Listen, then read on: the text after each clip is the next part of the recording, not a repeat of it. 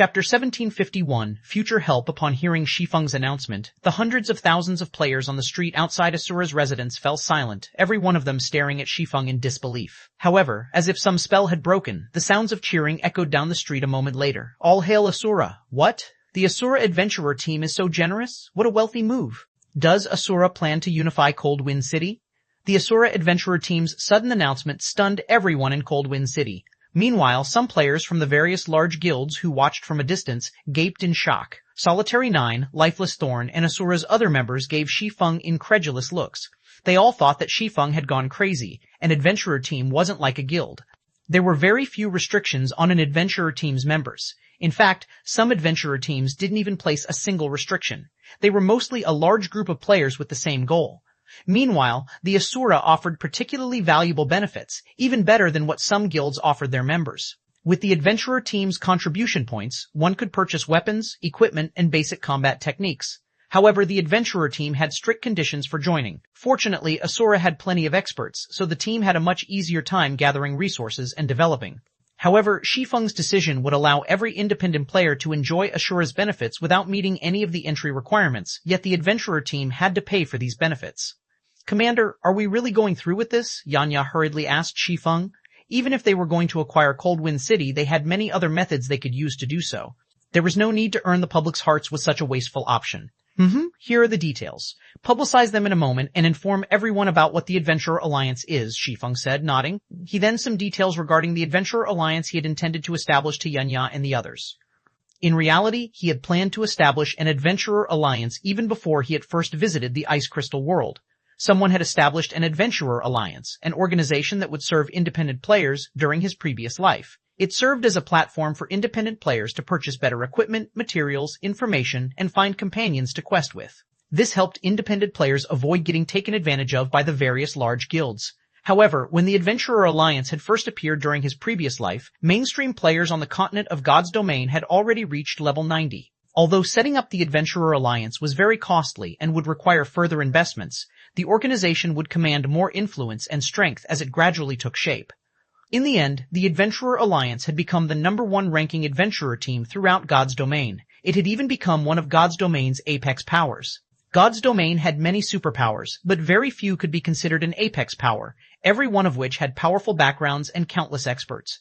Meanwhile, not even ordinary super guilds had dared to provoke the Adventurer Alliance in the past due to its frightening member count. Many of God's Domain's top-ranking apex experts had belonged to the Adventurer Alliance, including Tier 6 God-ranked players. Although the Adventurer Alliance had only established a few restrictions on its members, the Alliance and its members had been inseparable. If any super guild had harmed the Alliance, the independent apex experts and Tier 6 God-ranked experts would have taken action. This was why the Adventurer Alliance had become one of the game's apex powers. In terms of ability to collect materials, not even the Secret Pavilion had been a match for the Adventurer Alliance. No matter how many members a guild possessed, independent players far outnumbered them. Since nobody had established an organization like the Adventurer Alliance in this life yet, Shi Feng wouldn't hesitate to take advantage of this idea. After all, materials were very important in God's Domain, and if he wished to acquire soul-dissolving flowers quickly, this was the fastest way. The Adventurer Alliance could also be a huge help to Zero Wing in the future. Unfortunately, establishing the Adventurer Alliance would require a lot of investments. This was especially true for the weapons, equipment, and the Alliance's resource bank. The Alliance would also require a large number of people to manage and operate the organization. Then it would have to earn a reputation and credibility among independent players. Hence, setting up the Adventurer Alliance's foundation certainly wouldn't be easy. However, Cold Wind City was currently the best place to establish the Adventurer Alliance. First, Cold Wind City wasn't particularly large, with a player population just over 2,000. Meanwhile, unlike the situation on the continent of God's Domain, players in the Ice Crystal world could not communicate easily, so Shi Feng didn't have to worry about too many players trying to join the Alliance at once. This also meant that the initial required investments wouldn't be as massive, and the Alliance wouldn't have to worry about collapsing in on itself before it could even take shape. When the Adventurer Alliance had first established in the past, the support it had received from multiple major corporations had been a large part of the reason for its survival during its infancy phases. These corporations had invested an astronomical amount of resources to help the Alliance mature. Shi Feng's second reason was the love independent players had for the Asura Adventurer team. By establishing the Adventurer Alliance, the Asura Adventurer team would also have an easier time taking control of Cold Wind City. Once Asura controlled the city, it could use the income to sustain the Adventurer Alliance. When Yanya and the others read the details of Shi Feng's idea, their eyes glowed with excitement as they began to understand why Shi Feng wanted to take on such a thankless task. Although the initial investments were massive, once independent players got used to using the Asura Adventurer team's contribution points, all sorts of materials, weapons, and equipment would continuously flow into the team's hands. Moreover, Asura would be able to recruit expert players more easily. Immediately, Solitary 9 and the others went into action and started to spread the Adventurer Alliance's details. Meanwhile, when the upper echelons of Coldwind City's various large guilds received this news, hatred towards Shi Feng welled in their hearts. However, as the Asura Adventurer team had already displayed such immense strength, they couldn't stop the Adventurer Alliance's establishment forcefully. Hence, the city's guilds began to think of ways to stop Asura's plans by deliberately lowering their recruitment standards. They also loosened the restrictions on their guild members, making their guilds more attractive to independent players. After all, there was no way an adventurer team could offer as inviting benefits as a guild. Moreover, guilds had far more and far better weapons and equipment in their stocks than adventurer teams. Furthermore, players could earn a very high and stable salary by becoming one of the guild's upper echelons. Meanwhile, in Hecate's residence in Coldwind City, this Asura adventurer team is quite ambitious.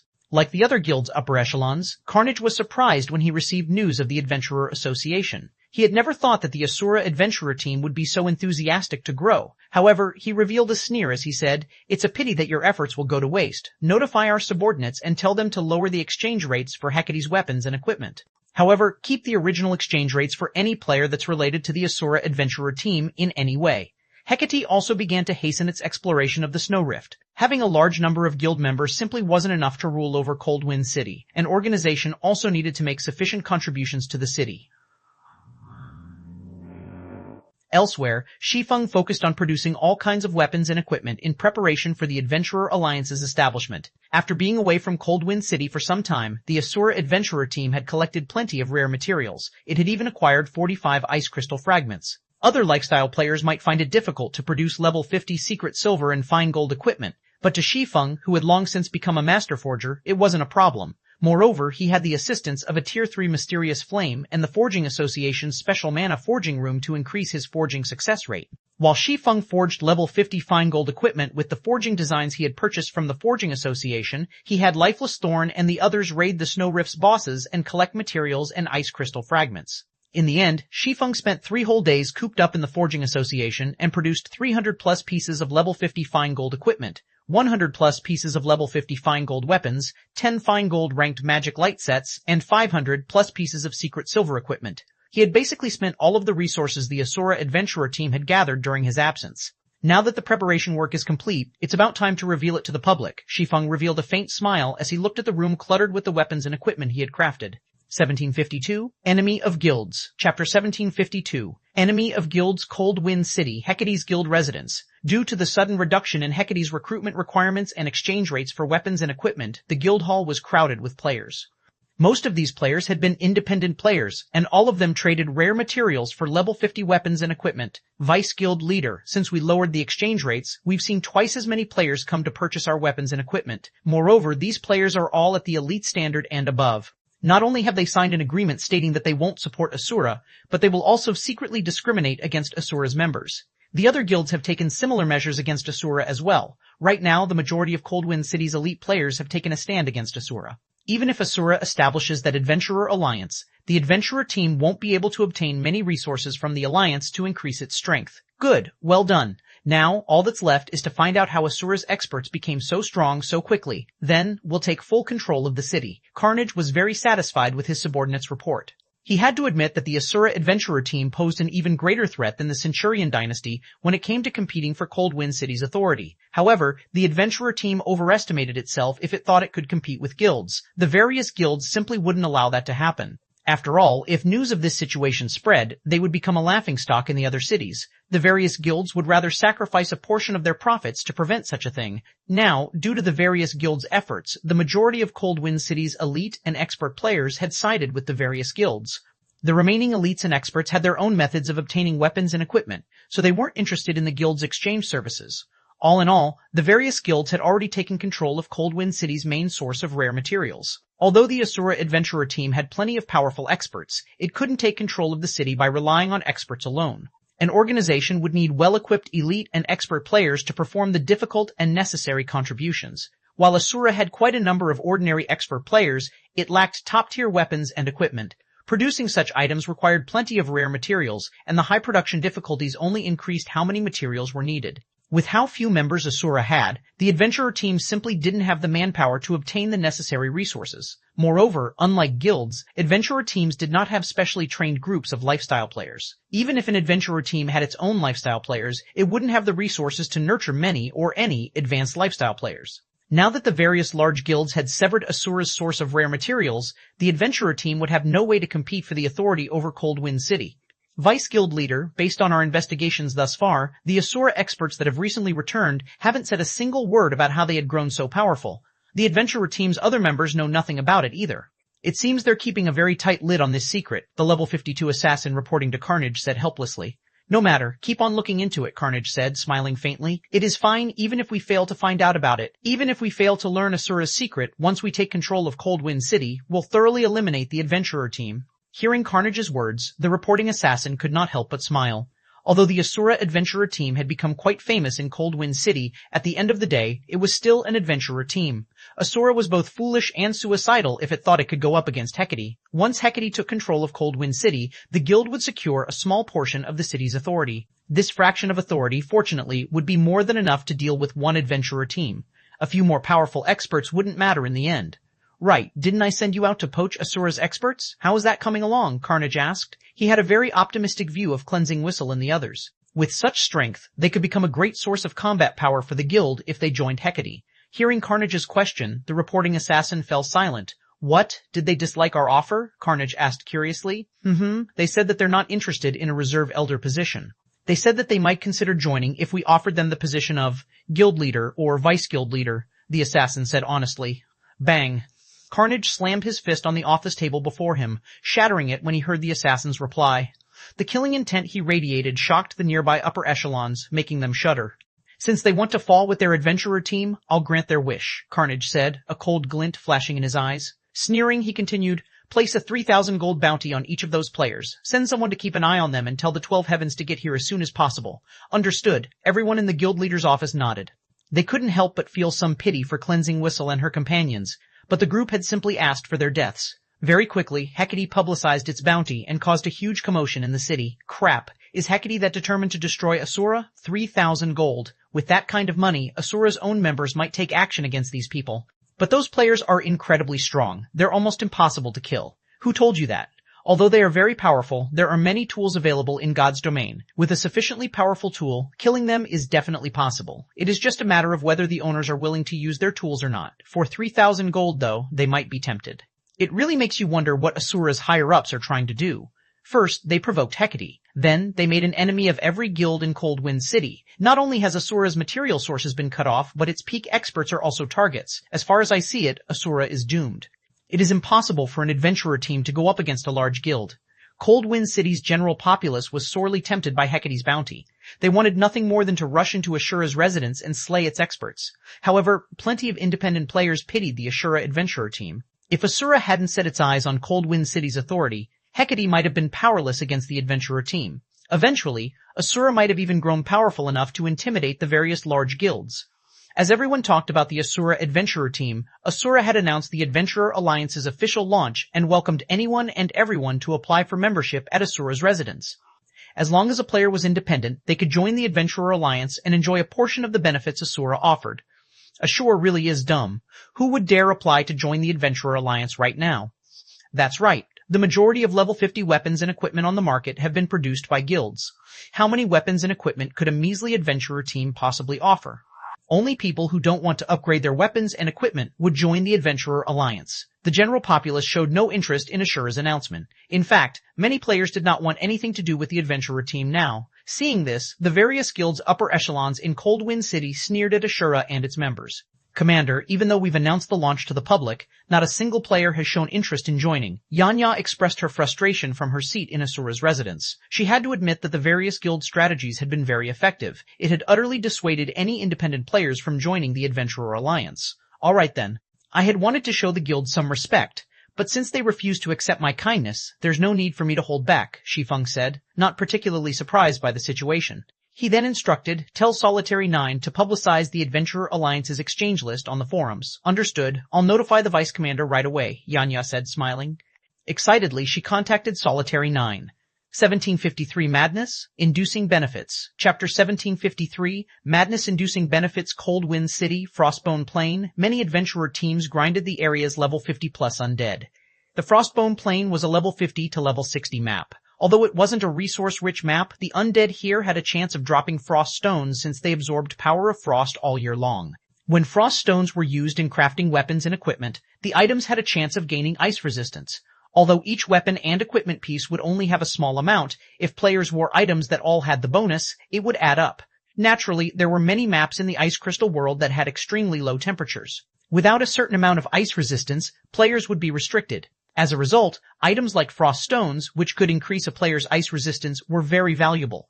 Moreover, since frost stones' drop rate was incredibly low, many guilds only accepted frost stones as currency for the weapons and equipment they produced. Because of this, grinding frost stones had become the best way for independent players to make money and obtain better items. However, the Frostbone Plains undead were not easy to defeat. These undead rarely acted independently, moving in groups of over 100 instead. Even the weakest of these monsters was an elite, while the stronger undead were usually great lords. From time to time, players even encountered patrol squads, usually consisting of 500 to 600 undead, led by Grand Lord-ranked Frost Generals. Most of the adventurer teams grinding in the Frostbone Plain operated in units of 100. However, many players watched as a 20-man team fought a level 50-plus Frost Undead patrol squad with relative ease. The 20-man team systematically annihilated the 100-plus undead in the patrol squad. These players had even suppressed the 2 level 55 High Lord-ranked Frost captains. After just 10 minutes, the entire patrol squad had been eliminated, leaving a pile of materials on the ground for the battle's victors. Brute, your combat standard have improved pretty quickly. You can even solo a Frost Captain now. If you hadn't handled one of the Frost Captains, we might have had to flee, a level 51 Shield Warrior said, smiling at the level 52 Guardian Knight beside him. The Guardian Knight wielded a dark blue diamond shield in one hand and a crystalline axe in the other. I recently researched the war between Asura and Hecate and gained some insight from watching Asura's Solitary 9 and Dark Madness. Otherwise, I wouldn't have been able to tank the Frost Captain by myself, the Guardian Knight named Brute 7 responded excitedly. After this hunt, I should have enough materials to purchase a level 50 secret silver chest piece. Once I have that, I might be able to challenge a level 55 Great Lord. Anticipation illuminated Brute 7's features as he spoke about the level 50 chest piece. He had been grinding frost stones in the Frostbone Plain for a long time now. Once he had the chess piece, their adventurer team might be able to explore more of the map and challenge level 55 Great Lords. In the Ice Crystal world, materials drop rates drastically decreased after monsters hit level 50. Meanwhile, Great Lord rank acted like a dividing line for monsters. Not only would Great Lords drop more rare materials of high quality, but they also had a certain chance of dropping mysterious iron weapons and equipment. If their adventurer team could grind Great Lords, their income would increase significantly. The guilds are being too stingy right now. They're asking for several times more materials for each piece of secret silver equipment. Even now, I've only managed to collect half of the materials needed for a piece of secret silver equipment. It's a pity that our forger standards are so low. Otherwise, we could craft our own level 50 secret silver equipment, the Shield Warrior said, slightly envious when he heard Brute 7's plan. Although their adventurer team had nurtured its own advanced forgers, their advanced forgers were weaker than those in the various guilds in both techniques and their tools. Their adventurer team's advanced forgers even struggled to craft level 50 mysterious iron equipment, not to mention secret silver rank. Yet, without good equipment, they couldn't challenge stronger monsters and obtain better resources. Only the various guilds' forgers could produce level 50 secret silver equipment, and because of that, these guilds demanded exorbitant prices for the items, leaving adventurer team players no choice but to provide these guilds cheap labor. As Brute 7's team rested and chatted amongst themselves, one of the team's members abruptly shouted in the team chat, "Guys, look at the forums." Asura just announced that it has officially established the Adventurer Alliance, stating that anyone who wants to join can apply at Asura's residence. Teach. So what? Although the Adventurer Alliance's members get to enjoy some of Asura's benefits, Asura is only an adventurer team. It can't compare to a guild. Who would possibly join the Adventurer Alliance now that the various guilds have singled Asura out? That's right. Since the guilds are the sole suppliers of level 50 secret silver weapons and equipment, only players who don't want to upgrade their items would consider joining the Adventurer Alliance. It really makes you wonder what Asura's upper echelons are thinking. They are actually trying to compete with the guilds for Cold Wind City. Isn't that just suicidal? None of the team's members showed any interest in joining the recently established Adventurer Alliance. They all thought that Asura's commander, Shi Feng, was a fool. Despite his adventurer team's bright future, he had decided to ruin his players' prospects by competing for Coldwind City. After these players chatted for some time, they discovered that the Asura Adventurer team had posted a new announcement, Adventurer Alliance's benefit list. What? They're trying to lure people to join by posting their benefits? What is Asura playing at? Even if Asura offers good benefits, how could it possibly contend with the various guilds which can produce level 50 secret silver equipment? But as these players clicked on the new post, preparing to laugh at Asura's foolishness, they were dumbfounded by what they saw. What's going on? Am I seeing things? Crap, this is amazing. Not even large guilds can offer this. Is Asura really an adventurer team? Everyone's eyes glowed as they read the benefit list the Adventurer Alliance offered. Even just looking at the offered benefits excited them greatly. The list contained a total of 3 benefits, the first of which regarded the purchase of weapons and equipment. The second involved the purchase of combat techniques. The third consisted of the rare materials and tools available for purchase. Meanwhile, players would only be able to buy these items with the Adventurer Alliance's internal points. These 3 benefits were incredibly tempting, especially when players read the list of weapons and equipment Asura had to offer. If Asura had only offered level 50 mysterious iron weapons and equipment, they might have viewed the adventurer team in a better light, nothing more. If the list included level 50 secret silver equipment, these players would assume that Asura planned to duke it out with the various guilds, and they'd consider the adventurer team a little more mad than they had expected. But there were level 50 fine gold weapons and equipment on that list. This was practically a dream. Level 50 fine gold equipment was as rare as a phoenix's feather, even in the various large guilds. Not even the guild's core members were guaranteed to get a piece, yet the Asura adventurer team was offering these items up for purchase. And that was only the tip of the iceberg. What truly dumbfounded Coldwind City's players was the level 50 fine gold ranked magic light sets Asura offered. Not even Hecate, Coldwind City's current #1 guild, likely had such equipment on hand. Yet not only did Asura have these items, but the adventurer team was offering them to other players for exchange. 1754, Nightmare's Beginning. Chapter 1754, Nightmare's Beginning. Shortly after the Adventurer Alliance's exchange benefits were published on the official forums, news of the post spread throughout Coldwind City like the plague. Even the members of the various guilds of Coldwind City turned green with envy when they read its contents. Level 50 fine gold set equipment. To the current guilds of Coldwind City, such equipment only appeared in their dreams. Asura is too ruthless. The adventurer team actually pulled out such a card to lure in independent players. How did Asura get its hands on this magic light set? Crap. If I had this magic light set, I could easily solo tank a level 55 Grand Lord. It's no wonder Asura's top few experts possess such powerful attributes. It turns out that they're wearing this magic light set. The upper echelons of Coldwind City's various guilds fell silent when they saw the benefits Asura was offering. Just the weapons and equipment Asura put up for exchange were far superior to what their guilds had. However, compared to these weapons and equipment, the second exchange benefit Asura offered was the part that truly gave them a headache. Combat techniques. Combat techniques were much more precious than weapons and equipment. At the end of the day, weapons and equipment were external items. Moreover, as players continued leveling up, they would also have to keep replacing their weapons and equipment. Using their current items forever was impossible. However, that was not the case for combat techniques. Combat techniques would not fall behind the times and could accompany players on their entire journey in God's domain. They provided improvements directly to a player's base combat power, and thus were many times more valuable than weapons and equipment. Given a choice between obtaining level 50 dark gold equipment or a combat technique, the majority of players would go with the combat technique. After all, if one chose the level 50 dark gold equipment, they wouldn't necessarily be able to obtain a combat technique by using it. Moreover, once they reached level 60, their level 50 dark gold equipment would no longer be considered top tier for their level. However, if one chose the combat technique, the immediate benefits from the combat technique might not be as much as those of the level 50 dark gold equipment, but with their improved combat standards, obtaining equipment that could rival level 50 dark gold equipment was only a matter of time. Combat techniques were also something the various guilds constantly sought.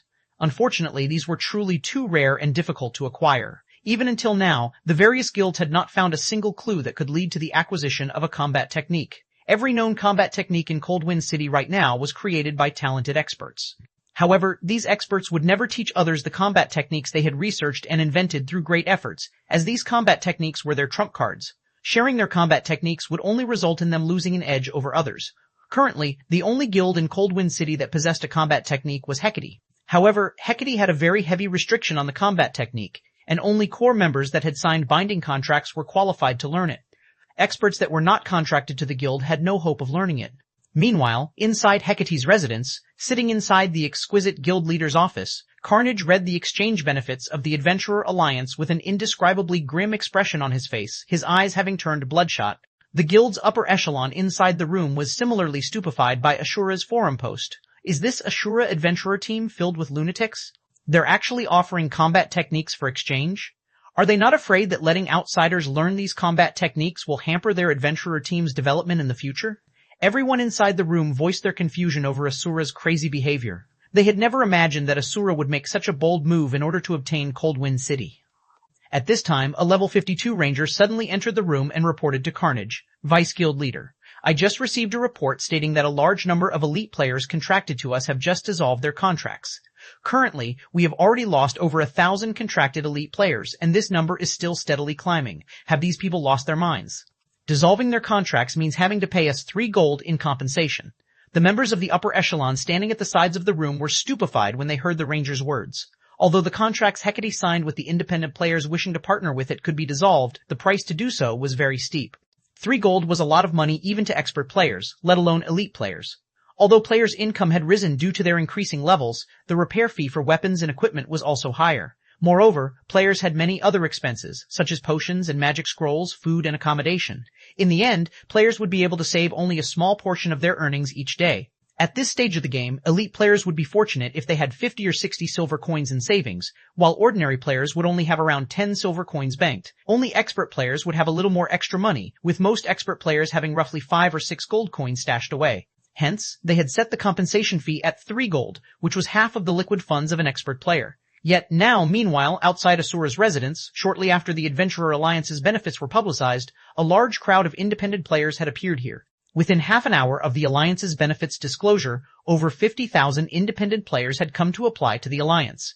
The long queue that formed outside of Ashura's residence extended across 5 whole blocks. Moreover, the number of applicants was still climbing rapidly. This situation forced Ashura to mobilize over 500 members to maintain order at the application site. The spectacular scene stupefied the scouts sent over by the various guilds.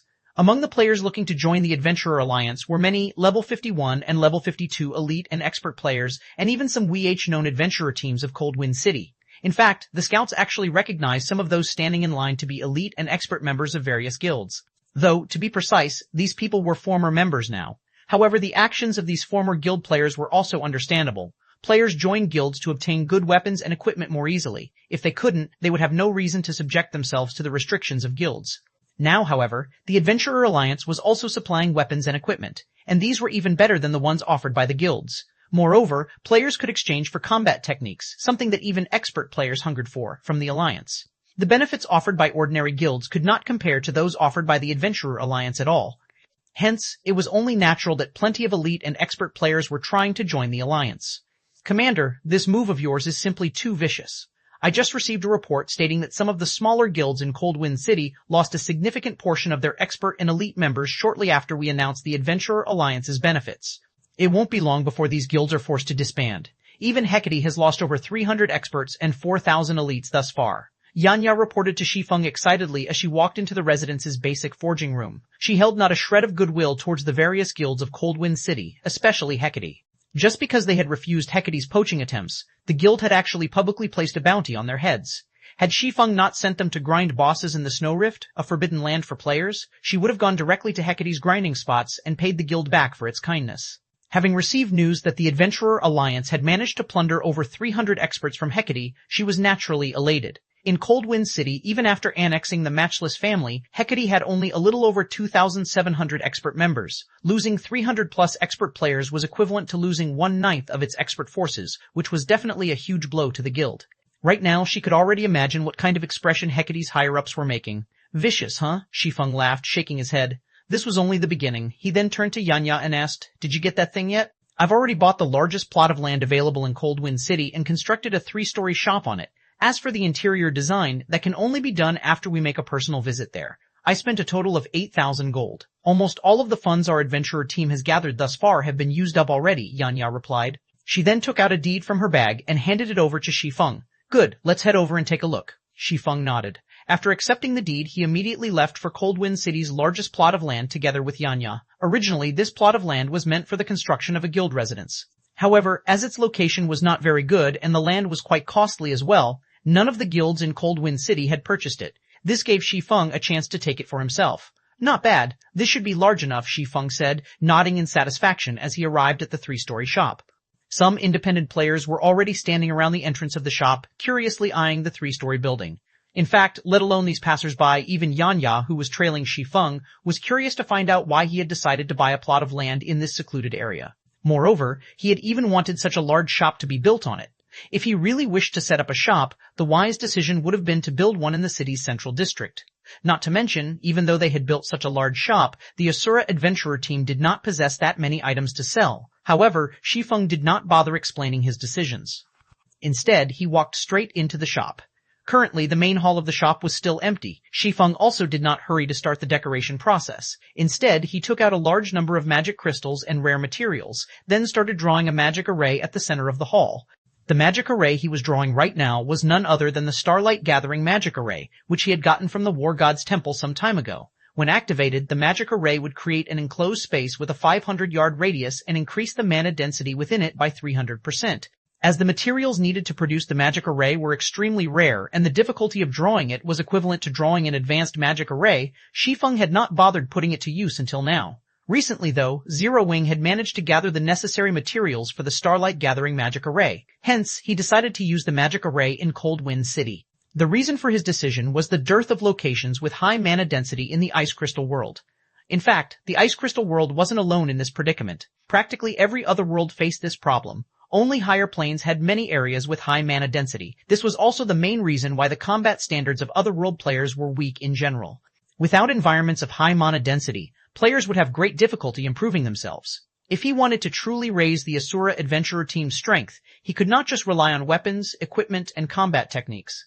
As for sending players to the continent of God's domain via the ancient shrine, the cost of doing so was simply prohibitive way beyond the current means of Zero Wing or Asura. Moreover, having more people cross over would increase the risk of exposure for the ancient shrine's secret.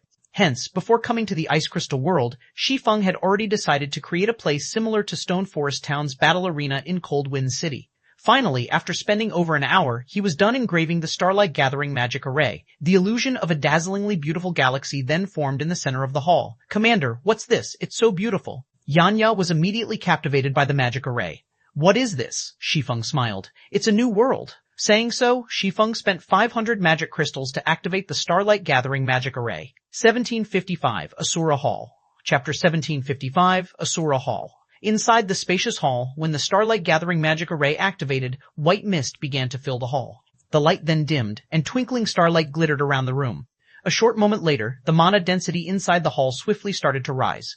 100%, 200%, 300%, the Ice Crystal world's ambient mana density was already higher than that in God's domain, and now, after this 300% increase, the shop's mana was even denser than the mana in Zero Wing City.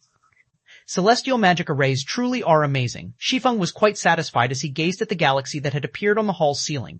As he stood in the hall, he could feel his mind become tremendously clear. He could even push aside unwanted thoughts and block his sense until he only existed within his own consciousness.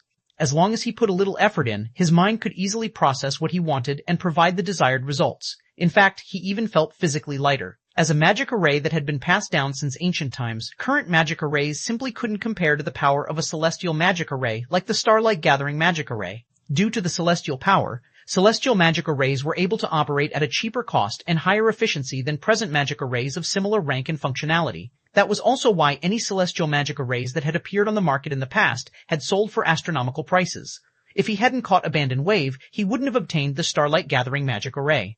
Yanya, who stood beside Shi Feng, was utterly dumbfounded as she felt the change that had taken place around her. The strength of the Starlight Gathering magic array before her was simply too frightening. The entire hall felt like a revolving galaxy. The ambient mana was so dense that she felt almost omnipotent. If she could train in such an environment, she was confident that she could fully grasp the basic combat techniques, which she had struggled with before, in a short time. She even felt like she could learn the advanced combat technique, Void Steps. An advanced combat technique, Void Steps was an advanced footwork technique that not even Lifeless Thorn had mastered. If she could grasp this footwork technique, her combat power would rise to a whole new level. She was even confident that she'd be able to take on Flowing Water Realm experts. After all, with Void Steps, she would have absolute control over the battle's initiative. She could clash or retreat whenever she wanted, and her opponent would be powerless to stop her.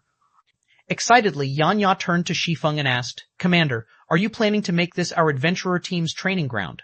With such a mana-rich environment, this place could definitely become a sacred training ground for players." Ordinary experts, particularly Cold Wind City's experts, did not understand the true benefits of mana-rich environments. However, Yanya had learned well the benefits of such an environment. After all, she had gone through plenty of hardships while learning her combat techniques.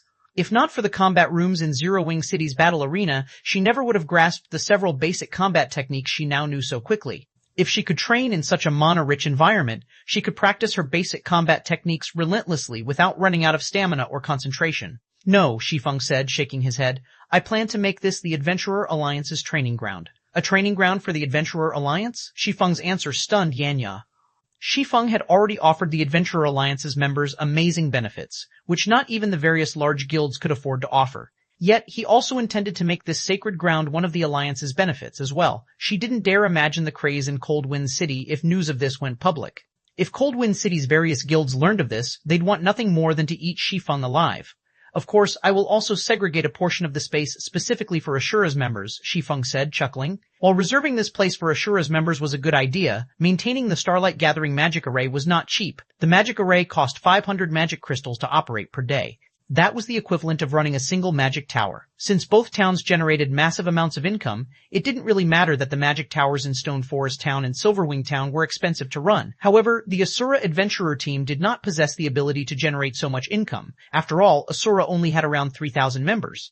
It might be fine if the Starlight Gathering magic array's operation required coins, as earning coins was relatively easy for an adventurer team of Asura's caliber, but it was a different story for magic crystals. Furthermore, magic crystals were rarer in the Ice Crystal world than in the continent of God's domain. If Shi Feng wanted to maintain the Starlight Gathering magic array, he needed a huge source of magic crystal income. Currently, Cold Wind City had over 2,000 players, the majority of which were independent players. Shi Feng wouldn't have to worry about a lack of interest in the new training ground with such high mana density. As long as he charged a small fee for using the training ground, he could easily maintain the Starlight Gathering magic array's operation. Moreover, by making the Starlight Gathering magic array available to the Adventurer Alliance, not only could he earn back the magic array's operation cost, but he could also attract more players to join the Alliance, killing two birds with one stone. Following which, Shi Feng began to modify the shop's interior. All three of the shop's floors would become training grounds. He also set aside some room on the first floor to establish a restaurant and bar for players to rest. Using the remaining space, he constructed a total of 270 training rooms, 50 of which would be reserved for the Ashura Adventurer team. However, although there were 220 training rooms left for the Adventurer Alliance's members, considering how many members the Alliance had, Shi Feng ensured that each Alliance member could only rent a training room for 1 hour per day if they paid with coins or Adventurer Alliance points. If players paid their rent with magic crystals, they would be allowed to rent up to 2 hours a day. This way, Shi Feng wouldn't have to worry about not earning enough magic crystals. This would also help reduce some of the points Alliance members accumulated. Whether players wanted to purchase the Adventurer Alliance's weapons, equipment, or combat techniques, they all required a large number of points. In other words, none of the Adventurer Alliance's services were cheap. If that were the case, it would only be a matter of time before the Adventurer Alliance collapsed in on itself. With the training ground absorbing some of the points the Alliance members accumulated normally, the Alliance's points would be more valuable and meaningful. After Shi Feng finished arranging the training grounds layout, he made a trip to the Adventurers Association and hired 5 advanced NPCs and 100 basic NPCs to manage the training ground. This way, his players wouldn't have to waste their time with managing the building. Naturally, he set the training room's rent higher than the fee for Zero Wing City's battle arena. He decided on 5 silver coins worth of points per hour. This might be costly to ordinary players, but to elite players who normally had 50 to 60 silver coins in their pockets, it was affordable. Besides, they could only rent the training rooms for 1 hour per day with points. If they paid in magic crystals, they'd only have to spend 10 silver coins per day. For expert players, this expenditure was pocket change. "Commander, the only thing left to do is name the training ground. Then, we can open it to the public," Yanya said. As she looked at the dazzling training ground before her and watched the NPCs as they prepared to work, she couldn't help her growing excitement. A name? After giving the matter some thought, Shi Feng said, "Let's call it Asura Hall then." His main goal in establishing this training ground was to strengthen the Asura Adventurer team. Now that that was done, he had to put Asura's name on it, letting everyone know about the Asura Adventurer team. Once Shi Feng had stated his desired name for the establishment, the NPC managers engraved the name on a plaque on the building's entrance. The massive, golden engravings quickly caught the attention of the players passing by. Players could even see the words Asura Hall from a good distance away. Asura Hall? What's this place? It should be related to the Asura Adventurer team. It seems to be open already. Let's go in and have a look. After the Asura Hall opened, the passers-by curiously entered the building. They had seen all kinds of shops before, but this was the first time they had seen one with such an ambiguous name. Furthermore, the shop seemed to be related to the Asura Adventurer team. Ode 4-day release count, 7 Phi. There's a new paragraph commenting system implemented. If you're reading RSSG via web novel app on your phone, you can highlight specific paragraphs and make comments about them. 1756 Adventurer Alliance's Power. Chapter 1756. Adventurer Alliance's Power. Upon entering the Asura Hall, the group of independent players felt as if they had stepped into a sports arena's main lobby. The ceiling was covered in a galaxy of stars, as if it were the actual night sky. It gave players a relaxed, happy feeling. What's going on? The mana density here is so high. Why do I feel like my mind has become so much clearer than before? This place is amazing. Every player that entered the Asura Hall quickly discovered its peculiarities. Not only did they feel calmer after entering the building, but they also felt physically lighter. They felt as if they could now accomplish tasks that had been impossible, and these players eagerly wanted to test themselves in battle in this environment. However, when these players saw the pricing list at the Asura Hall's front counter, their eyes nearly fell out of their sockets. So expensive. Is this a joke? Renting a training room actually costs 5 silver per hour? Is the Asura Adventurer team that desperate for money? Wait, that's not right. Only the Adventurer Alliance's members are allowed to rent training rooms. No one else has access. Just where has Asura gotten the confidence to impose such a restriction? Who would bother to rent a training room here, to begin with? Everyone's burning interest in the Asura Hall instantly froze after they saw the rental prices. Some players had even turned and left the building on the spot, not wanting to waste any more of their time with this place. As the first group of visitors left the Asura Hall, news of the establishment quickly spread throughout Cold Wind City, becoming the latest and hottest topic for discussion.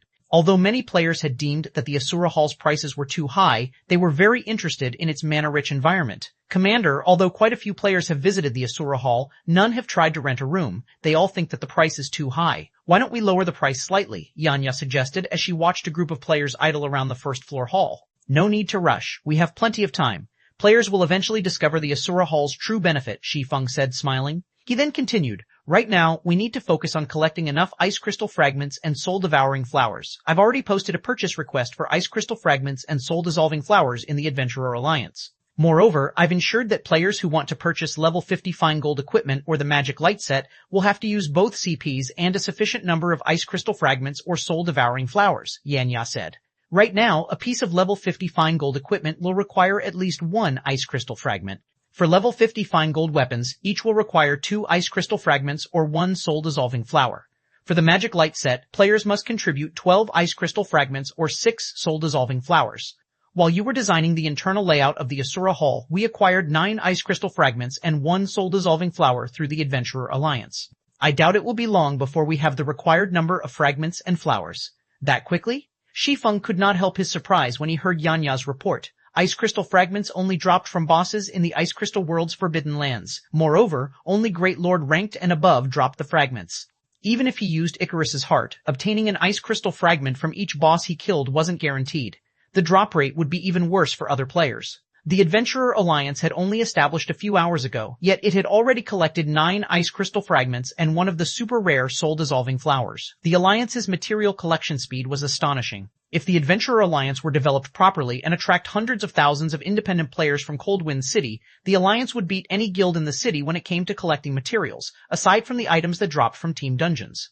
As for guilds that tried to acquire the Adventurer Alliance's top-tier weapons and equipment or combat techniques by disguising their members as independent players, Shi Feng did not particularly mind. Rather, he welcomed it. After all, the extraordinary items the Alliance offered required other items of considerable value, such as the Ice Crystal Fragment and Soul-Dissolving Flower, in trade. At this moment, Shi Feng finally understood just how frightening the Adventurer Alliance in his previous life had actually been. It was no wonder why the Alliance had become one of God's domain's apex powers. Resources were everything in God's domain. With abundant resources, one could even pump out batch after batch of expert players. If one was fortunate enough, they could even nurture peak or apex experts. Although our resource collection speed is very fast right now, as more independent players join the Adventurer Alliance, our stock of weapons and equipment in the Alliance's inventory will begin to dwindle. If we don't replenish the items soon, aside from the valuable items that require ice crystal fragments or soul-dissolving flowers, everything will be gone, Yanya said with a bitter smile. The Adventurer Alliance indeed possessed a frightening resource collection ability. However, the cost of maintaining this ability was also frightening. At this point, the weapons and equipment they had gained from killing Hecate's members before had already been purchased with rare materials. These materials flooded the Adventurer Alliance's warehouse, and nobody had any intentions of purchasing the items. The Adventurer Alliance earned its income of coins and resources by buying and selling items, earning the price difference. For example, it would purchase a particular rare material using 9 CPs and selling them for 10 CPs, making a profit of 1 CP between trades. However, the problem now was that nobody in Coldwind City wanted these rare materials. The Alliance was only gaining a mountain of rare materials that no one wanted while losing a bunch of weapons and equipment. You're right. Shi Feng smiled after listening to Yanya's concerns, although the situation didn't surprise him. The Asura Adventurer team wasn't like Zero Wing, which had the support of the Candlelight trading firm. So long as the guild had rare materials, it could quickly turn those materials into products that various players needed. However, the Asura Adventurer team lacked this ability. Let's do it this way then. Have Solitary 9 bring a few assassins and load them up with rare materials, then head to White River City and hand these materials to Melancholic Smile. We'll have Melancholic collect as much ice resistance equipment and items as possible and send the items back with the assassins.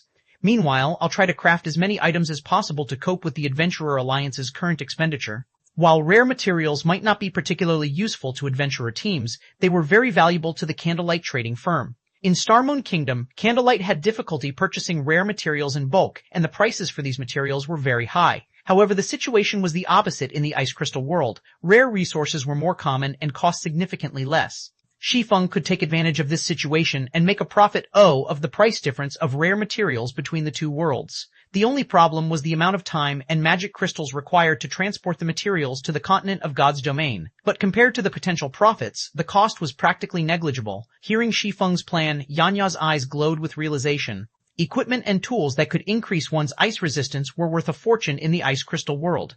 For example, level 50 Mysterious. Iron equipment with ice resistance was worth 2 or 3 times more than equipment without ice resistance.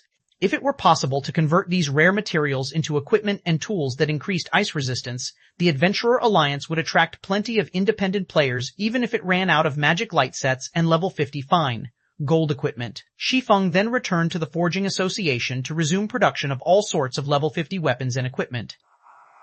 This time, though, he only crafted secret silver equipment. He left the level 50 mysterious iron equipment to the lifestyle players Asura nurtured internally. Meanwhile, Yanya contacted Solitary 9 and had him gather 9 assassins. After filling their bags with rare materials, Solitary 9 and the assassins disguised themselves and made their way to the ancient shrine before heading to White River City's Candlelight trading firm. Time passed quickly. After working for around half a day, Shi Feng had made 50-plus pieces of level 50 secret silver equipment with the rare materials the Adventurer Alliance had acquired. During this time, his forging proficiency continuously increased. He also gained a lot of EXP. Now, he was at 41% of level 66. His leveling speed via forging was no slower than expert players' leveling speed. While Shi Feng was in the midst of forging a piece of plate armor, Yanya sent him a message. The content was very simple. All 100 ice crystal fragments have been collected. The collection's done. Shi Feng smiled as he read the message. It's about time that I pay the Countess a visit then. 1757, Astronomical Wealth. Chapter 1757, Astronomical Wealth, Black Dragon Empire, Lakeheart City. As soon as Shi Feng walked out of the teleportation hall, he was greeted by the sight of a crowded street. The liveliness of the city was not the slightest bit inferior to White River City's. In fact, it might even be livelier. Meanwhile, shortly after he exited the teleportation hall, players' shouts entered his ears. Seeking a powerful team to enter the underground maze's inner area. I'm a level 51 shield warrior with over 30,000 defense, 34% block rate, and combat standard at the late stage of the Trial Tower's 5th floor. Underground maze team looking for level 50 plus powerful MTs and DPS. 32 waiting on 18. Noobs not welcomed. Purchasing Ice Jade for 30 silver each. Buying as many as you have. At this moment, both sides of the street Shi Feng was on were teeming with players either hawking their wares or forming teams. Moreover, the players thronging the street were all very high-leveled, with the lowest-leveled player being level 49 and the majority being 50 and 51. Shi Feng also spotted quite a few level 52 experts. Normally, such a scene could be found only in places like the Ice Crystal world, where the average level of players was slightly higher than that of the continent of God's domain. Yet now, the players in Lakeheart City could actually rival the players of Coldwind City in terms of levels. Looking at this scene, Shi Feng even thought that he was still in Coldwind City right now. Aside from the large number of independent experts, Shi Feng also noticed plenty of guild elite and expert teams coming out from the teleportation hall from time to time. As soon as these guild teams arrived, they would dash out of the city. Did these guilds finally notice it? Shi Feng did not feel particularly surprised to see the various guild teams riding their mounts out of the city. Rather, this situation was within his expectations. Back then, the reason why he had chosen to set up Zero Wing's branch guild in the Black Dragon Empire's Lakeheart City was the resources in the vicinity. During the early stages of the game, the various large guilds and players disregarded a backwater like Lakeheart City. However, past level 50, the dungeon environments would become increasingly severe, and players would need all kinds of resistances if they wished to survive and raid team dungeons. Meanwhile, among the items that provided resistances, the Ice Jade found within the Lakeheart City region was one of the most known of those produced in the Black Dragon Empire. Ice Jades could be turned into ice resistance gemstones, which could then be inlaid into equipment to increase one's ice resistance. What made Ice Jade so popular was the flexibility of ice resistance gemstones, which were different from weapons and equipment that had innate ice resistance. For weapons and equipment that had innate resistances, these resistances usually came at the cost of sacrificing some of their basic attributes. Moreover, most weapons and equipment with resistance increased only one type of resistance, in addition to having level restrictions, and would become obsolete as players reached higher levels. Players would also have to prepare different types of resistance equipment, depending on what kind of dungeon they were raiding. This was a great extravagance that even expert players could not afford. On the other hand, resistance gemstones could be freely equipped and removed at the cost of a little money. When raiding dungeons with different environments, players simply needed to switch to the appropriate resistance gemstones. Due to these reasons, Lakeheart City gained sudden popularity in the Black Dragon Empire thanks to the resource known as Ice Jade. In Shi Feng's previous life, Lakeheart City had managed to grow into the Empire's 6th most populated city at its peak. For comparison, since the player population in an empire far exceeded that of a kingdom, even an empire's 6th-ranking city would have a higher player population than the capital city of a kingdom. Finally, Shi Feng's previous plans and investments were coming to fruition. With the increased number of players attracted to Lakeheart City, Zero Wing's branch guild would undoubtedly be able to recruit plenty of elite and expert players. Soon, it would be able to truly contend against the first-rate guilds of the Black Dragon Empire. After Shi Feng was done observing the situation of Lakeheart City, he rode an advanced horse carriage to Countess Katie Green's mansion. Having nothing better to do while seated inside the carriage, Shi Feng contacted Gentle Snow. Back when he sent Gentle Snow to develop in Lakeheart City, he had her continuously collect Ice Jades. Now, the perfect time to let the Ice Jades display their true value had come. "Guild leader, you're done with your quest already?" Gentle Snow asked, feeling slightly surprised to receive a call from Shi Feng. Before he had left, he had informed Zero Wing's core upper echelon that he was going to do a quest and would be incommunicado for a short period. He had also instructed them to handle the guild's affairs at their discretion and to contact him only for extremely important matters. "My quest is still ongoing. It'll most likely take a while longer to complete it," Shi Feng replied, shaking his head. Collecting soul-dissolving flowers was easier said than done. It had been over half a day since he established the Adventurer Alliance, yet the Alliance had managed to collect only 5 soul-dissolving flowers thus far. It would be quite some time before he would have all 20 soul-dissolving flowers he needed. "Do you have some business with me then?" Gentle Snow asked. "How is the collection of Ice Jade coming along?" Shi Feng said, nodding. "Ice Jade?" When Gentle Snow heard Shi Feng's question, her lips curled into a contented smile. She then raised 4 of her jade-white fingers to the screen. 40,000? That's quite a lot. Shi Feng was slightly surprised. Although Lakeheart City produced Ice Jade, it was not available in large quantities. Back when Ice Jade became very popular, even super guilds had needed to invest a lot of time and effort to collect as many as 40,000 Ice Jades. Meanwhile, 40,000 Ice Jades were enough to fully equip several thousand players with ice resistance gemstones. "Guild leader, you guessed wrong this time," Gentle Snow said, smiling as she shook her head. "Thus far, we've collected 400,000 Ice Jades already. Roughly 60% of the Ice Jades available in Lakeheart City right now is in our hands." 400,000? Shi Feng could not help but be stunned.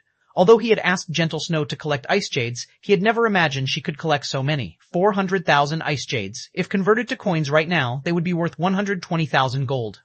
Meanwhile, this price was only the beginning. In the future, it could easily reach 40 plus silver per piece. Moreover, before Ice Jades became popular, they sold for only 4 or 5 silver coins each.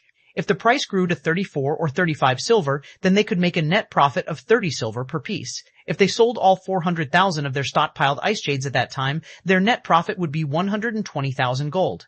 With that kind of money, they could complete all the development and fortification works of Silverwing Town in one go. There would be no need to rely on the income of Zero Wing City and the Candlelight Trading Firm to gradually furnish the town. Good. Have some people transfer these Ice Jades to the warehouse of Lakeheart City's Candlelight Trading Firm immediately. "I'll go collect them afterward," Shi Feng said. "Right, make sure to keep this matter a secret. While Ice Jade was indeed very important to the various large guilds, so much so that they would be willing to purchase it at a high price, its value in the ice crystal world would be even higher. After all, players were already snatching up even weapons and equipment with innate ice resistance like crazy. One could easily imagine how popular Ice Jades would be there.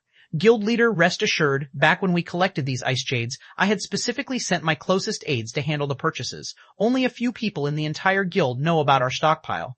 Although Gentle Snow was curious about what Shi Feng intended to do with so many Ice Jades, she simply nodded her head and had some of her trusted aides deliver the Ice Jades to the Candlelight Trading Firm's warehouse.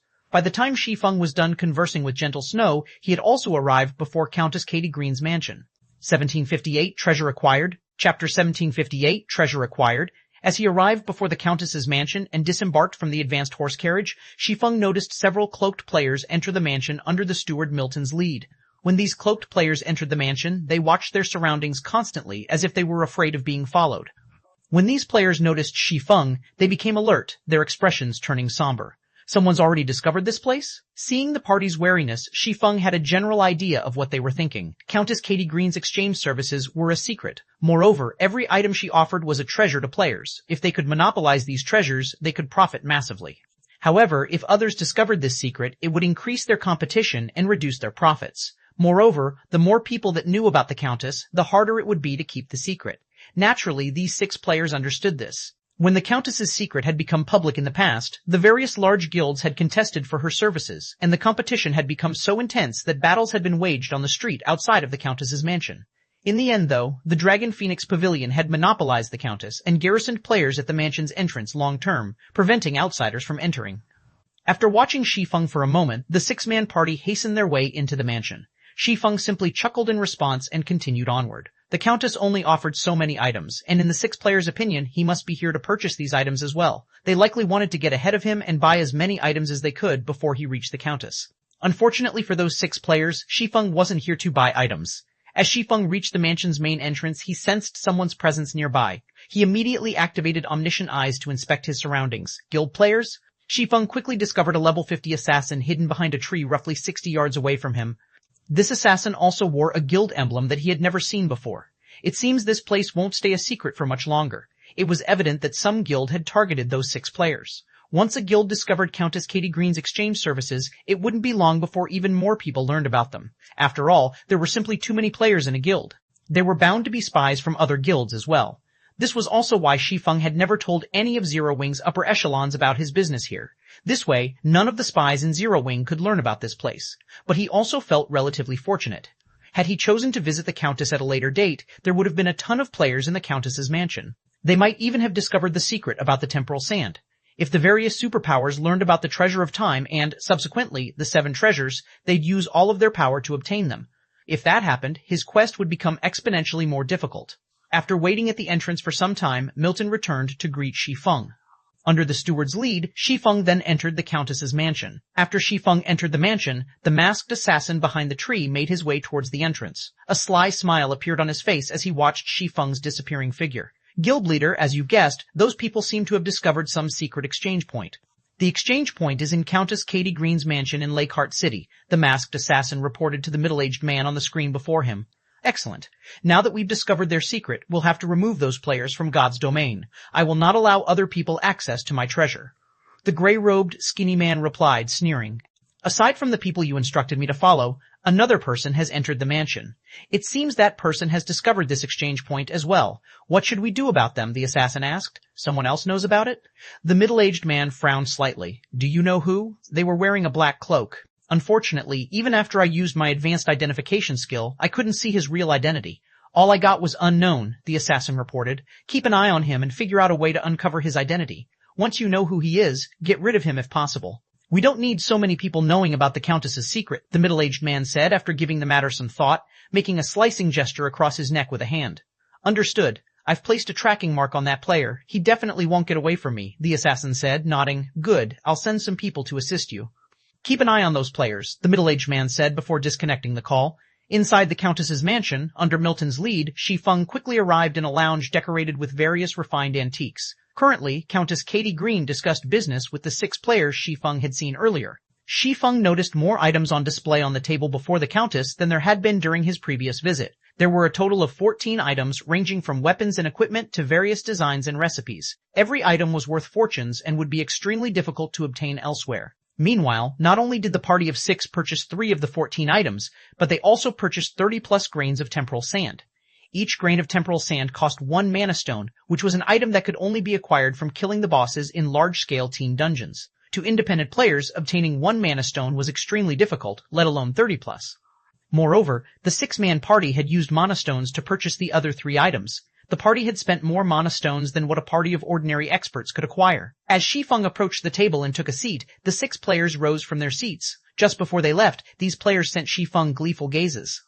It was as if they were stating that they had already purchased every item available, and Shi Feng had gotten there too late to buy anything. However, Shi Feng could only laugh inwardly at their response. Outwardly, though, he said nothing as he watched these players leave the room. Demon Hunter, you're finally here. It seems you've acquired the items I've asked for? Katie Green smiled at Shi Feng, who sat before her. Her smile felt incredibly intimate, as if she were greeting a longtime friend. In response, Shi Feng nodded silently. The Countess's words stunned the 6 players who had yet to exit the room fully. What is going on? The 6 players watched the Countess speak so casually to Shi Feng with disbelief. Whenever they visited Katie Green, the Countess maintained a dignified air. Even when they purchased items, she barely spoke to them, yet the Countess treated Shi Feng like an old acquaintance, warm and friendly. For a moment, they even wondered if the Katie Green before them now was the Countess they knew. As the 6 players considered lingering to hear the conversation between Katie Green and Shi Feng, the Countess shot them a glare. My business with you has finished. You may leave. Katie Green snapped with a frosty tone. Immediately, the steward Milton ushered the party out of the room. This further stupefied the party of 6. They could not help but wonder about Shi Feng's identity to warrant such treatment from a Countess of the Black Dragon Empire. However, even if they wanted to know more about Shi Feng's identity and his purpose here, 2 guards began to walk towards them. It was evident that the guards intended to use force to evict them from the mansion. After a short moment, the party of 6 was chased out of the mansion. Meanwhile, only Shi Feng and Countess Katie Green remained in the quiet, elegant lounge. All right, they're gone. You can show me the items now, Katie Green said, anticipation flashing in her eyes as she watched Shi Feng. Her desire for the eternal ice crystals was evident. Without speaking, Shi Feng retrieved the synthesized eternal ice crystals from his bag and lined them up on the table before him, one after another. When he placed the 10 eternal ice crystals on the table, the room's temperature fell abruptly. If not for his sufficiently high ice resistance, he might have had difficulty moving. Wonderful. These are indeed the eternal ice crystals I have been looking for. Excitement lit up Katie Green's flawless face. Immediately, she stored the eternal ice crystals away before retrieving a dark gray pearl bracelet from the void, tossing it to Shi Feng. The instant Shi Feng received the bracelet, a series of system announcements bombarded his ears, stunning him. 1759, Empire's High Lord. Chapter 1759, Empire's High Lord System. Congratulations. Epic ranked main storyline quest Ice Crystal World completed. Rewarding 1 bracelet of time, legacy skill points +3, Black Dragon Empire reputation +100, Katie Green's favorability +50, and +50% to current experience bar. Suddenly, Shi Feng's experience bar filled up rapidly, going from 41% to 91% of level 66 in the blink of an eye and saving him several days' worth of grinding. However, compared to the reward, the part that truly surprised Shi Feng was the system announcements that followed. Black Dragon Empire Region System Announcement: a player has triggered a new expansion pack, Ice Crystal World. The Empire has conferred Countess Katie Green the title of High Lord, and she will become the Empire's 8th High Lord. From now onward, Lakeheart City will become High Lord Katie Green's territory. Black Dragon Empire Region System Announcement: in 3 hours, High Lord Katie Green will open a gate to the Ice Crystal World in Lakeheart City and will lead the Black Dragon Empire's 1st Division on the conquest of the Ice Crystal World, officially starting the Empire's conquest of other worlds. The system announcements repeated 3 times, echoing in the ears of every player in the Black Dragon Empire. At this moment, let alone Shi Feng, even the upper echelons of the Empire's various large guilds were stupefied by these announcements. Conquest of other worlds? Is this a joke? Who managed to trigger such an amazing expansion pack? This was definitely the first time they'd encountered a situation where an empire launched an expedition against another world. As for this so-called other world, ordinary players might not have an idea what it was, but those in the upper echelons of large guilds had a general notion because the libraries within the empire contained some basic information introducing other worlds. One could easily find this information with a careful search. Meanwhile, the information introducing other worlds stated that other worlds were incomplete, smaller worlds containing many resources that could not be found on the continent of God's domain. According to rumor, ancient gods created these other worlds to store their treasures. Hence, regardless of which era it was on the continent of God's domain, there were bound to be kingdoms and empires that would try to conquer these other worlds to monopolize the resources available there. Among the various expeditions launched against other worlds in the history of God's domain, 4 by ancient kingdoms were especially notable. Back then, these kingdoms hadn't been particularly strong. However, after conquering an otherworld, they had grown into empires within a very short period. Hence, the conquest of an otherworld was a major event in any kingdom or empire. Meanwhile, this was also a major event to players, as it meant that they would gain access to the resources of the targeted otherworld. The resources available in an otherworld were much more abundant than those on the continent of God's domain. If a guild managed to monopolize the resources of an otherworld, they could develop rapidly. The upper echelons of the Black Dragon Empire's various large guilds glowed upon seeing the system announcements. They immediately held emergency meetings to discuss matters regarding the otherworld expedition.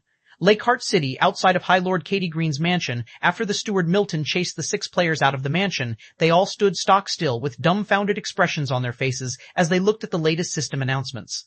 Boss, isn't the NPC we just traded with called Katie Green? Why did she suddenly become one of the Empire's High Lords? What's more, she's even launching a conquest of the Ice Crystal world. No, that's not right. The system announcement appeared as soon as we left Katie Green's mansion. And according to that, a player triggered the new expansion pack. It must be related to that cloaked swordsman. Based on the Countess's behavior when she was dealing with that swordsman, there must be some kind of secret between them. Boss, what should we do now? Our luck is really good. Since that person triggered the new expansion pack, he should have plenty of information about the expansion pack itself. We'll wait here for him. If we can get some information on the expansion pack from that guy, we'll have a head start over everyone else. Right. As long as we get that kid to spill information on the new expansion pack, our Eternal Song Adventurer team might be able to become one of the top few adventurer teams of the Black Dragon Empire just like that. All 6 in the party nodded in agreement with the level 51 swordsman's suggestion. A new expansion pack signified the appearance of a huge opportunity, offering potential benefits that definitely wouldn't be the slightest bit inferior to the high-ranking items available from the Countess. Meanwhile, inside the lounge of the High Lord's mansion, Katie Green herself had undergone a massive transformation. Originally, Katie Green was a refined lady dressed in elegant attire. Now, however, she wore an exquisite battle dress decorated in red and white. She looked more like a female general than a noble lady at the moment. Although her battle dress was made from cloth and appeared to provide very little in terms of protection, in reality, the dress was made out of enhanced cloth that was stronger than even steel. At her waist hung the light blue longsword that not only looked dazzlingly beautiful but also radiated a frightening aura. Meanwhile, Katie Green's statistics had also undergone a heaven-defying transformation. She had become a level 200 Tier 5 Sacred Magic Knight. Currently, only a few people in the entire Black Dragon Empire could hope to rival her in terms of strength. I really have to thank you for this. With these eternal ice crystals, I have finally managed to open a pathway to the Ice Crystal world and complete my long-cherished wish. If you ever visit the Ice Crystal world in the future, I will welcome you as a guest, Katie Green said, sending Shi Feng a faint smile. She then turned around and left the lounge to carry out the necessary preparations to launch an expedition against the Ice Crystal world. System, congratulations. You have received Katie Green's favor and obtained the Honorary Knight title. Honorary Knight. Enjoy the authority of a noble when present within any territory ruled by Katie Green. When Shi Feng fully processed everything that just happened, a frown formed on his face. The recent developments were too sudden. Had he known something like this would happen, he never would have completed this epic-ranked main storyline quest so quickly. The Otherworld expedition meant that a long-term pathway leading to the Ice Crystal world would be opened. It also meant that players on the continent of God's domain would be able to travel freely to the Ice Crystal world in the future. In that case, his plan to make a fortune via these 2 worlds was effectively ruined. I need to step up my operations. After giving the matter some thought, Shi Feng stored the Bracelet of Time and left the lounge, his next destination being the Candlelight Trading Firm. Given the situation, he could only sell the collected ice jades in the Ice Crystal world and try to make as much profit as possible right now. Once players on the continent of God's domain started streaming into the Ice Crystal world, he would definitely face greater competition on this front. However, as soon as Shi Feng exited the mansion, 6 figures suddenly surrounded him. These 6 figures were none other than the 6 players that had been exchanging items with Katie Green earlier. Do you have business with me? Shi Feng asked as he eyed the party of 6. You're the person that triggered the new expansion pack, right? The leader of the party, a level 51 swordsman named Silent Eagle, asked, smiling as he looked at Shi Feng. What if I say that I'm not? Upon hearing Silent Eagle's words, Shi Feng understood that his identity as the precipitator of the new expansion pack was already exposed. Stop lying. As soon as we left the mansion and you started chatting with the Countess, an expansion pack related to the Countess appeared. Who do you think you're trying to fool? A level 51 shield warrior demanded angrily. Then, what is your goal in stopping me? Shi Feng asked. Is there even a need to say this? Tell us all the information you have on this new expansion pack, Silent Eagle laughed. What if I don't speak? Shi Feng revealed a faint smile as he sent a glance at Silent Eagle. Are you planning to take action against me? Take action? Silent Eagle shook his head, chuckling. No, we don't have the courage to take action inside Lakeheart City. However, although we can't take direct action against you, we've already placed a marker on you. We'll be able to find you no matter where you go. I believe the various large guilds in the Black Dragon Empire will be very interested in meeting with the player that triggered the latest expansion pack. What do you think they will do if we tell them about you? I see. Shi Feng mostly understood Silent Eagle's purpose now. The man was using the large guilds to threaten him for information. The various large guilds had branches all over the Black Dragon Empire. As long as his location got exposed, these guilds would definitely hunt him down relentlessly. If you don't wish to get hunted by the various large guilds, you'd best tell us all the information you have regarding the latest expansion pack. This will be beneficial to both you and me, Silent Eagle said, chuckling. Is that so? Taking a deep breath, Shi Feng eyed Silent Eagle's party of 6 and then said, however, I feel that I have an even better option in mind. What is it? Silent Eagle asked curiously. For example, I will bury all 6 of you here. Saying so, Shi Feng suddenly unsheathed Killing Ray and released 4 arcs of lightning ahead of him, menacing Silent Eagle's party. This is Lakeheart City. You dare? Silent Eagle stared in disbelief at the approaching lightning arcs. However, before Silent Eagle's party could say anything else, the 4 lightning arcs devoured them, transforming them into ash with a bunch of items in their place. 1760. The Mantis stalks. The cicada, unaware of the oriole behind. Chapter 1760, the Mantis stalks the cicada, unaware of the oriole behind the 4 lightning arcs of thundering flash, killed Silent Eagle and 3 of his party members instantly. Now, only a level 50 Oracle and a level 51 Ranger remained standing before Shi Feng with dumbfounded expressions on their faces. The 2 players never thought that Shi Feng would actually take action, much less that he would do so without the slightest shred of hesitation. After all, they were in Lakeheart City right now. Although their current location was not the busy central district, as long as a player took action inside the city, the NPC soldiers would not let the offender get away. At that time, depending on the severity of the offender's actions, not only would they be killed, but they might end up in jail as well. Now that Shi Feng had killed 4 players inside the city, he would be locked up for 7 days at the very minimum, an even worse penalty than getting killed by another player. Not to mention, he had just recently triggered a new expansion pack. If he got jailed for 8 days, he would lose the opportunity to take advantage of his knowledge regarding the new expansion pack. He was simply insane to actually take action inside the city. You're dead. The NPC soldiers definitely won't let you get away, the level 50 Oracle exclaimed, horrified as he pointed at Shi Feng.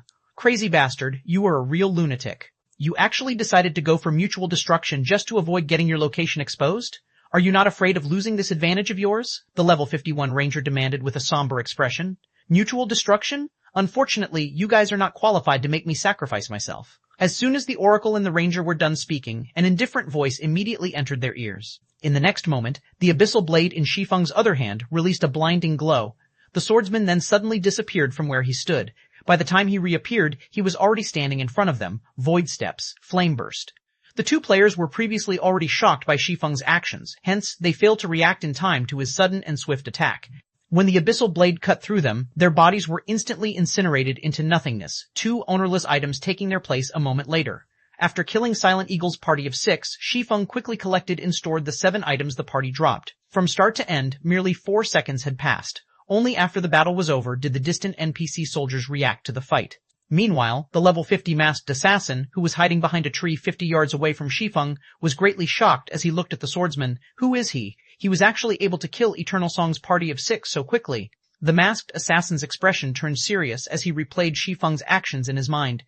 Although Eternal Song was not a top adventurer team in the Black Dragon Empire, it was still a considerably well-known one. The adventurer team had several hundred members and plenty of experts. Even he would not be able to deal with a party of 6 Eternal Song members all by himself, yet Shi Feng had accomplished this feat in just a few seconds. Moreover, Shi Feng had even killed Silent Eagle's party right in the middle of Lakeheart City. The swordsman's strength was truly horrific. Although the masked assassin felt fearful of Shi Feng, he still could not help smiling. His reaction was because he had managed to listen in on the conversation between Silent Eagle and Shi Feng by using his eavesdrop skill.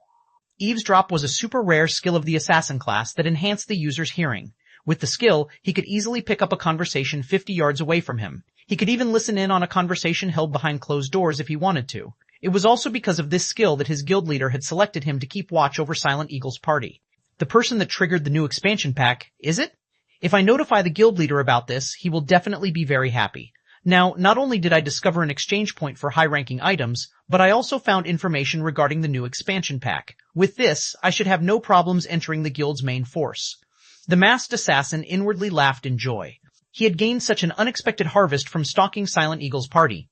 The value of this harvest was much greater than even the discovery of the secret exchange point. However, this person is too strong. We'll need the peak experts of the guild to capture him. He had already placed a tracking marker on Shi Feng. Unless he got killed like Silent Eagle, his tracking marker would not disappear. Moreover, thanks to Silent Eagle's party foolishly threatening Shi Feng, the masked assassin had obtained even more information regarding the swordsman. Now, his guild would have a much easier time capturing Shi Feng. As the masked assassin was entertaining such thoughts, Shi Feng, who had just finished collecting his spoils of war, suddenly swung Killing Ray in the direction of the assassin. Lightning slash. Suddenly, a massive lightning bolt tore through space, leaving a pitch-black spatial tear in its wake as it streaked toward the masked assassin. The attack had been so quick that, before the masked assassin even realized he was under attack, the lightning bolt had already torn his body in half. In the next moment, the masked assassin's vision started darkening. What's going on? Why's my vision darkening? The masked assassin looked at his surroundings in confusion. When his eyes fell on his HP bar, which was located at the top left corner of his vision, he gasped inwardly. How did I die? Even after the masked assassin's body had collapsed to the ground, the assassin himself still could not believe what just happened was true. He failed to understand how he had died so suddenly. He clearly stood 50 yards away from Shi Feng. Moreover, he had remained in stealth all this time. Even a Tier 2 expert should not be able to detect his presence. Despite that, the swordsman managed not only to discover him, but also to strike with pinpoint accuracy. The attack had been so fast that the assassin didn't even realize he had been attacked.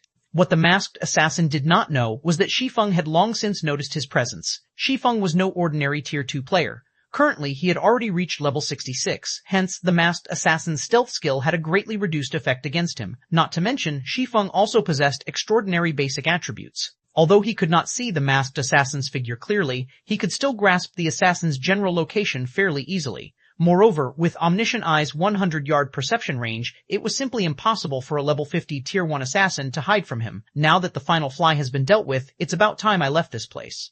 After taking one last glance at the tree the masked assassin had hidden behind, Shi Feng promptly decided to hightail it, not even bothering to loot the item the assassin dropped. At this time, the NPC soldiers were already running toward his direction. As he did not notice anything special about the item the assassin dropped, he decided not to waste any more time here. He immediately activated space movement and departed from Lakeheart City. Meanwhile, some players were currently standing a few hundred yards from Katie Green's mansion with bewildered expressions on their faces. Who's that person? Isn't he a little too amazing? Crap. He managed to kill multiple level 50 experts in just a few seconds. Is that guy a monster? Too amazing. Not only did he kill multiple players inside the city, but he also managed to escape with his life. Even the peak experts of super guilds wouldn't be capable of such a feat. These players had witnessed the process of Shi Feng slaying Silent Eagle's party and the masked assassin from start to end. Very quickly, they spread the footage they recorded around the Black Dragon Empire's official forums. An amazing individual appears in Lakeheart City, slays several experts in the city, and leaves safely. When news of this battle spread, a huge commotion arose in Lakeheart City. The players of the city had never thought that anyone could achieve such a feat. At the same time, this situation also brought home to players that NPC cities were not as safe as they took them to be. Meanwhile, by this time, Shi Feng, the perpetrator of this incident, had already changed to another appearance using the demon mask and re-entered Lakeheart City. He then nonchalantly hailed an advanced horse carriage and rode it to the Candlelight Trading Firm. With nothing better to do, he started inspecting the loot from Silent Eagle's party. 1761 Pandora's Rubik's Cube, Chapter 1761, Pandora's Rubik's Cube. When Shi Feng examined the items he had recently picked up, he was stunned. Did those 6 rob a guild's treasury? When Shi Feng had first seen the items Silent Eagle's party had dropped, he nearly thought he had seen wrong. However, all the items had news tags, which indicated that they were the latest additions to his bag space. Silent Eagle's party had dropped a total of 7 items. Among them, 6 were equipment the 6 players had worn, 5 pieces were level 50 mysterious, iron equipment, and 1 was a level 50 secret silver equipment. To current players, these 6 pieces of equipment were a considerable fortune. This was especially true for the secret silver equipment. Even the various large guilds level 50 plus experts would only have a few such pieces. However, compared to the last item he had picked up, the 6 pieces of equipment were inconsequential. This was because this last item was actually an epic-ranked tool called the Pandora's Rubik's Cube. This had been a well-known and highly sought-after item by the various large guilds in Shi Feng's previous life. However, there was an extremely small number of these tools in the game, and even first-rate guilds had struggled to acquire one. The various large guilds had sought this epic tool due to the Pandora's Rubik's Cube's ability to strengthen equipment. Pandora's Rubik's Cube Epic Rank Item, an item cursed by the gods. Those who abuse Pandora's Rubik's Cube will face a cruel reality. Skill 1. Magic Refinement. Absorb a large amount of mana, condensing it and forming high-purity mana. Generate 1 drop of mana water using 1 magic crystal. Generate 1 drop of mana source water using 1 mana stone. Skill 2. Demon God's Curse. By using 10 drops of mana water, infuse mana into a piece of equipment at a 10% success rate, increasing the attributes of the targeted equipment by 15% for 12 hours if the enhancement attempt succeeds. There is a 20% chance for nothing to happen. There is a 70% chance for the targeted equipment to be cursed with the weakened mana debuff, decreasing its attributes by 30% for 24 hours.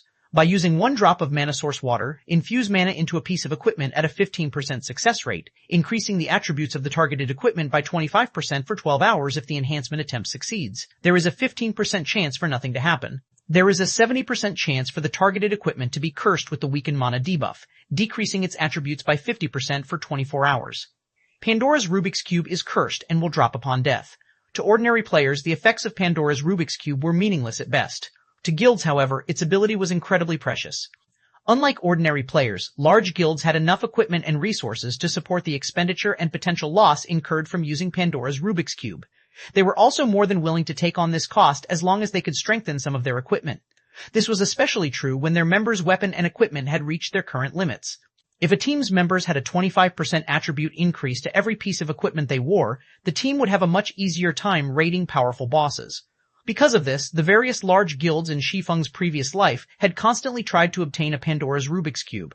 Shi Feng had never thought that Silent Eagle's party would actually have a super rare tool like this. With players' current levels, this tool should be impossible to obtain. They must have purchased it from Katie Green. It seems that I've benefited quite a bit from their efforts. Shi Feng suddenly recalled watching Silent Eagle's party purchase items from Katie Green. This Pandora's Rubik's Cube was likely one of the high-ranking items the party had obtained from the Countess. Lakeheart City, Candlelight Trading Firm. After Zero Wing had taken control of Lakeheart City, Candlelight had swiftly developed in the city. It had taken no time for Candlelight's shop to become the city's #1 shop. Including the recent increase in traffic, Lakeheart City's Candlelight Trading Firm was no less lively than the one in White River City.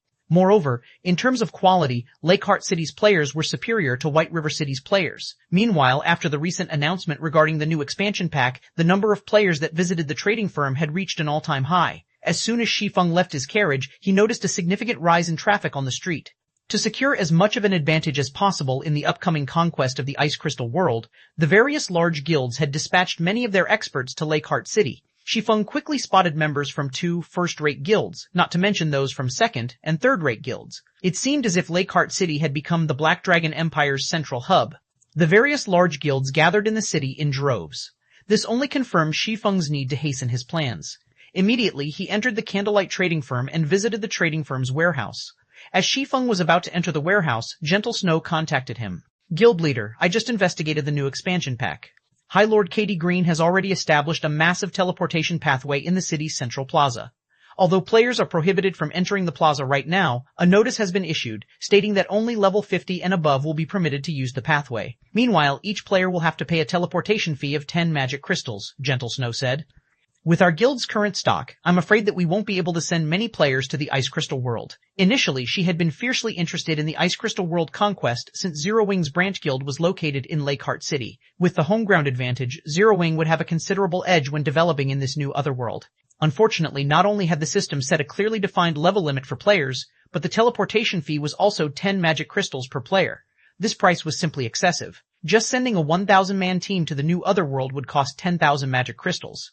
Moreover, 1,000 players wouldn't be enough if a guild truly intended to join the conquest. At the very least, they would need to send 2,000 or 3,000 players. In other words, participating in this conquest would cost guilds at least 20,000 or 30,000 magic crystals. Even first-rate guilds would endure a headache over this cost. Moreover, it wasn't certain that they would make enough profits to cover the cost. 10 magic crystals per person? Shi Feng was astonished when he heard this price. It was too cheap. He had gone through great pains to clear the Ancient Shrine's trial and obtain the Shrine Warrior title. However, even with the Shrine Warrior title, he still had to pay 50 magic crystals to travel to or from the Ice Crystal world, yet the teleportation pathway would only cost 10 magic crystals per player. It was infuriating. Out of all of the other world conquests he had heard about in his previous life, the teleportation fee for this conquest was definitely the cheapest. Generally, the teleportation pathways would cost around 30 magic crystals per person before the invading country's army broke through the other world's defensive net. Only after the invading country had established a city and stabilized the teleportation pathway to the targeted otherworld would the teleportation fee decrease. Now that the teleportation fee was only 10 magic crystals, more players would be able to join the Ice Crystal World conquest. The conquest would also finish faster than usual. It seems I really need to speed things up. Fortunately, players would only be able to truly enter the Ice Crystal World after Katie Green's army had broken through the Ice Crystal World's defensive net. He then instructed Gentle Snow to find out more about this conquest. He also instructed her to dispatch a small number of experts to follow the army into the Ice Crystal World and notify him of the army's progress. As for himself, Shi Feng quickly retrieved the 400,000 Ice Jade and hurried back to the Ice Crystal World. 1762 Cold Wind City's #1 power, Chapter 1762, Cold Wind City's #1 power Ice Crystal World, the Snow Rift. As Shi Feng traversed through the Snow Rift, he came across multiple guilds and adventurer teams that were grinding and harvesting rare materials in preparation to raid the Snow Ruin, which was located in the deepest part of the Snow Rift. As long as players conquered the Snow Ruin, a path connecting the region of Cold Wind City to other regions would open. At that time, Cold Wind City could interact with a few other cities, and players here would be able to travel to more maps and acquire more resources. The various guilds, however, were trying to conquer the Snow Ruin to acquire city contribution points, enabling them to take control of Cold Wind City as soon as possible. After returning to Asura's residence in Cold Wind City, Shi Feng noticed that the queue standing outside the residence had grown. The Asura Hall the Asura Adventurer team established is truly amazing. I never thought that it would be so wonderfully effective for training. I know, right? I've heard that 2 expert players sparred in one of the training rooms. After just an hour, both players saw a noticeable improvement to their combat standards. They can now defeat players that were of similar combat standards to them before with ease. That's nothing. Previously, one of my friends in the Adventurer Alliance had been stuck at 79% with his skill completion rates. After training in one of those training rooms for 1 hour, he had actually achieved a maximum skill completion rate of 84%. He could also maintain it at 81%. The 5 silver coins he spent for that room were worth it. Right now, the Asura Hall is packed with players. I really regret not joining the Adventurer Alliance sooner. I could have been training in one of those rooms by now. That's right. Now, everyone that has joined the Adventurer Alliance is queuing up for the training rooms. If we don't join in on the action, we'll get left behind. I've withdrawn all of the magic crystals I've stockpiled thus far. I've heard that if you pay in magic crystals, not only will it cost you 4 silver per hour, but you can even rent a training room for 2 hours per day. The independent players lined up outside Asura's residence all chatted about the Adventurer Alliance with great interest. The recently established Asura Hall had become the main topic of their conversations. Seeing this, Shi Feng chuckled as he entered Asura's residence. Although he had only established the Asura Hall a few hours ago, it had already begun to serve its intended purpose. The first thing Shi Feng did after returning to the residence was call a meeting with Yanya and the other Adventurer Alliance management members. "Commander, do you need us for something?" Yanya asked curiously. She and the other managers were all swamped with work. Just registering the new applicants for the Adventurer Alliance required a lot of manpower, not to mention the exchange work for materials and points. As the various rare materials market value fluctuated every day, the Adventurer Alliance had to adjust its prices constantly. Managing the Adventurer Alliance was many times more troublesome than managing the Asura Adventurer team. "How is the Adventurer Alliance's current situation?" Shi Feng asked. "Heh. Thanks to the Asura Hall, the Adventurer Alliance has become the #1 power in Cold Wind City. We already have over 300,000 members, and this number continues to climb. I don't believe it will be long before the Alliance has 1,000,000 members," Yanya said, smiling. The Adventurer Alliance's growth had completely exceeded her expectations. If the Adventurer Alliance's member count reached 1,000,000, nearly half of the city's player population would belong to the Alliance. It would also have more members than all of the guilds in the city combined. With such a force, even if the Adventurer Alliance failed to gain true authority over Cold Wind City, the Alliance would be the city's absolute overlord. The Alliance's word would be law. So many people have already joined? Shi Feng could not help but be surprised. Initially, he had expected the Alliance to gain 100,000 plus members at best, hitting 500,000 before things started to slow down. However, it would seem that he had slightly underestimated the value of the Adventurer Alliance's exchange services and the Asura Hall. "Commander, that's not all. Many independent players have expressed interest in joining the Asura Adventurer team. They're hoping that we'll start recruitment soon. At the same time, several of the top-ranking adventurer teams in Cold Wind City have requested that we grant them some authority in the Adventurer Alliance. If we do, they'll join the Alliance immediately and focus on supporting the Alliance's development," Yanya said as she took out several contracts a few of Cold Wind City's top-ranking adventurer teams had proposed. Not only did the city's top-ranked adventurer teams wield considerable strength, but they also nurtured their own lifestyle players. Hence, they were not particularly concerned about joining an idle power like the Adventurer Alliance. As for the level 50 fine gold equipment and magic light sets the Adventurer Alliance offered, they could simply send some of their members to join the Alliance to purchase these items. They didn't need to join the Alliance as a whole. However, after the Asura Hall had opened to the public, the various adventurer teams in Coldwind City had lost their calm. While they could take advantage of the Alliance's exchange services, sending a few of their members to join, all of their members needed to be in the Alliance to utilize the Asura Hall's training rooms. However, these top-ranked adventurer teams weren't willing to submit to Asura's management like the weaker teams, hence they wanted some authority within the Adventurer Alliance. Things have reached such a point already, Shi Feng revealed a faint smile as he looked through the contracts. Alright, even if they hadn't asked, I had planned to set up ranks within the Alliance. Since they've asked, I can use this opportunity to organize the ranks. The Adventurer Alliance was a massive collection of adventurer teams and independent players.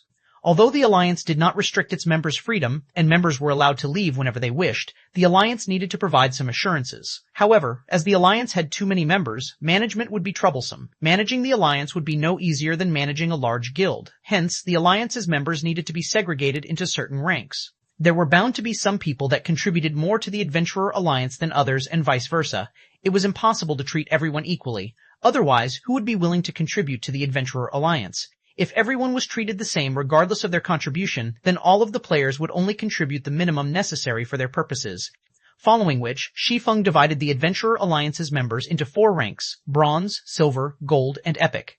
Each rank would enjoy a different level of authority and different benefits within the Alliance. Players and adventurer teams' ranks would be based on their individual strength and contributions to the Adventurer Alliance. Among the 4 ranks, players and adventurer teams at the bronze rank would receive a 10% discount when purchasing items and would have access to some high-ranked items that weren't available to normal members. Players and adventurer teams at the silver rank would receive a 20% discount and every benefit bronze members enjoyed, including the level of authority. Gold members would similarly receive a 20% discount. The Alliance would also provide a certain amount of resources and credits to gold members each month. Overall, gold members would enjoy the authority and benefits that upper echelons had in the various large guilds. Moreover, unlike guild upper echelons, gold members were not bound by any restrictions. In addition, gold-ranked adventurer teams would have the authority to manage one of the Alliance's branches. As for epic rank, things were slightly different. There could only be 12 epic-ranked adventurer teams at a time. An adventurer team's qualifications for epic rank would be based on their placement in the gold rank. In other words, the top 12 ranking gold adventurer teams would become the Adventurer Alliance's epic adventurer teams. Depending on the epic adventurer team's abilities, they would be granted the authority to operate multiple branches. As for individual players, there was no set limit to how many individual players could reach the epic rank. Individual players could reach epic rank as long as they earned a sufficient contribution value fall and achieved a certain degree of strength. The Adventurer Alliance would give epic-ranked players priority when purchasing resources and other benefits that could easily rival what a large guild's vice-guild leader enjoyed. Commander, when the various adventurer teams and independent players learn about the new ranking system, they'll go mad with joy. However, if we do something like this, I'm afraid that, aside from needing a ton of resources, we'll also need massive financial support. Although Yanya felt appreciated Shi Feng's plan, the Adventurer Alliance would need a ton of credits to support the various adventurer teams and players that reach the gold and epic ranks. Leave the funding to me, Shi Feng said as he waved a hand, indicating that there wouldn't be a problem. All you need to do is let every player in Coldwind City know about this new system.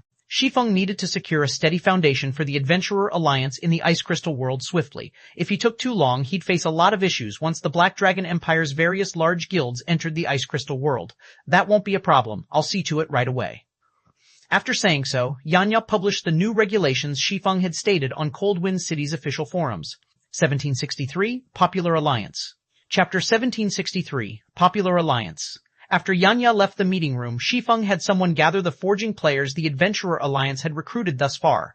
If the Adventurer Alliance were to become self-sustaining, it had to have its own production team. Hence, before he had left Coldwind City, he had instructed Yanya to recruit a batch of lifestyle players for the Alliance, and the Alliance would nurture these lifestyle players internally. For the 400,000 ice jades he had brought from Lakeheart City, selling them directly wouldn't be cost-effective. Only after the Alliance's advanced forgers crafted the ice jades into ice-resistance gemstones would the material show its true value.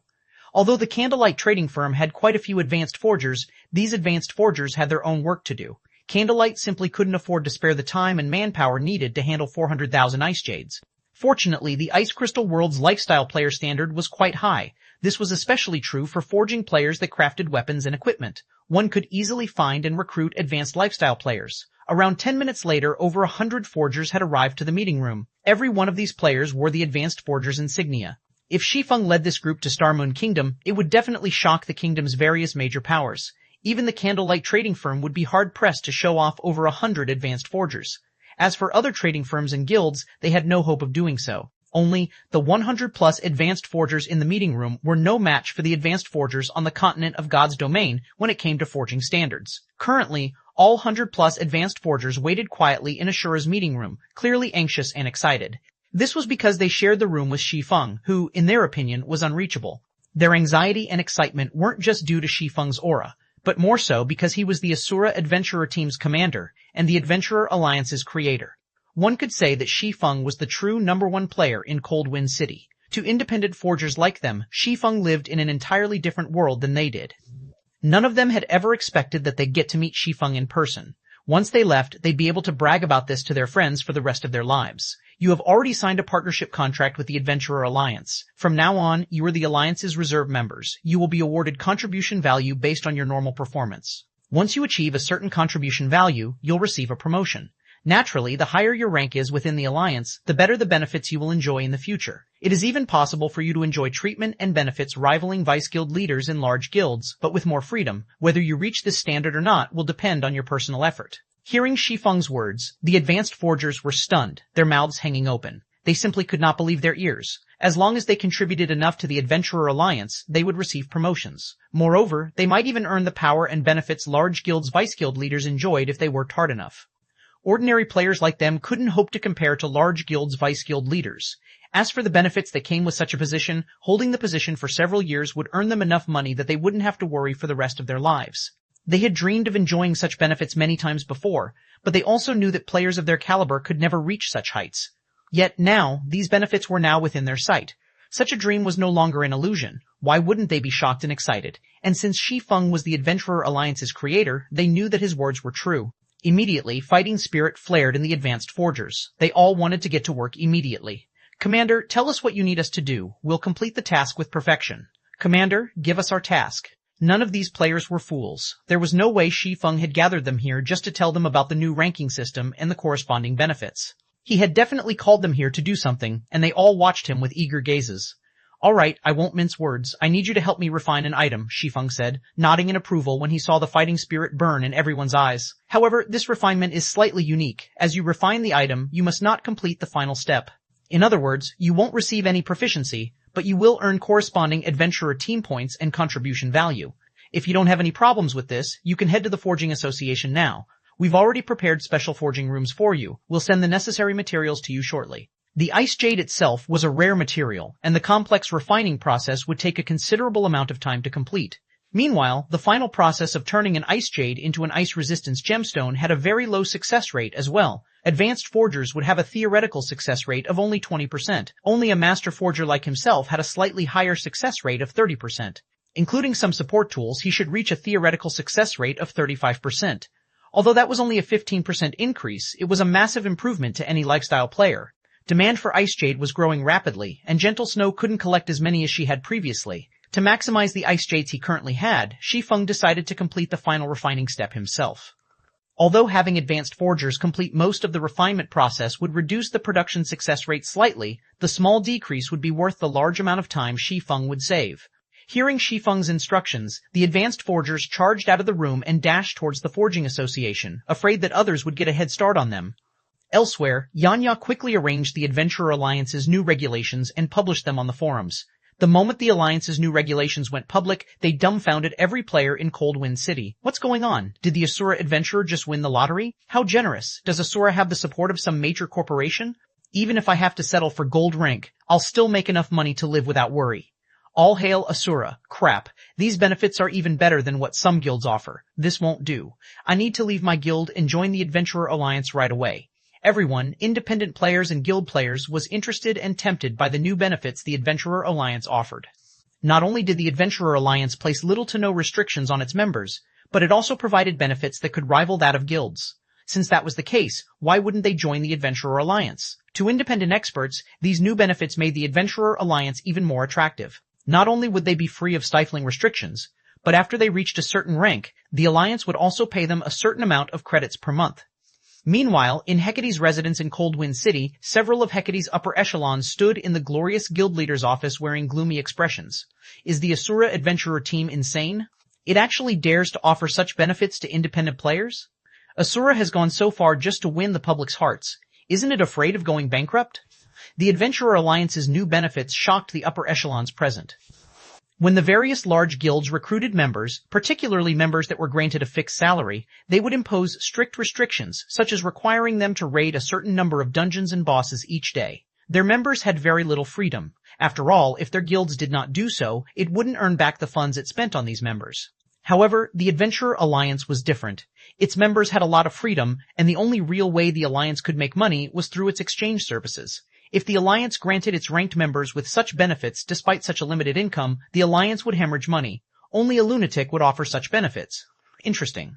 Asura is stooping to such an unscrupulous method to monopolize Coldwind City's rare materials. Carnage's expression darkened slightly. He then turned to the young woman beside him and asked, "How are the 12 Heavens recuperating, and have we obtained the equipment from the Adventurer Alliance yet?" "They're already well rested. As for the equipment, we purchased enough for their use."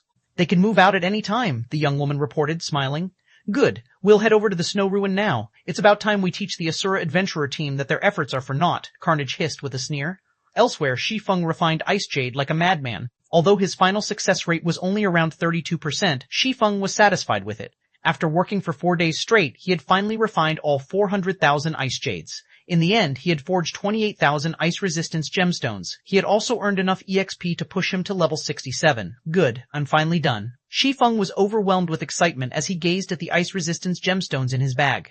It's about time to collect Coldwind City's money. 1764 Unstoppable Price. Chapter 1764 Unstoppable Price. Silver sparkles of light glittered all over the dimly lit forging room. After tidying up the ice resistance gemstones and storing them in his bag space, Shi Feng sorted them into groups. Not all of the ice resistance gemstones he had crafted were equal. The ice resistance they provided ranged between 5 and 8 points. When he sold them, he'd have to price them accordingly. And these were only the normal ice resistance gemstones. Thanks to the black steel insignia, Shi Feng had a 3% chance of improving the attributes on an item he forged. Each of the ice resistance gemstones the black steel insignia had enhanced provided upward of 10 points in ice resistance. Naturally, these gemstones were worth far more than the normal ones. While Shi Feng organized his bag space, Lifeless Thorn contacted him. "Commander, we have an urgent situation. Hecate has found a group of extraordinarily powerful players. Before this group arrived, Hecate had been stuck on the Snow Ruin's first underground floor, but now, they're progressing through the dungeon rapidly. The guild's team recently surpassed us, entering the 4th underground floor. They are only 1 away from the final floor now," Lifeless Thorn said, greatly frustrated that Hecate's team had surpassed his in the raid. The Snow Ruin was like a regional dungeon. With each floor they descended, they would face greater challenges. Moreover, a team could only progress to the next floor after killing each floor's guardian boss. Despite the fact that he and his team had strived for the past 2 days, they still couldn't get past the 3rd underground floor. To make matters worse, they had to watch Hecate's members descend to the 4th underground floor while they had to wait for the guardian boss to respawn. Their raid progression is so fast? Shi Feng was slightly surprised. He had read the reports regarding the Snow Ruin, so he knew how difficult the ruin was to raid. The 3rd floor's guardian boss was already a level 62 Grand Lord ranked archaic species. In addition, the boss had unique skills and fought in special environments that heavily favored them. Moreover, an ancient barrier enveloped the Snow Ruin that prevented the usage of any tools. Items such as the Bible of Darkness, summoning scrolls, and magic arrays were prohibited. Players had to rely on their own strength to clear the ruin. Even a 100-man team of Tier 2 players of the same level would struggle greatly to defeat the 3rd underground floor's guardian boss, yet Hecate had succeeded. This outcome truly exceeded Shi Feng's expectations. "Commander, why don't we call some of Asura's members from the main continent?" Lifeless Thorn suggested. The team he currently worked with was comprised of 100 of the strongest Asura members in Coldwind City. He had even included Solitary 9 and Yanya, who were managing the Asura Adventurer team and Adventurer Alliance's affairs in the raid. However, they still couldn't get past the 3rd floor's guardian boss. Their only option left was to mobilize the Asura members still on the continent of God's domain. After a period of training, those members' combat standards had surpassed Coldwind City's experts by leaps and bounds. Forget about it. Although doing so would increase the raid team's overall combat power, the increase would be very limited. "It isn't enough," Shi Feng said, shaking his head. "Since the boss hasn't respawned yet, you should return and rest up. Once I'm done dealing with my matters, I'll take a look at the Snow Ruin's 3rd floor. If we can't find a way through the boss, it won't be too late to figure out another way. All right, I'll have everyone head back." Lifeless Thorn found Shi Feng's plan reasonable. It was true that although As for Shi Feng taking part in the raid personally, Lifeless Thorn did not think that would make much of a difference either. The Snow Ruins Guardian bosses had to be defeated with the power of a team. There was a limit to how much an individual could contribute to the raid. However, Lifeless Thorn still looked forward to Shi Feng taking charge of the raid team. They might very well be able to get through the 3rd floor with his help. As for the 4th floor, they'd have to find a way to deal with that Guardian boss when they came to it. If push came to shove, they could ask Zero Wing's experts for help. He was fully aware that the group from Zero Wing was far stronger than him. If these monstrous players took action, surpassing Hecate would be child's play. However, what Lifeless Thorn did not know was that Shi Feng had never had any intentions of involving Zero Wing's members in the Ice Crystal World struggles. Moreover, now that Zero Wing had grown so large, the guild required manpower in many aspects. It could no longer afford to gather its top combatants. Following which, Shi Feng spent half an hour or so categorizing the ice resistance gemstones, delight filling his eyes as he did. There were 42,651 gemstones that added 5 points of ice resistance, 37,032 that added 6 points, and 12,451 that added 8 points. Shi Feng also had 2,921 gemstones that provided 10 points or more. Back on the continent of God's domain, 5-point gemstones currently sold for around 1 gold 50 silver on the market. That was very close to the production cost. These were also the gemstones he had the most of, although he counted himself lucky since he had only crafted 40,000 plus 5-point gemstones out of the 400,000 attempts. Naturally, the 6-point gemstones were worth more, selling for around 2 gold.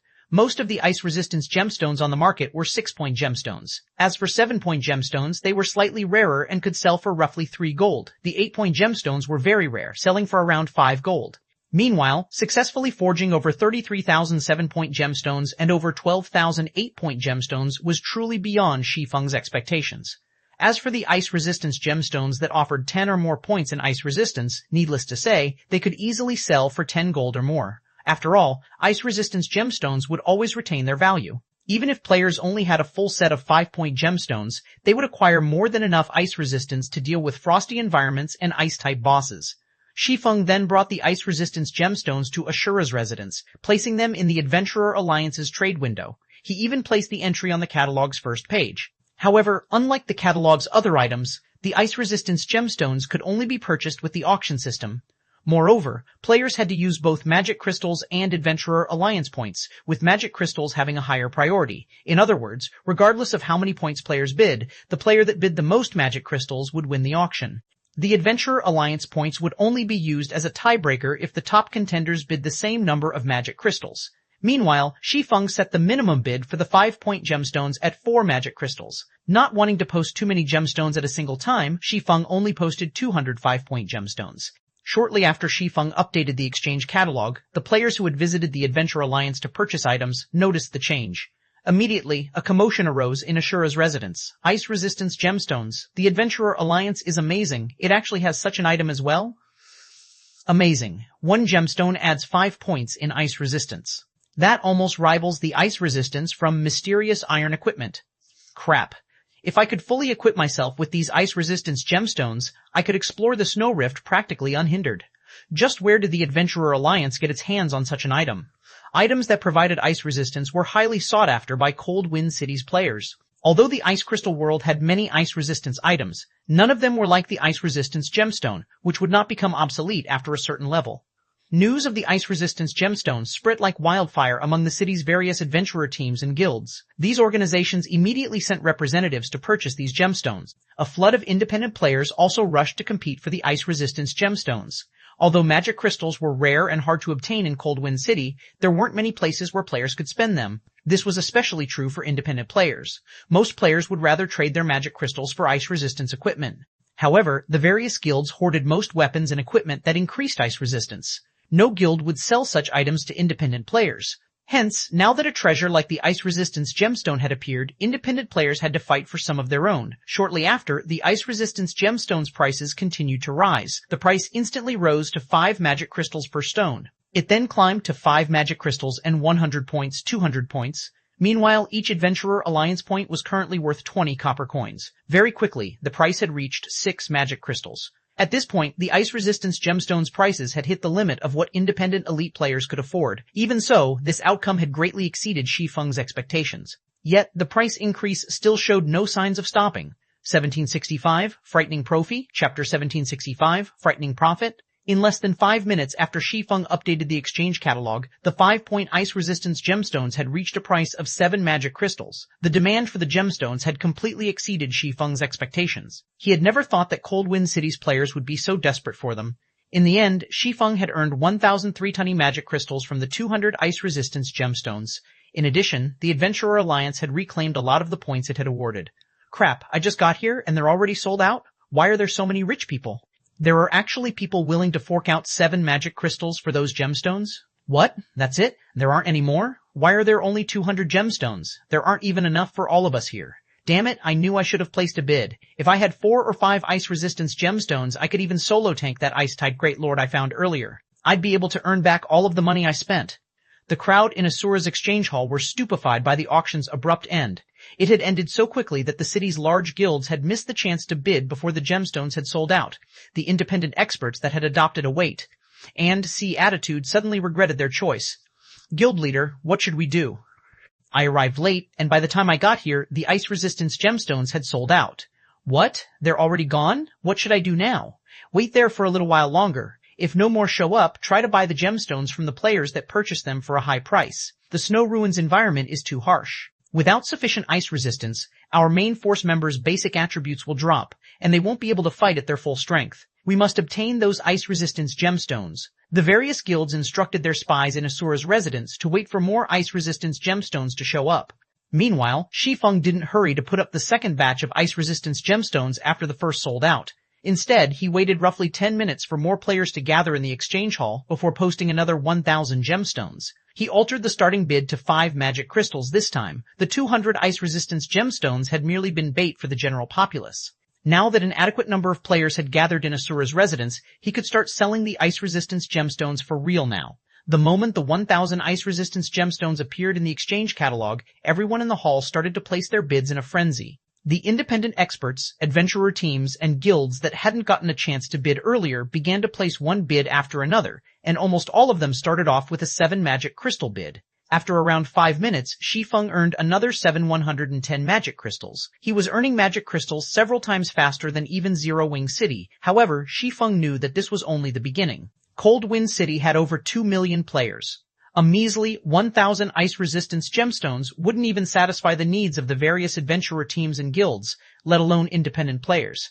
Following which, Shi Feng transferred all of the 5-point gemstones to the residence's warehouse and had the system automatically upload ice resistance gemstones to the exchange catalog in batches of 500 to 1,000 once every 10 or 15 minutes. As for the other ice resistance gemstones, Shi Feng had no intentions of selling them for now. For the current Cold Wind City, 40,000 plus ice resistance gemstones should be just enough to meet demand. If he sold the higher quality gemstones, he wouldn't be able to get a good price. While Shi Feng sold the ice resistance gemstones, Lifeless Thorn and the others had returned to Ashura's residence and rested. Players' stamina and concentration consumption rates increased drastically in the Snow Ruin. Even if they lay down and did nothing, their stamina and concentration would continue to drain. Commander, this is the information we have on the 3rd floor's Guardian boss. Although raiding this boss doesn't require a high amount of ice resistance, its passive skill, Frozen in Time, is very troublesome. This skill targets the top 20 DPS on the team and reduces their attack speed by 100%. In addition, it spawns a chieftain beside each of the affected players.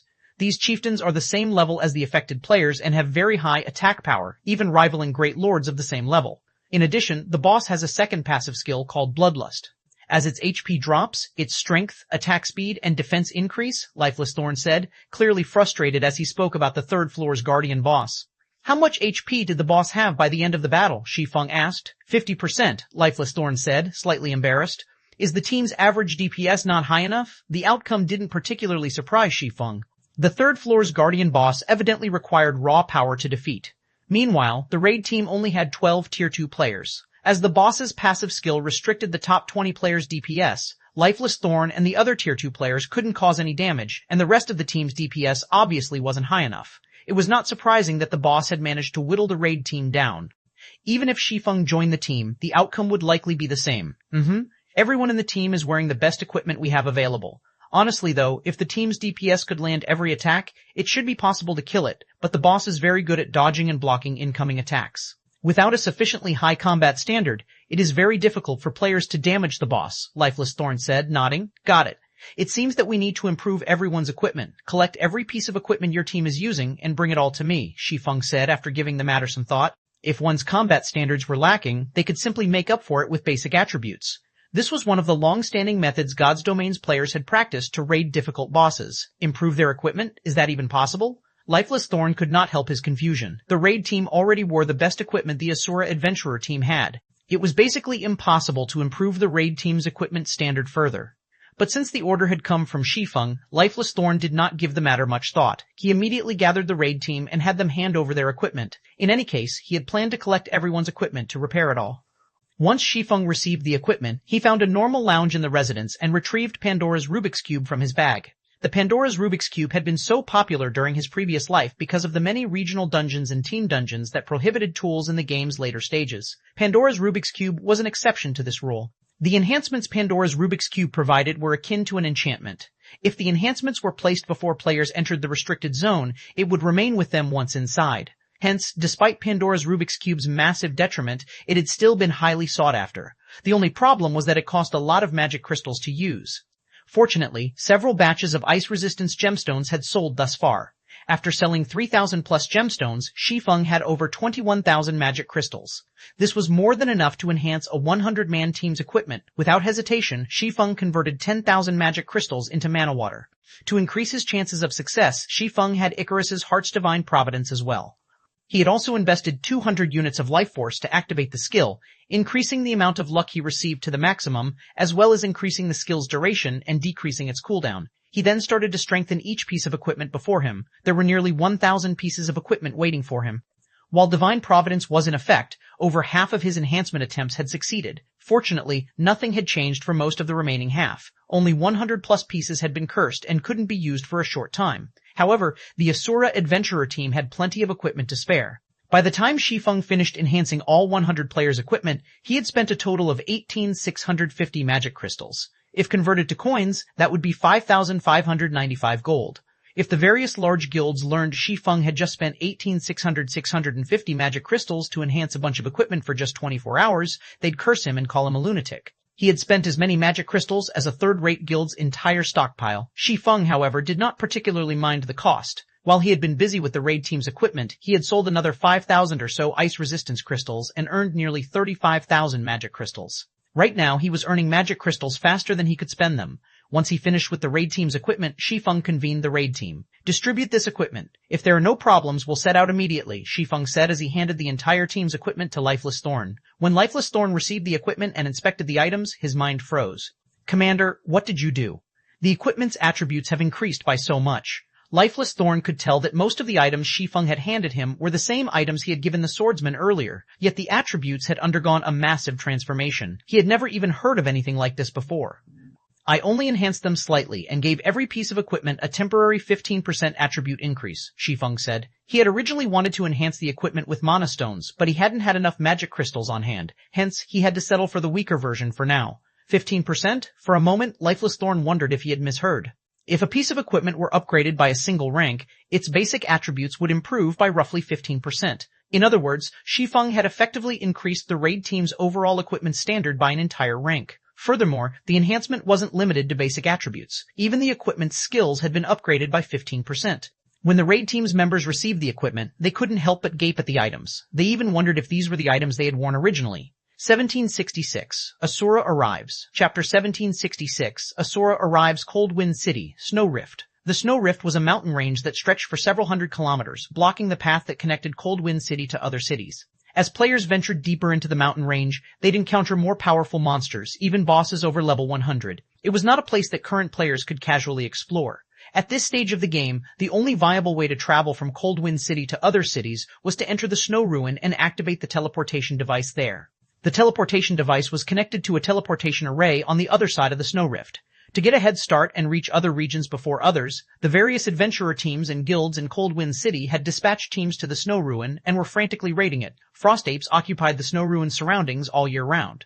Not only were the Frost Apes nimble, but they also knew how to arm themselves and fight like humans. Including the fact that they were used to the cold environments, they possessed very high combat power. Moreover, the weakest Frost Ape around the Snow Ruin was a level 55 chieftain, with lords taking up the majority.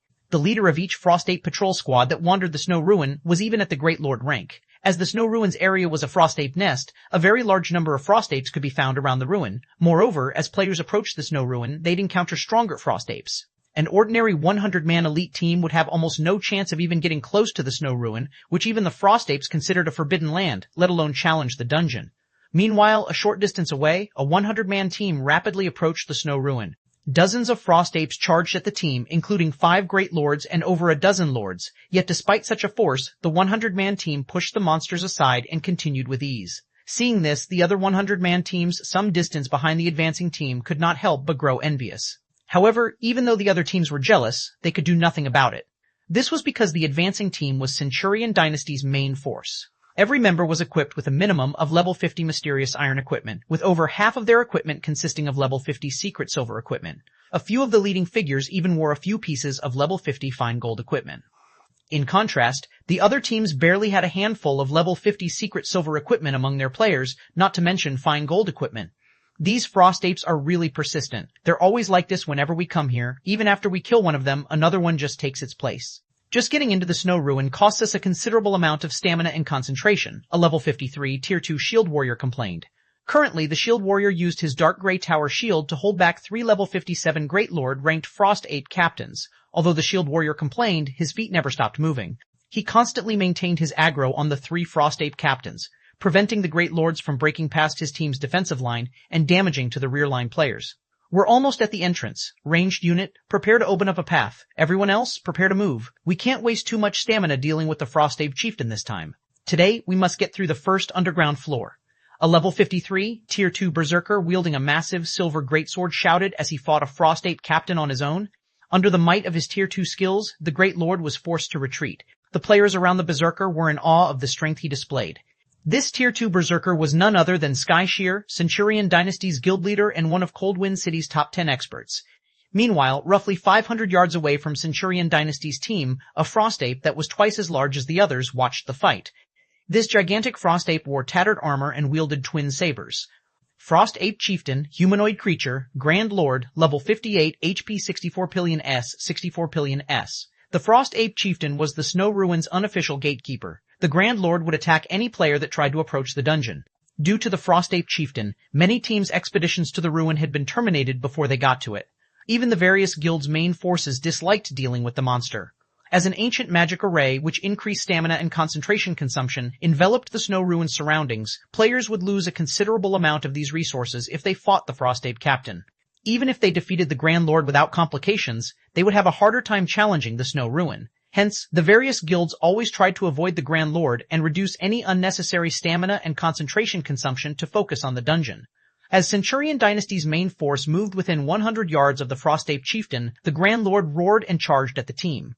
9 Great Lord-ranked Frost Ape guards followed closely behind. Quicksand, hold the Chieftain. The other MTs, take care of the guards. Ranged unit, use everything you have to repel the guards. Everyone else, charge into the ruin. Sky Slicer hurriedly shouted. With a battle cry, Quicksand, the level 53, Tier 2 Shield Warrior, raised his shield to receive the Frost Ape Chieftain's approaching slash, the muscles of his arms bulging. Boom! Quicksand was immediately forced to retreat by 5 steps, a damage over 10,000 appearing above his head. Meanwhile, the Frost Ape Chieftain's charge had abruptly halted. Though, seeing that its first attack had failed, the Grand Lord swung its other saber. Reacting quickly, Quicksand slanted his shield and deflected the attack, mitigating a significant portion of the force. At this time, the other MTs and Sky Slicer charged at the approaching Frost Ape guards. Under the combined bombardment of the team's ranged players, the team broke through the Frost Ape guards' blockade and opened a path into the Snow Ruin. After about 2 minutes, the team finally shook off the Frost Ape Captain and guards and entered the Snow Ruin. The team's entry also forced the Grand Lord and Great Lords to give up their chase. Seeing this, awe and envy overwhelmed the other teams that were preparing to enter the dungeon. They doubted that they could get past the Frost Ape Chieftain so easily, and they knew that they'd incur some casualties if they tried. Everyone, rest up. We'll enter the first underground floor in 1 minute, Sky Slicer commanded as he swept a glance over his team members. Every member of the team had lost a considerable amount of their HPs and mana during that fight. Hearing this, Centurion Dynasty's members breathed a sigh of relief. They were also delighted that they had gotten past the Frost Ape Chieftain much easier than the last visit. Now, they'd have a greater chance of clearing the first floor. While Centurion Dynasty's players rested, they heard multiple explosions from outside of the Snow Ruin. Moreover, the sound grew louder as the seconds ticked by. Is another bunch of ignorant newcomers trying to take advantage of our efforts to get in? Skyslicer, who rested on the ground, cracked open an eye as he sneered. This was not the first time their team had encountered such a situation. Although their team had revealed a gap in the Frost Ape Chieftain's defense as they entered the dungeon, the Grand Lord's failure to stop the intruders would eventually enrage it. While enraged, the Frost Ape Chieftain's strength and speed would increase significantly. The Frost Ape guards would also receive a strength boost. This had undoubtedly increased the difficulty of breaking into the Snow Ruin. The correct way to enter the Snow Ruin would be to wait until the Frost Ape Chieftain and Frost Ape guards calm down. These ignorant newcomers are in for a big surprise. I'm guessing that they will team wipe. Even Boss Quicksand can't stand against the Frost Ape Chieftain after it goes berserk. This should teach those people a lesson. Didn't they see the other teams outside sitting around and waiting, rather than charging into the ruin after us? While the Centurion Dynasty's members discussed the newcomers, the sounds of battle outside of the Snow Ruin grew more intense. After 30 seconds, though, silence returned to the Snow Ruin. It seems they've wiped. The battle sure ended quickly. As the area fell silent, some of Centurion Dynasty's members expressed pity, while others laughed in ridicule. All right, let's get ready to set out, Skyslicer said once he noticed that his team had mostly recovered. Just as the team members began to stand and head into the first underground floor, a team walked through the Snow Ruin's dilapidated entrance. Contrary to the raid team's expectations, however, these newcomers had lost barely any HP, let alone looking miserable. Moreover, the team still had all 100 of its members. What's going on? Skyslicer stared at the intact 100-man team with wide eyes. Centurion Dynasty's other members also gaped at the newcomers. They simply couldn't believe their eyes. That was the enraged Frost Ape Chieftain they were talking about. Who are these people? Hold on, isn't that Asura's Lifeless Thorn? It's the Asura Adventurer team? Meanwhile, after glancing at Centurion Dynasty's members, Shi Feng and the others moved past them into the Snow Ruin's first floor, leaving the stupefied guild members behind them. 1767 Hero Mode? Chapter 1767 Hero Mode. In the quiet, dilapidated hall, Centurion Dynasty's members only snapped out of their daze after Shi Feng and his team had entered the first underground floor. So strong! They actually managed to enter the ruin despite going up against the enraged Frost Ape Chieftain. It's no wonder why they can reach the third underground floor. Why are they here again? Didn't they just head back to rest some time ago? That's Asura's commander leading the team. It seems that Asura plans to go all out in the raid. This is going to be interesting. I've heard that Hecate has also started raiding the Snow Ruin with everything they've got and has reached the 4th floor already. I wonder how Asura's raid team will fare. Although Asura is powerful, this is the Snow Ruin, where a team's overall strength matters more than the individual. I've heard that Hecate's main branch dispatched quite a few of its experts to ensure the guild's success in the raid. In terms of overall strength, Hecate's raid team should be far superior to Ashura's. Ashura will likely have a difficult time restoring its lost reputation. The Snow Ruin's difficulty multiplies with each floor. Asura's team has been stuck on the 3rd underground floor for several days now. Even if Asura's commander joins the raid, they'll probably still fail to beat the 3rd floor's boss. Centurion Dynasty's members debated as they watched Asura's members depart. Although the Asura Adventurer team had displayed frightening strength thus far, it was still only an adventurer team. Its foundations couldn't compare to Hecate's. Asura plans to compete with Hecate for first clear. Skyslicer revealed a smile as he watched Shi Feng's group disappear. It seems that we'll have to take advantage of this situation. Skyslicer shared the opinion that Asura was no match for Hecate in the struggle for the Snow Ruin's first clear. This was because he had already acquired some internal information regarding Hecate, so he knew just how powerful its current raid team was. The team had 19 Tier 2 players alone, and the guild had gathered the majority of its top combatants for the raid. Meanwhile, including Shi Feng, Ashura's raid team had 13 Tier 2 players. Among them, 3 had only recently been promoted. Just in terms of Tier 2 combatants, Hecate had quite the lead over Ashura. It was safe to say that the Ashura Adventurer team had no hope of catching up to Hecate. However, Ashura wasn't entirely out of options if it wished to catch up. It could increase its count of Tier 2 experts, but that was impossible to do in a short time. The only other way to increase its Tier 2 player count was to seek external aid. Meanwhile, Centurion Dynasty had the second highest Tier 2 expert count in Coldwind City, with a total of 3. The other guilds and adventure teams didn't even have one. Asura would definitely seek cooperation with Centurion Dynasty to increase the number of Tier 2 players in its team. Naturally, Hecate would do the same. After all, if Asura gained the help of 3 additional Tier 2 players, the adventurer team would pose a significant threat. Once the Asura adventure team entered the Snow Ruin, Carnage, who currently fought on the 4th underground floor, received news of Asura's return. They've convinced their commander to help to restore their reputation. Carnage could not help but laugh when he read the report his subordinate had sent. Unfortunately, the Asura adventurer team no longer has a chance. Hecate will claim the Snow Ruin's first clear. Raiding the snow ruin was not an easy task. Players would face different challenges on each floor and would have to find different ways of progressing. Moreover, as players descended into the ruin, not only would they face stronger guardian bosses, but the boss's respawn rate would also grow longer.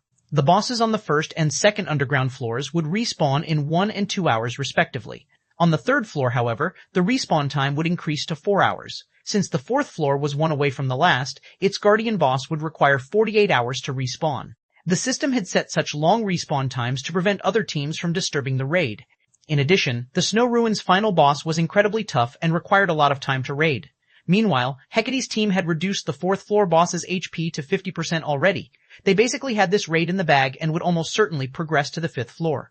Even if Asura reached the fourth floor, the adventurer team's efforts would be a waste. Not only would Asura fail to learn about the fourth floor boss, but it would also have to waste a full day for the boss to respawn. During this time, Hecate's team could research the final boss and find a way to defeat it. In other words, Asura's raid progress would lag behind Hecate's by at least 2 days. This was not an easy gap to bridge. Furthermore, some of Hecate's experts, who had left to challenge their Tier 2 promotions, should finish their promotion quests and return to the guild before the team raided the final boss. Then, Hecate would have even more Tier 2 players on its team. Meanwhile, Shi Feng and his companions stood on the only teleportation array in the teleportation hall on the Snow Ruin's first underground floor.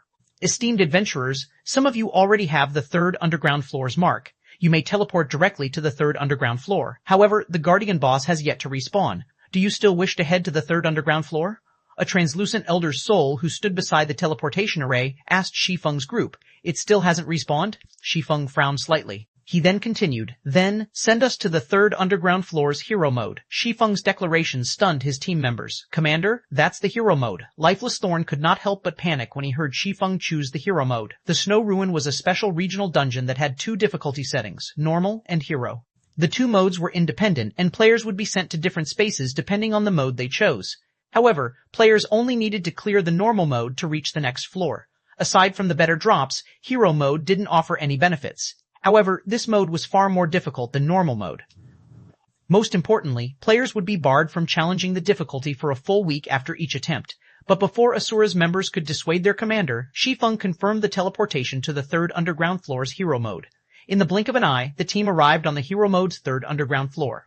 Looking around, the team didn't spot any monsters roaming around the floor. Instead, a single 8-meter-tall, 6-armed frost ape quietly stood in the center. The ape wielded a longsword in each of its hands. Meanwhile, a magic barrier had sealed off the gate to the 4th underground floor. This was nothing like normal mode. Frost Ape Warlord, humanoid creature, specialized archaic species, Grand Lord, level 63, HP 160, million mine 160, 1 mine 160, million mine 160, million mine 1's attributes. The hard mode Frost Ape Warlord's attributes. The hard mode Frost Ape Warlord was much stronger than the boss in normal mode.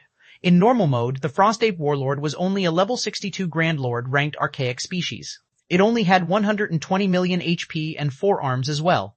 However, not only was the Frost Ape Warlord before them a specialized archaic species, but it also had 6 arms and 160 million HP. Of the players present, only Shi Feng maintained his composure. Other players might be intimidated by a hero mode regional dungeon, but Shi Feng, who had raided other worlds' hero mode regional dungeons in the past, knew that there wasn't much of a difficulty difference between this mode and normal mode. The combat power of the monsters inside the dungeon would increase by roughly 20% to 30% only. Their HPs as well would increase between 30% to 50% only. Now that his team's basic attributes had increased by 15%, clearing the Snow Ruin's hero mode wasn't exactly impossible. Furthermore, he had originally wanted to raid the Snow Ruin's hero mode. He was accelerating his plans. A specialized archaic species? After glancing at the Frost Ape Warlord, Shi Feng took out a bunch of weapons and passed them to his team members.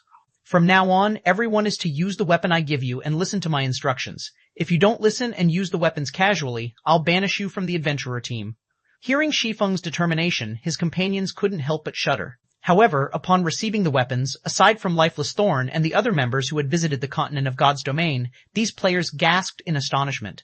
The attributes on the weapons Shi Feng had just given them were simply amazing. These new weapons were much stronger than their current weapons. As they watched Shi Feng hand out the weapons, Lifeless Thorn and the others, who had been quite anxious, beamed. Others might not realize exactly how powerful these weapons were, but they knew. These mana weapons could dramatically boost their combat power and allow them to exert power that could transcend tiers. Now, they'd even be able to take on a mythic monster without fear, much less a Grand Lord-ranked, specialized archaic species. Unfortunately, since mono weapons weren't indefinite, they couldn't be used casually. Alright, now that everyone has a mono weapon, let's get to work. Solitary, you'll start the raid, Shi Feng commanded once everyone was properly equipped. On it. Solitary 9 licked his lips as he excitedly charged at the Frost Ape Warlord. 1768. Sockham's Blade. Chapter 1768. Sockham's Blade Roar. As Solitary 9 came within 150 yards of the Frost Ape Warlord, the Grand Lord abruptly opened its eyes and let loose an angry roar that echoed throughout the third underground floor. Even the ground trembled at its bellow. Without waiting for Solitary 9 to reach it, the Frost Ape Warlord advanced, its body transforming into a powerful gale as it charged at the Shield Warrior. In the blink of an eye, the Ape Warlord arrived before Solitary 9 and swung one of its longswords at the Shield Warrior. Reacting quickly, Solitary 9 raised his shield slightly and deflected the Ape Warlord's longsword, sending the weapon crashing into the ground beside him. Immediately after, he tightened his grip around his one-handed axe and swung it at the Ape Warlord, silver divine runes appearing on the head of the axe as it moved. Tier 2, Skill, Angry Blow. In the next moment, the one-handed axe sneaked past the Frost Ape Warlord's defenses and landed on its body. Upon getting struck, the Grand Lord shrieked in pain. 51,854. Everyone present was dumbfounded at this damage. This number was too absurd. Previously, when going up against the normal mode Frost Ape Warlord, Solitary 9 could deal only a little over 20,000 damage when using a Tier 2 skill. Now, despite going up against the hero mode version, he actually more than doubled that damage. After getting struck, the Frost Ape Warlord became enraged. This time, it fiercely swung two of its longswords at Solitary 9. Upon seeing this, Solitary 9 executed a spiral jump. At the same time, his shield gave off a dazzling glow. Both longswords the Ape Warlord swung then involuntarily shifted to cut at the shield. Tier 2 defensive skill, Attack Redirection. When activated, Attack Redirection forced a target to land all of their attacks on the user's shield. At the same time, the user's defense would be increased by 100% and the damage received reduced by 50%. Attack Redirection was a very rare defensive skill. When both longswords landed on Solitary 9's shield, 2 damages of 2,600 appeared above his head. After the Shield Warrior reached level 55, his HP exceeded 65,000. This amount of damage was nothing to him. One healer would be enough to keep him alive and healthy. While Solitary 9 was still in midair, he used the opportunity to land another blow on the Frost Ape Warlord, 49,431. After this attack, the Shield Warrior had thoroughly pulled the Ape Warlord's aggro to himself. Now, only Solitary 9 existed in the Ape Warlord's eyes. Good. Everyone else, join in the fight, Shi Feng commanded. Following Shi Feng's command, everyone in the team surged forward. Taking the lead, Lifeless Thorn executed Thrusting Assault and stabbed his glowing Tier 3 Mana Spear at one of the Ape Warlord's joints, the blow forcefully redirecting the Ape Warlord's movements. A damage exceeding 90,000 also appeared above the Grand Lord's head. Meanwhile, Cleansing Whistle, Yanya, and the other Tier 2 players also triggered their respective mana weapons abilities, their attacks wreaking over 80,000 damage each. They dealt much higher damage than MTs like Solitary 9 and Dark Madness. Even without using their mana weapons ability, they could still mete out over 40,000 damage. As for the Tier 1 players in the team, when they activated their Tier 2 mana weapons, they could inflict over 30,000 damage with their attacks. If their weapons were in their passive state, they still dealt over 10,000 damage with each attack. This situation made everyone in the team feel as if the hero mode Frost Ape Warlord was actually easier to deal with than the normal mode one. Following which, the Ape Warlord's HP fell rapidly, reaching 90% after just a short moment. When its HP hit 90%, its 2 passive skills took effect. Immediately, the top 20 DPS of the team had their attack speed reduced by 100%. At the same time, the Grand Lord's attack power and defense rose. Everyone, attention, use your weapon skill only when you are certain you can hit the boss. If you're not 100% certain, just attack normally. Dark, you and Solitary take turns attracting the boss's attention. Prioritize killing the mobs that appear, Shi Feng instructed through the team chat. Although their attack speed had been reduced, that did not mean that their attack power had declined. So long as they could land their attacks on the boss, they could still deal damage. Following which, Shi Feng activated Abyssal Curse, lowering the boss's attributes by 10%, giving his team an easier time against the boss. Due to the mana weapons, although the Frost Ape Warlord's 2 passive skills had taken effect, the Tier 1 players in the team were still able to deal over 10,000 damage with their attacks. They were not much weaker than an ordinary Tier 2 player. As a result, the boss's HP still decreased at a rapid pace. 80%, 60%, 30%, despite the Grand Lord becoming increasingly powerful as its HP diminished, it still failed to cope with Asura's team, which effectively rivaled a 100-man team of Tier 2 players. When the Ape Warlord's HP fell to 20%, it abruptly raised its 6 longswords into the air and started gathering a large amount of mana around the weapons. It was clearly planning to use a powerful team wipe skill, something that the normal mode Frost Ape Warlord did not possess. Everyone, gather at my location. Shi Feng did not grow flustered in this situation. After all, he had dealt with hero mode bosses plenty of times in the past. Hence, he expected the Frost Ape Warlord to possess a team wipe skill. Everyone present was an expert. Upon hearing Shi Feng's command, they speedily gathered around him. However, as the Ape Warlord skill had a short channeling time of only 3 seconds, not everyone managed to get to Shi Feng before the boss's skill activated. In the next moment, the Grand Lord rapidly brandished its 6 longswords simultaneously, sending energy blades flying in all directions. The power contained within those energy blades shattered even the sturdy stone floor. Meanwhile, the energy blades flew up to 100 yards before they disappeared. 3 players that failed to get within range of Shi Feng's activated absolute domain were killed instantly. The frightening destructive power of the boss's team wipe skill had everyone alive gasping. However, after using its team wipe skill, the Frost Ape Warlord fell into a sluggish state, its movement speed decreasing significantly. This situation allowed Asura's members to land attacks on it more easily. In less than 2 minutes, the Frost Ape Warlord fell under Shi Feng's Divine Providence enhanced attack, dropping a bunch of items around its corpse. Seeing the Frost Ape Warlord dead, everyone could not help but sigh ruefully. They never thought that the hero mode boss would be so easy to deal with. Even when Hecate's raid team challenged and defeated the normal mode Frost Ape Warlord, the team had lost over half of its members. On the other hand, they had defeated the hero mode version at the cost of only 3 lives. If not for the boss's team wipe skill, they might have even managed to clear the floor without suffering a single casualty. Resurrect the fallen. Once everyone's recovered, we'll head down to the 4th underground floor, Shi Feng instructed. He then proceeded to collect the boss's loot. Although he had activated Divine Providence, at the end of the day, the Frost Ape Warlord was still a monster of the Ice Crystal world. Practically all of the items it dropped were materials, albeit epic ranked ones. Only 2 items were equipment. Level 50 fine gold ranked mage robes and a level 50 fine gold ranked 2-handed axe. Even so, this loot still made many of the team's experts drool. Among the 30+ items that dropped, only one managed to catch Shi Feng's attention, the Sockham's blade forging design. Sockham's blade was a level 50 dark gold weapon. To the current God's domain that had a severe scarcity of top-tier level 50 weapons and equipment, a level 50 dark gold weapon was an item beyond most players' reach. After tidying up the loot, Shi Feng noted that his team had already recovered fully. He then led his team down to the 4th underground floor. The 4th underground floor was a maze that was littered with traps, which made traversing the floor extremely difficult. After spending over an hour exploring the maze, the team arrived before a spacious hall. Sure enough, there aren't any mobs here either. After arriving at the end of the maze, Shi Feng noticed that the situation here was similar to that on the 3rd floor. There were no wandering mobs here at all. There were only 2 4-winged gargoyles standing at the entrance leading down to the next floor. Stone Guardian, Archaic Species, Grand Lord, level 64, HP 130,000, 130,000. We need to deal with 2 bosses on this floor? Shi Feng smiled as he looked at the 2 gargoyles. Solitary and Dark, each of you take on one of these bosses. We'll split the team into 2 groups of 50 and raid the bosses separately. Other teams might find dealing with 2 bosses simultaneously to be headache-inducing, but the 2 Stone Guardians were not a problem for Asura's current raid team. As Refinement Realm experts, both Solitary 9 and Dark Madness were more than capable of tanking a Grand Lord-ranked Archaic Species all by themselves. As for DPS, although the team's damage dealers would be split between 2 teams, they could still cope with the Stone Guardians, thanks to the mana weapons. In the end, just like Shi Feng had expected, before even 20 minutes had passed, both Stone Guardians had fallen to Ashura's raid team, dying under Shi Feng's swords. In total, the 2 bosses had dropped over 30 items, none of which managed to catch Shi Feng's attention. The only noteworthy items in the loot were 3 pieces of level 50 equipment, 2 pieces were fine gold rank, while 1 was dark gold ranked leather boots. After resting for 10 minutes or so, Shi Feng led the team down to the 5th underground floor, which was also the final floor of the Snow Ruin. At the same time as Asura's team was descending to the final floor, a system announcement suddenly rang in everyone's ears. 1769 Hero Mode First Clear, Chapter 1769, Hero Mode First Clear Cold Wind City Region System Announcement. Congratulations! Hecate Guild has defeated the Snow Ruin Stone Guardian and completed the Stone Heart quest. Guild popularity increased by 2,000 points. Rewarding Snow Ruin's blessing.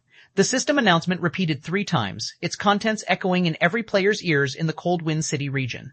Didn't Hecate recently reach the 4th underground floor? Could they have defeated the 4th floor's guardian boss? Hecate is too amazing.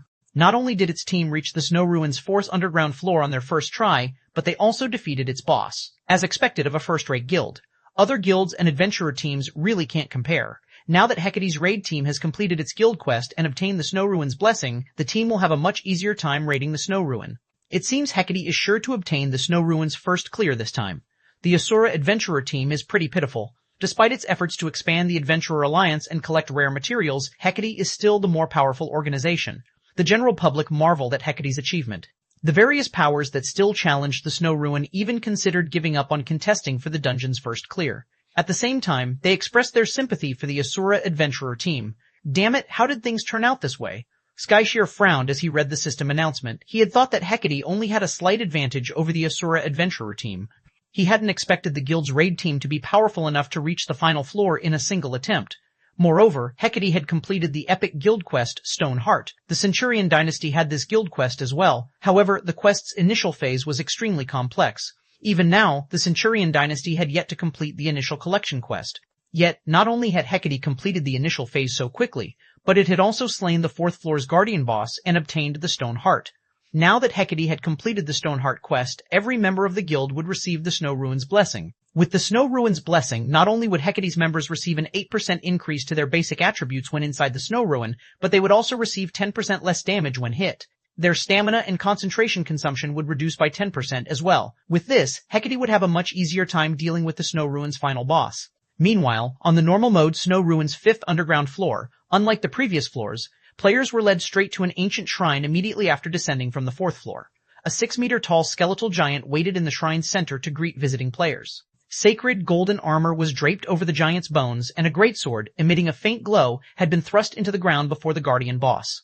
Although the skeletal giant stood there doing nothing, it radiated an indescribable sense of majesty and power.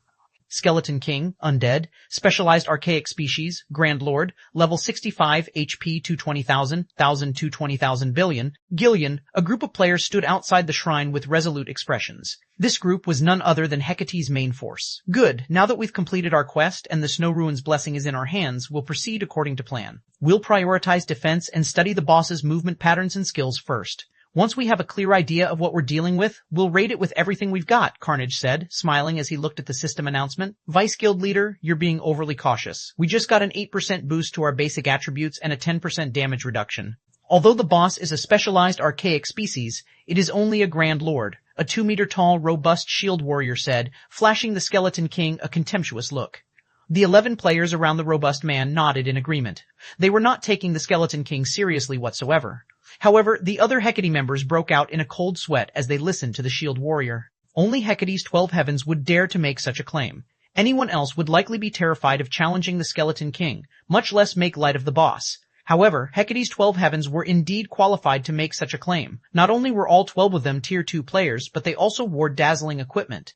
The most inferior piece on them was level 50 secret silver rank, with the majority consisted of level 50 fine gold rank. Some even wore epic equipment. As for their levels, all 12 were level 55. Their combat standards were also ridiculously high, and even a refinement realm expert like Vast Heaven could not last more than 20 moves against them. It was also due to the 12 heavens that Hecate had qualified to begin its path towards becoming a super first-rate guild. It's better to be safe than sorry. I don't want to waste too much time on the Snow Ruin, Carnage responded indifferently. He was very familiar with the 12 heavens' strength. All 12 were Hecate's apex combatants. Alright, let's start the raid. As soon as Carnage gave out the command, the 12 heavens charged forward with everyone else following closely behind them. The moment the 12 heavens set foot in the shrine, emerald fire flashed in the Skeleton King's hollow eye sockets. The skeletal giant then turned to the approaching players. This is the world of the dead. The living are not permitted here, the Skeleton King bellowed. It then removed the greatsword from the ground and swung it at the 3 Tier 2 MTs leading the charge. Purple flames burst forth from the Skeleton King's greatsword, threatening to devour the players. However, just before the purple flames reached the Tier 2 MTs, a Tier 2 elementalist at the rear line chanted an incantation and pointed her staff upward. Tier 2 defensive spell, Frost Barricade. In the next moment, a translucent barrier of ice formed before the 3 Tier 2 MTs, blocking the path and preventing the purple flames from reaching them. Only after the purple flames dissipated did the Tier 2 elementalist forcibly remove the Frost Barricade. When the Frost Barricade disappeared, the 3 level 55 Tier 2 MTs took action simultaneously, sneaking 3 Tier 2 skills past the Skeleton King's defenses and striking the Grand Lord directly. Each skill dealt over 20,000 damage. The round of attacks also solidified the 3 MTs' hold on the Skeleton King's aggro. Once the other Hecate members were in position, they bombarded the Skeleton King with their own attacks. The Skeleton King's single-target attacks were far more powerful than those of the previous Guardian bosses. Even its normal attacks could push a Tier 2 MT backward by over a dozen yards and cause over 26,000 damage. Moreover, this was after the Tier 2 MT had blocked the attack with their shield. If the Tier 2 MTs received one of the boss's single-target skills with their shields, they would lose over 50,000 HP. If the MTs failed to block a skill attack, it was safe to say that they would die instantly. Moreover, every time the Skeleton King's HP fell past a certain threshold, the boss would summon a large group of skeleton warriors. If these skeleton warriors were not defeated within a certain time, the Skeleton King would convert them into HP. To make matters worse, the Skeleton King would randomly cast Hellflame, an AoE spell. The boss aimed this spell at random targets each time it cast it, not the 3 MTs. If players came into contact with the Hellflame, even an MT would not last more than 2 seconds. Overall, the Skeleton King was a very tough boss to raid. However, every member on Hecate's raid team was an expert. This was especially true for the 12 Heavens 3 MTs. The 3 Tier 2 MTs would systematically rotate in and out of battle, taking turns tanking and landing hits on the boss. Their timing and positioning were extremely accurate, and this just barely allowed them to face the Skeleton King head-on. Only, doing so was a considerable burden on the rear-line healers. Not once had the healers stopped casting their spells since the raid had begun. Moreover, the healers had to avoid the skeleton warriors and Hellflame attacks from time to time. In such a way, Hecate's raid team whittled down the Skeleton King. When the Skeleton King's HP fell to 50%, the Grand Lord went berserk and emerald fire wrapped around its greatsword. Seeing this, Carnage commanded every player with a berserk skill to activate it. By the time the emerald flames faded, less than 70 players remained standing. Fortunately, all 3 Tier 2 MTs were still alive. However, this reduction in combat power made defeating the skeleton warriors far more difficult for Hecate's members. As both sides fought, both the Skeleton King's HP and Hecate's member count continuously decreased. 20%, 10%, 5%. By the time the Skeleton King collapsed, less than 20 players remained of Hecate's 100-man team. Only 7 of the 12 Heavens had survived. The outcome had been gruesome. Cold Wind City Region System Announcement. Congratulations to Hecate for obtaining the first clear on the normal mode Snow Ruin, rewarding 2,000 guild popularity points and 300 Cold Wind City contribution points. We did it. Vice Guild Leader, as we predicted, we only needed 500 contribution points to take control of Cold Wind City. Now, we just need to complete a few epic ranked city quests to earn the remaining 200 contribution points. The Hecate members that were still alive could not help their excitement upon seeing the system announcement. Even Carnage's eyes glowed as a pleasant feeling warmed his heart. Meanwhile, news of Hecate's success shocked Cold Wind City's players. After this, Hecate's dominance over Cold Wind City was inevitable. In the future, Cold Wind City was bound to become Hecate's territory. However, as everyone expressed their surprise over the news, another system announcement reached their ears. Cold Wind City Region System Announcement. Congratulations to the Asura Adventurer team for obtaining the first clear on the hero mode, Snow Ruin, rewarding Hero's Key and 500 Cold Wind City contribution points. 1770 Cold Wind City's Ruler. Chapter 1770 Cold Wind City's Ruler. As the system announcement rang out again, the members of Hecate's raid team who were originally celebrating their attainment of the Snow Ruin's first clear fell into a daze. Did I hear wrong? Hero mode's first clear? There must be a mistake. How could anyone possibly clear the hero mode at this stage of the game? Right. Previously, Asura's raid team couldn't even beat the third floor boss. How could it possibly beat the hero mode's final boss? As Hecate's members stared at the latest system announcement, they could not bring themselves to believe what they were seeing was true. The hero mode Snow Ruin's difficulty was significantly greater than the normal mode versions. If a team did not gather enough good equipment from the normal mode Snow Ruin, challenging the hero mode was practically impossible. Meanwhile, Asura's raid team wasn't even capable of clearing normal mode before, so just how could it possibly clear hero mode? Hero mode? Carnage's expression darkened at this sudden turn of events. He had never thought that Asura would actually challenge the hero mode. However, the fact that Asura had cleared the hero mode Snow Ruin was still not the most important part. The crucial point was that Asura had gained 500 Cold Wind City contribution points. Currently, the minimum requirement for an organization to take control of Cold Wind City was to have 500 contribution points. In other words, the Asura Adventurer team had already taken control of Cold Wind City and become the city's ruler. For the following month, Asura would hold a certain amount of authority over Cold Wind City. Only after 1 month had passed would the system conduct a re-evaluation and designate the player organization with the highest contribution points as the new ruler of the city. During this 1 month, Asura would gain plenty of benefits as the ruler of the city. If Hecate wished to overtake Asura in terms of city contribution points, then the guild would have to put in many times the effort it was putting in now. While Hecate's members were reeling from Asura's clearing the hero mode Snow Ruin, Cold Wind City was in an uproar. All hail Asura. Amazing. Asura managed to secure the first clear of the hero mode Snow Ruin. Just how strong is Asura's main force? Hecate is truly pitiful. Shortly after it got the first clear of the normal mode Snow Ruin, its achievement immediately got overshadowed by Asura's. However, with this, we independent players will have a great time in Cold Wind City. Since the Adventurer Alliance belongs to the Asura Adventurer team, the Adventurer Alliance will definitely develop into an even better organization. In the future, it might actually be possible to exchange for level 50 dark gold equipment from the Alliance. The system announcement of the Asura Adventurer team claiming the hero mode Snow Ruins first clear brought endless joy to Coldwind City's independent players. Now, many of them wish to join the Asura Adventurer team. As for the various guilds of Coldwind City, this news signaled the beginning of their nightmare.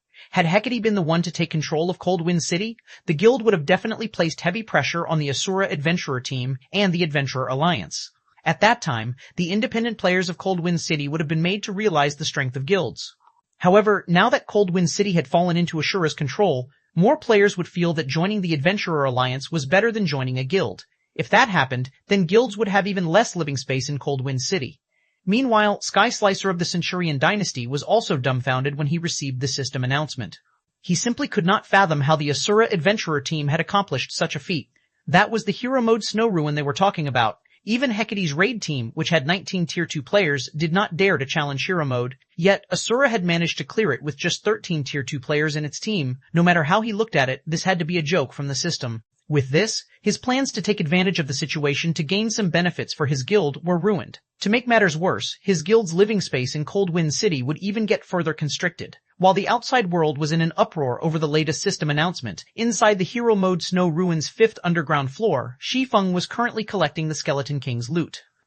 As for everyone else in the team, they were lying on the floor and panting in exhaustion. In hero mode, the Skeleton King was a bona fide level 65 mythic monster. If not for Solitary 9 and Dark Madness constantly activating their Tier 3 mana weapons and taking turns tanking using their Berserk skills, the team would have been annihilated. As for the Hellflame the Skeleton King used, it was basically a large-scale destruction spell. Whenever the Skeleton King used Hellflame, the team had to rely on Shi Feng's absolute domain to survive. When the battle was over, the team had less than 40 survivors. Close to the end of the battle, even Solitary 9 and Dark Madness had died under the Skeleton King's flaming greatsword. The rear-line healers couldn't keep up with the Skeleton King's DPS at all. Fortunately, after Shi Feng activated his Berserk skill, the team had managed to make it through the final stretch and defeated the Skeleton King. Meanwhile, the Skeleton King's death brought everyone two big surprises. The first one came in the form of a massive amount of EXP. The surviving members of the team received EXP equivalent to an entire day's worth of grinding. The second one was the appearance of a jackpot. The Skeleton King dropped so many items that just picking them all up took Shi Feng quite a lot of time. In total, the Skeleton King's jackpot had over 200 items.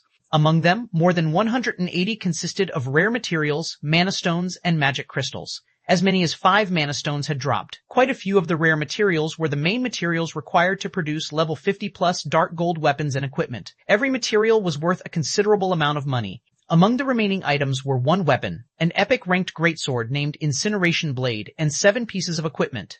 The weapon was none other than the greatsword the Skeleton King had used, which was not only very powerful, but also very stylish. As for the equipment, they were either level 50 dark gold equipment or level 50 fine gold equipment. The sight of these 8 items caused everyone's eyes to sparkle.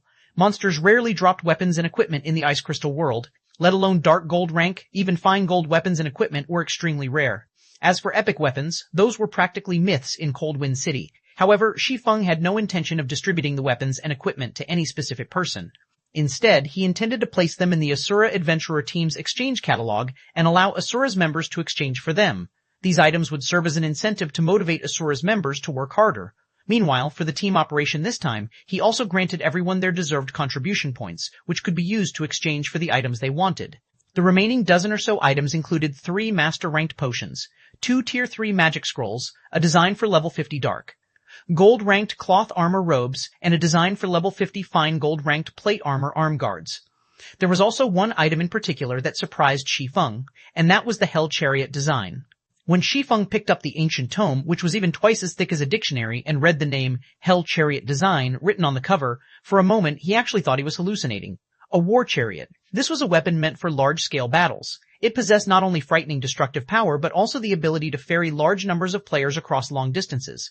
A high-ranking item that could be used to conduct ambushes and field battles, it also had excellent siege and defensive capabilities.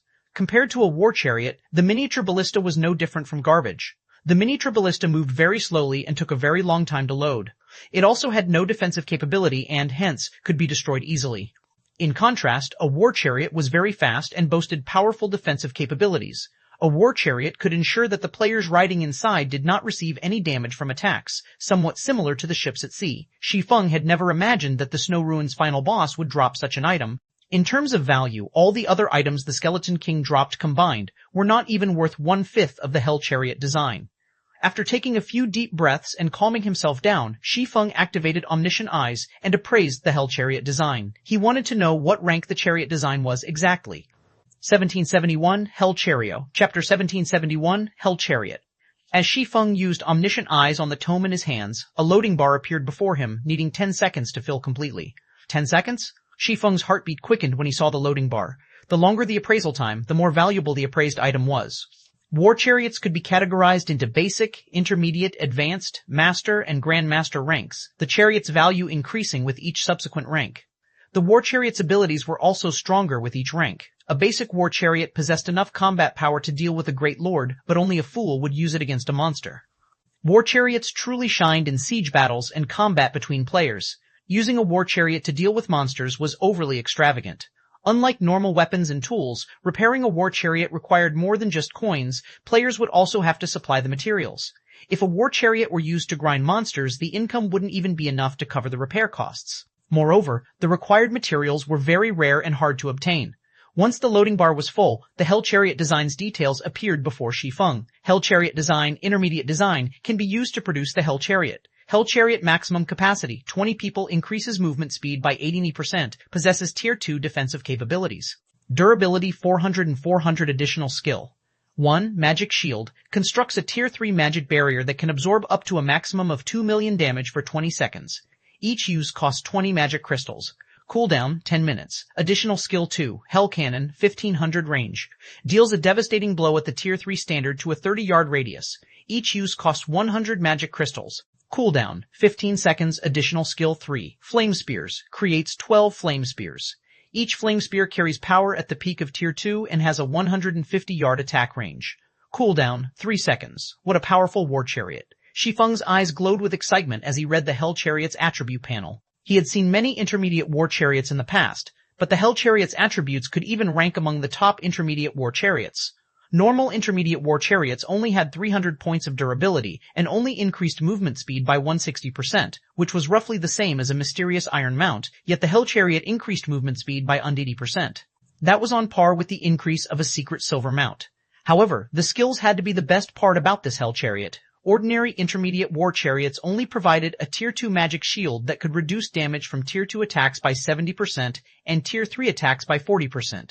Meanwhile, the war chariot's Tier 3 magic shield could reduce damage from Tier 2 attacks by 80%, Tier 3 attacks by 70%, and Tier 4 attacks by 40%. With such a powerful magic shield, even a Tier 4 mythic monster wouldn't be able to destroy the Hell Chariot within a short time. As for the production requirements, they weren't particularly demanding. Only 3 master engineers and 1 master forger were needed to produce the Hell Chariot. The only troublesome part was the main material. Titan ore. A single Hell Chariot required 500 pieces of Titan ore, a super rare ore that was even hard to find in the Storm Empire, which was famed for its production. This was because Titan ore was one of the main materials for epic equipment. It seems that I'll need Melancholic to focus on collecting Titan ore. Shi Feng started plotting as he gazed at the Hell Chariot design in his hands. It wouldn't be impossible for the Candlelight Trading Firm to gather 3 master engineers and a master forger. The materials were the only other problem. Once they solved that, they could mass-produce the Hell Chariot. If Zero Wing had a tool like the Hell Chariot, its members could easily venture deep into neutral maps to grind and explore.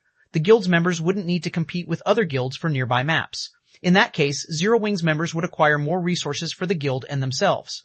A war chariot wasn't just a weapon of war, it was also a powerful transportation tool, much better than a mount. This was because players would not lose stamina and concentration when traveling in a war chariot. Moreover, war chariots could regenerate players' stamina and concentration, although its ability to do so wasn't as good as a normal NPC city. The most important point was that war chariots could hold simple repair tools. This allowed players to repair their weapons and equipment without visiting a smithy. Only, the repair fees were extremely high, 3 times a city's prices. Also, there was a limit to how many repairs a war chariot could conduct. The simple repair tools that could be loaded onto an intermediate war chariot could only repair up to a maximum of 10,000 points of durability. However, to expert teams that valued time over money, this was a wonderful perk. Following which, Shi Feng carefully stored the Hell Chariot design and inspected the hero's key, which he had acquired for securing the first clear of the hero mode Snow Ruin. Hero's Key, Snow Ruin Dark Gold rank item, can be used to activate the Snow Ruin's primordial teleportation magic array. Can teleport up to a maximum of 500 players to the other side of the teleportation array. Cooldown, 44 hours, 3 natural days, as expected of the first clear reward for hero mode. The system actually gave out such an item. Shi Feng was astonished as he read the Hero's Key's attribute panel. Unlike on the continent of God's domain, traveling between cities in any other world was not an easy task. If Otherworld's players wished to visit other cities, they had to acquire an entry permit. The teleportation function between two cities would only activate after a certain number of players had secured entry permits. Before this requirement was fulfilled, players with a teleportation entry permit would physically have to travel to the city specified in the entry permit or use some secret passage. There was no other way for players to travel between two cities. Meanwhile, after killing the Skeleton King, a golden chest had appeared in the shrine, containing teleportation entry permits. When raiding the normal mode Skeleton King, players would only gain between 100 and 150 entry permits. Meanwhile, Hero mode provided between 200 and 300 entry permits. Moreover, once players cleared the Snow Ruin, regardless of which mode they challenged, they would be prevented from challenging the Snow Ruin again for 7 days. However, the Hero's Key could teleport 500 players to a different region directly. Moreover, it only had a 3-day cooldown. To the various guilds and adventurer teams that were trying to find a foothold in a different region as quickly as possible, this was a godly tool. Commander, there are a total of 265 entry permits in the golden chest. What should we do with them? Yanya could not help but ask as she retrieved the entry permits. Currently, throughout Coldwind City, only Asura and Hecate possessed entry permits to other cities. Meanwhile, these entry permits would only bind to players after use. In other words, they could be sold or traded. For Coldwind City's players, traveling to another region was a golden opportunity. Many of these players dreamed of acquiring an entry permit, especially the city's various guilds. If they sold the entry permits they had right now, they could definitely make a fortune. For the time being, our priority is to expand our development to other cities, Shi Feng said, shaking his head. Head back to Coldwind City immediately and find some experts and trustworthy management individuals that are willing to develop in another city from the adventurer team. Have them gather in the residence. I'll head over to meet with them once I finish my task. The Black Dragon Empire's various large guilds were preparing to travel into the Ice Crystal world. To secure more of this otherworld's resources for Zero Wing, the Asura adventurer team had to occupy more cities in the Ice Crystal world. Otherwise, once the Black Dragon Empire's various large guilds arrived in the Ice Crystal world cities, it would become far more difficult for Asura to secure a foothold in those cities. After all, both Asura and Zero Wing were far from a match for the Empire's large guilds in terms of resources and manpower. We're expanding our development to other cities? Yanya's eyes sparkled with excitement upon hearing Shi Feng's words. She was painfully curious about the Ice Crystal world's other cities. Coldwind City was only a minor city, not one of the other world's main cities. Following Shi Feng's command, Yanya promptly left the Snow Ruin to gather the Asura adventurer team's expert players. As for Shi Feng, he made his way to Coldwind City's City Hall. 1772, Acting City Lord, Chapter 1772, Acting City Lord Coldwind City City Hall. After Shi Feng entered the City Hall, he noticed that quite a few Hecate members stood at the front desk to pick up city quests. It was evident that Hecate had no intention of giving up on Coldwind City and was preparing to compete for the city's authority once again. The guild had even picked up 2 of the top 5 most difficult contribution quests available. There were many contribution quests available in Coldwind City, but they were all very difficult and could not be completed by ordinary experts. As for the top 10 most difficult contribution quests, each of them could rival epic quests. After completing these epic contribution quests, one would acquire roughly 50 city contribution points. Each of the top 5 contribution quests awarded 100 CCPs or more. In addition, players had to pay a hefty deposit when picking up these contribution quests. In the case of the top 5 contribution quests, the deposit was 500 gold plus 5,000 magic crystals. If players failed to complete the quest, they wouldn't get their deposit back. Yet, Hecate had picked up 2 of the top 5 quests at the same time. 1,000 gold might not be much for a first-rate guild like Hecate, but 10,000 magic crystals was no small amount. After all, the Ice Crystal world was an other world that had low production of magic crystals. However, Shi Feng did not give the matter much thought as he followed the NPC senior administrator straight to the office of Coldwind City's magistrate to receive a portion of authority over the city. Bookshelves filled with books lined the peaceful office's walls. Currently, a young man in noble garb sat behind a desk reading through some documents. Upon seeing Shi Feng, the youth set aside his work. This youth was none other than Frate, Coldwind City's magistrate and a level 180, Tier 4 Sky Knight. It was very rare for one to become a Tier 4 Sky Knight at such a young age, so it was clear how much talent and potential Frate had. Adventurer, you're here, Frate said as he looked at Shi Feng. Greetings, Lord Magistrate. I have come here today as a representative of the Asura Adventurer team. I wish to become the acting city lord and help contribute to Cold Wind City, Shi Feng respectfully declared. I have heard of your deeds. Your Asura Adventurer team is quite capable.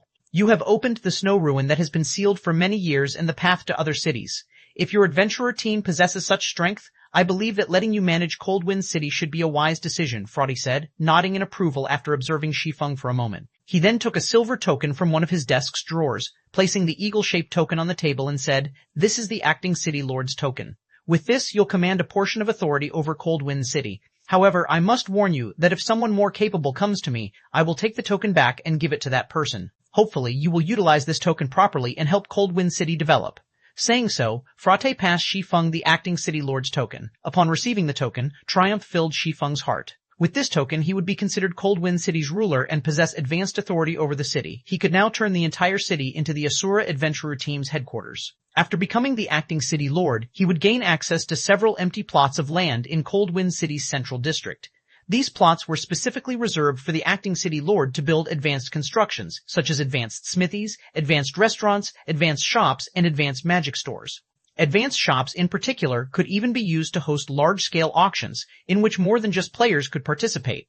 NPCs would be able to auction items as well, only these large-scale auctions could only be hosted once a week. In addition, becoming an acting city lord granted him the authority to construct a teleportation plaza in the central district. He could establish teleportation gates that transported players to Cold Wind City's border fortresses.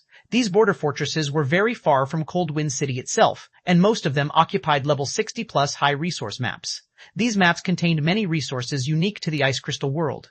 However, if players tried to reach these border fortresses on foot, they would have to pass through multiple level 90 or above maps. Aside from the extreme danger, the journey was very time-consuming. Hence, traveling there via teleportation gate was the best option. The acting city lord managed these teleportation gates, and both the teleportation fees and the currency used would be left to their discretion. Of course, the system would impose a maximum and minimum amount. Meanwhile, the acting city lord would receive 20% of the income from the teleportation gates. This was the greatest benefit of being an acting city lord. Thinking up to this point, Shi Feng headed to a VIP lounge on the city hall's second floor and began to discuss the teleportation gates construction with the NPC senior administrator. The sooner he built the teleportation gates, the more the Asura Adventurer team would benefit. My lord, this is the information on the teleportation gates you have requested. From small to large teleportation gates, everything is on this list, the senior administrator said as he handed Shi Feng a list of available teleportation gates. How expensive! It's no wonder why the guilds that had taken control over otherworld NPC cities in the past hadn't constructed teleportation gates early on. Shi Feng was utterly astonished as he read the construction costs. Just constructing a small teleportation gate cost 10,000 gold and 80,000 magic crystals. Meanwhile, a small teleportation gate only allowed travel to 3 fortresses and would only teleport a maximum of 50 people at a time. Meanwhile, a medium teleportation gate cost 20,000 gold and 200,000 magic crystals to construct. It allowed teleportation to 6 fortresses, with each teleportation transporting a maximum of 100 people. Though, the mana cost for each teleportation was the same as the small teleportation gate. In other words, a medium teleportation gate could generate more profit. As for the large teleportation gate, it cost 40,000 gold and 300,000 magic crystals to build. It allowed teleportation to 10 fortresses, and each teleportation could carry up to 200 people. Similarly, the teleportation cost of the large teleportation gate was equal to that of the small teleportation gate. Of course, since a teleportation gate would be very beneficial to Cold Wind City's development, it would also award Shi Feng a considerable number of city contribution points. He wouldn't just be spending his coins and magic crystals to allow his successors to take advantage of his effort. Building certain advanced constructions would award CCPs as well, only the amount varied depending on the type of construction. This was also the reason that once a player became an acting city lord, it was very difficult for others to surpass them.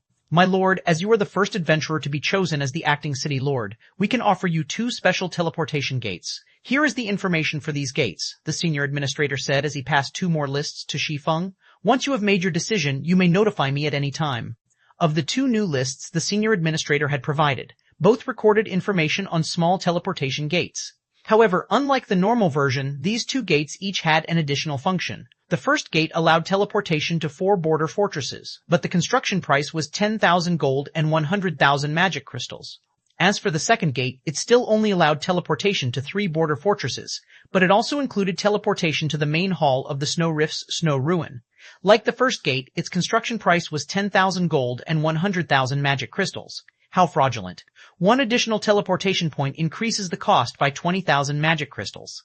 Shi Feng could not help but inwardly curse at the system as he read the list. However, after giving the matter some thought, he found this pricing to be reasonable. After all, these options were only offered to the first acting city lord. The next acting city lord wouldn't have this benefit. He then said, "I wish to construct a teleportation gate that is connected to the Snow Ruin." While having the connection to an additional border fortress was valuable, he could gain more benefits in the short term if he allowed teleportation to the Snow Ruin. After all, teleporting between the Snow Rift and Cold Wind City would be helpful to players who wanted to venture to other cities. This was especially true for the Asura Adventurer team. Furthermore, it would be some time before players could grind in the maps around the border fortresses. After saying so, Shi Feng took out the magic crystals he earned from selling ice resistance gemstones. While he had been away in the Snow Ruin, he had sold another 16,000 ice resistance gemstones and earned 110,000 magic crystals. Although the magic crystals he had weren't enough to construct a medium teleportation gate, constructing a small teleportation gate shouldn't be a problem. 1773, Unifying Cold Wind City, Chapter 1773, Unifying Cold Wind City. Inside the quiet VIP lounge, after Shi Feng paid the 10,000 gold and 100,000 magic crystals, a magic barrier formed in Cold Wind City's central plaza. Players caught within the barrier were immediately teleported out of the central plaza. What's going on? Why can't anyone get into the central plaza? Is that even possible? It's true, I can't get into the central plaza. I can't even see what's going on inside. The players standing around the pitch-black barrier that had enveloped the central plaza could not help their growing curiosity about the new development. A short moment later, every player in Cold Wind City heard the ring of a system announcement. Cold Wind City Region System Announcement, the Asura Adventurer team has constructed a teleportation gate in the central plaza. Players can now use the teleportation gate to travel to the connected border fortresses. More detailed information will be posted on the central plaza's notice board. The system announcement repeated 3 times. What's going on? A teleportation gate? We can actually teleport to other regions now? That doesn't seem to be the case. Anyone over at the central plaza right now? Mind updating us on the situation? I just read the notice. The Asura Adventurer team is amazing. The new teleportation gate Asura has constructed allows us to teleport to 2 level 60+ maps. Moreover, this teleportation gate is linked to the Snow Ruin. If we want to explore the Snow Rift or Snow Ruin, we can just teleport there now. We won't have to run all the way anymore. Damn. Doesn't that mean it'll become much easier to travel and grind there now? For a time, Cold Wind City's independent players excitedly celebrated the new construction. To them, players who were doomed to live long-term in Cold Wind City, nothing could be more troublesome than physically traveling to maps. Practically half their time in the game was spent on travel. Now that there was a teleportation gate that could send them to the Snow Rift directly, they could spend more time grinding. This, in turn, would increase their leveling speed. In contrast to the independent players' reactions, the upper echelons from the city's various guilds wore gloomy expressions when they heard the news. Independent players might not have a clear idea of what kind of authority an acting city lord possessed, but this information was not foreign to the various guilds. It took only a little investigation to find out the various guilds had believed that they still had a chance of wresting the position of acting city lord away from Asura within the next month. But now, their hopes had been dashed. The Asura Adventurer team was invincible in Cold Wind City. The teleportation gate's activation meant that Asura could start collecting teleportation fees and earn a massive amount of income. With these funds, Asura could commission more advanced constructions and earn more city contribution points. Meanwhile, their guilds would hold less influence in Cold Wind City as time went on. From now on, the Asura Adventurer team would make the rules in Cold Wind City. Vice Guild Leader, what should we do? Vice Heaven, who occupied the Snow Ruin's first upper floor hall, turned to Carnage when he saw the latest system announcement. Now that Asura had built a teleportation gate, Hecate would have a very difficult time trying to compete with Asura even if it completed several epic contribution quests. Interesting. It seems that I have underestimated Asura's commander, Carnage said, smiling. However, if Asura thinks it can compete with Hecate just because it has secured Cold Wind City, then it has made a massive mistake. Notify the vultures and have them take action. Have the vultures take action? Vast Heaven's eyes sparkled upon hearing the order. I'll notify them right away. In one of the City Hall's VIP lounge, once Shi Feng had paid the construction fee, the senior administrator, Mercons, gave Shi Feng a detailed form relating to the small teleportation gate to fill out. The form would allow Shi Feng to decide the teleportation's pricing and ranking systems. In God's domain, the smaller a teleportation gate was, the greater its operating cost would be, and vice versa. Hence, the system had determined that the minimum teleportation fee for traveling to the Snow Ruin was 1 silver, 50 copper, and its maximum could be set to 5 silver. In the end, Shi Feng had decided to set the teleportation fee for the snow ruin at silver. While this price might be a little high for current ordinary players, it was affordable for elite players. With the amount of time players could save, they could easily earn back the sea silver and more. As for the ranking system, Shi Feng had settled on 3 ranks: basic, silver, and gold. At the basic rank, players would not receive any discounts when using the teleportation gate. Players at the silver rank received a 10% discount, and players at the gold rank received a 20% discount. At the gold rank, players only needed to pay 1 silver, 60 copper to use the teleportation gate, which was only 10 copper more than the minimum price. For the Adventurer Alliance, members would enjoy access to silver rank discount when using the teleportation gate as long as they reach silver rank in the Alliance, and gold ranked members would enjoy the gold rank discount when teleporting. In the Asura Adventurer team, elite members would get access to the silver rank discount, while core members could use the gold rank discount. After this rule was set, not only would it tempt more of Coldwind City's players to join the Adventurer Alliance, but they'd also contribute more to the Alliance to raise their ranks. After all, the teleportation gate was an incredible convenience for players. Players would use the teleportation gate frequently since just traveling to a nearby map like the Snow Rift would save them 20 to 40 copper, depending on their rank in the Adventurer Alliance. As for teleporting to the 3 border fortresses, which were even further away from Coldwind City, players would be able to save even more money. In the long term, the 10% to 20% discount would save players a huge amount of money. At that time, the Adventurer Alliance's development in Coldwind City would skyrocket. When Shi Feng finished with the teleportation gate, he left the city hall and returned to Ashura's residence. Constructing the teleportation gate was only a small matter to Shi Feng. He still had much larger problems, which were his original purpose for visiting the Ice Crystal World collecting soul-dissolving flowers. Despite exhausting all options, he had only collected 6 soul-dissolving flowers thus far. He was still far from reaching his goal of 20 stalks. Moreover, he had been in the Ice Crystal World for such a long time already. This meant that he had already obtained all of the available soul-dissolving flowers in Coldwind City.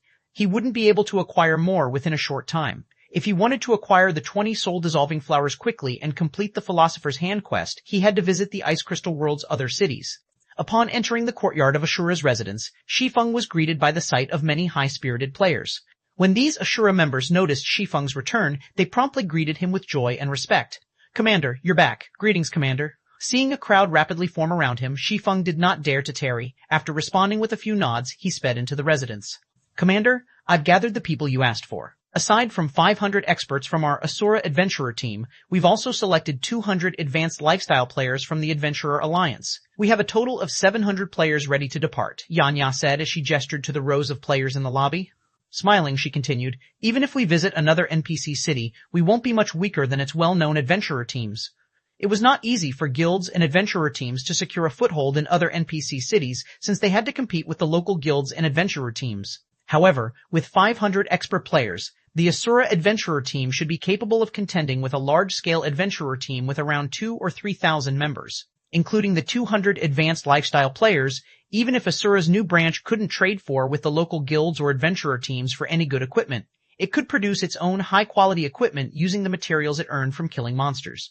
Moreover, as long as this first deployment endured, the Asura Adventurer team could send reinforcements from Coldwind City. Fortunately, I've grown quite a bit stronger recently and got myself a piece of level 50 secret silver equipment. Otherwise, I wouldn't have met the conditions to take part in the expansion expedition.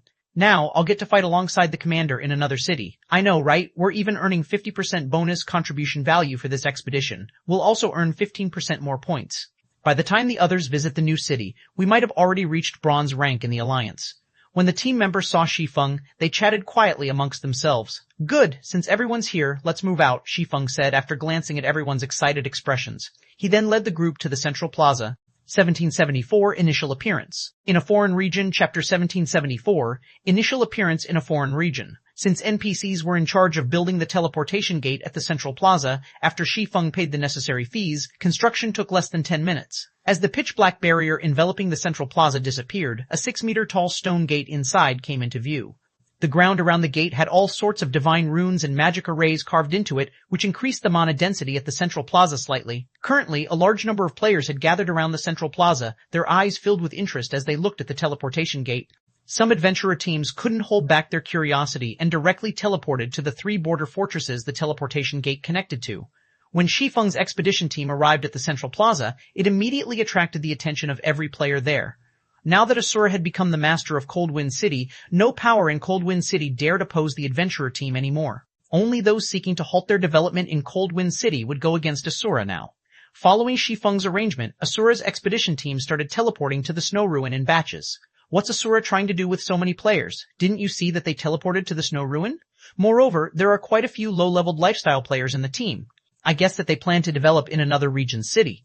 Crap. Asura is too amazing. It's already trying to expand to another city? With this, the guilds of Cold Wind City will fall even further behind Asura. I know, right? I heard that some of the smaller guilds have already disbanded in order to join the Asura adventurer team. Asura's recruitment standard is very high. Although I've reached the trial tower's 4th floor already, I was still deemed too weak when I tried applying. Right now, I can only slowly improve my ranking in the Adventurer Alliance. While the bystanders at the Central Plaza were discussing the Asura adventurer team, Shi Feng's group had arrived at the Snow Ruins main hall. Once everyone was present, Shi Feng used the hero's key and teleported 500 players to the other end of the primordial teleportation magic array. As for everyone else, they teleported there using the teleportation entry permit. When everyone opened their eyes again, they had already arrived inside an abandoned shrine. The shrine was so dilapidated that snowy white clouds peeked through the many holes in the roof. Meanwhile, this shrine was located at the other end of the Snow Rift system. Congratulations, you have arrived in the Frozen City region. We made it over, just like that? When everyone heard the system notification, they had a sense of unreality. It felt as if they were still in the Cold Wind City region. Alright everyone, get ready, we're setting out for Frozen City, Shi Feng commanded. Although they had teleported to another region, they were still inside the Snow Rift, which remained a forbidden land for players. Needless to say, there were definitely plenty of monsters here. However, before the expedition team even got 1,000 yards away from the abandoned shrine, a group of players suddenly surged out from the snow-capped forest on both sides of the team. Very quickly, these new arrivals not only blocked off the expedition team's path of advance, but also formed an encirclement around the team. With a glance, Shi Feng and the others could easily tell that this group of new arrivals comprised at least 30,000 players, every one of them wearing Hecate's guild emblem. From the sneers and killing intent these Hecate members displayed, these guild players obviously held bad intentions towards them. Before Shi Feng and the others could do anything, the sky above them suddenly darkened. A moment later, everyone in Asura's team gained a debuff that prevented them from using teleportation tools and teleportation skills for 3 hours. The Tier 3 Magic Scroll War blockade? Shi Feng could not help but frown as he looked at the debuff on him. Commander, this is bad. They clearly came prepared. Right now, we can't even use instantaneous movement magic scrolls to leave this place, Yanya said, an ugly expression on her face as she looked at the Hecate members surrounding them. Their opponent outnumbered them by too much. Moreover, these Hecate members were all very well equipped. Even the weakest piece of equipment on them was level 50 mysterious iron rank. As for their levels, they were all at least level 53. Quite a few of them also radiated a chilling aura. These players were evidently experts that had fought on many battlefields. Most likely, they were not the slightest bit weaker than herself and the other Tier 2 experts of Asura. Meanwhile, the 20-plus players standing at the forefront of the guild's lineup even felt lethal to Yanya. As Hecate's army drew closer, Asura's members grew anxious. At this time, a berserker clad in dark blue armor walked out from Hecate's army. Looking at Shi Feng and the others, the berserker laughed loudly. Ha ha ha, aren't you people from Asura very amazing? Why are you getting afraid now? This berserker was none other than Vast Heaven. It is normal for them to be afraid. After all, we have a total of 40,000 elites and experts gathered here. What could they possibly do with their measly 700 players? Said a slim man clad in dark gray mage robes, standing beside Vast Heaven chuckling. However, the vice guild leader sure has a high opinion of them to have actually sent so many of us here to stop them. The 11 Tier 2 players standing beside him nodded in agreement with the gray-robed man's words. The vice guild leader has told me to remind you all to be careful of Asura's commander. That man is very strong, Vast Heaven said as he fixed his gaze on Shi Feng. That person is Asura's commander? He doesn't look like much at all. Regardless, since the vice guild leader has already said so, leave that person to us. We'll leave the small fries to you, the slim man said as he glanced at Shi Feng, a hint of playfulness in his eyes. Blade, I'll attack first later on. You ambush him from the side. We'll give this brat a taste of what it feels to be utterly helpless. The level 55 Tier 2 assassin standing beside the slim man replied indifferently before disappearing from where he stood. All right, I'll go deal with those small fries, Vast Heaven said, a hint of disappointment in his voice as he watched the Tier 2 elementalist and Tier 2 assassin moving out.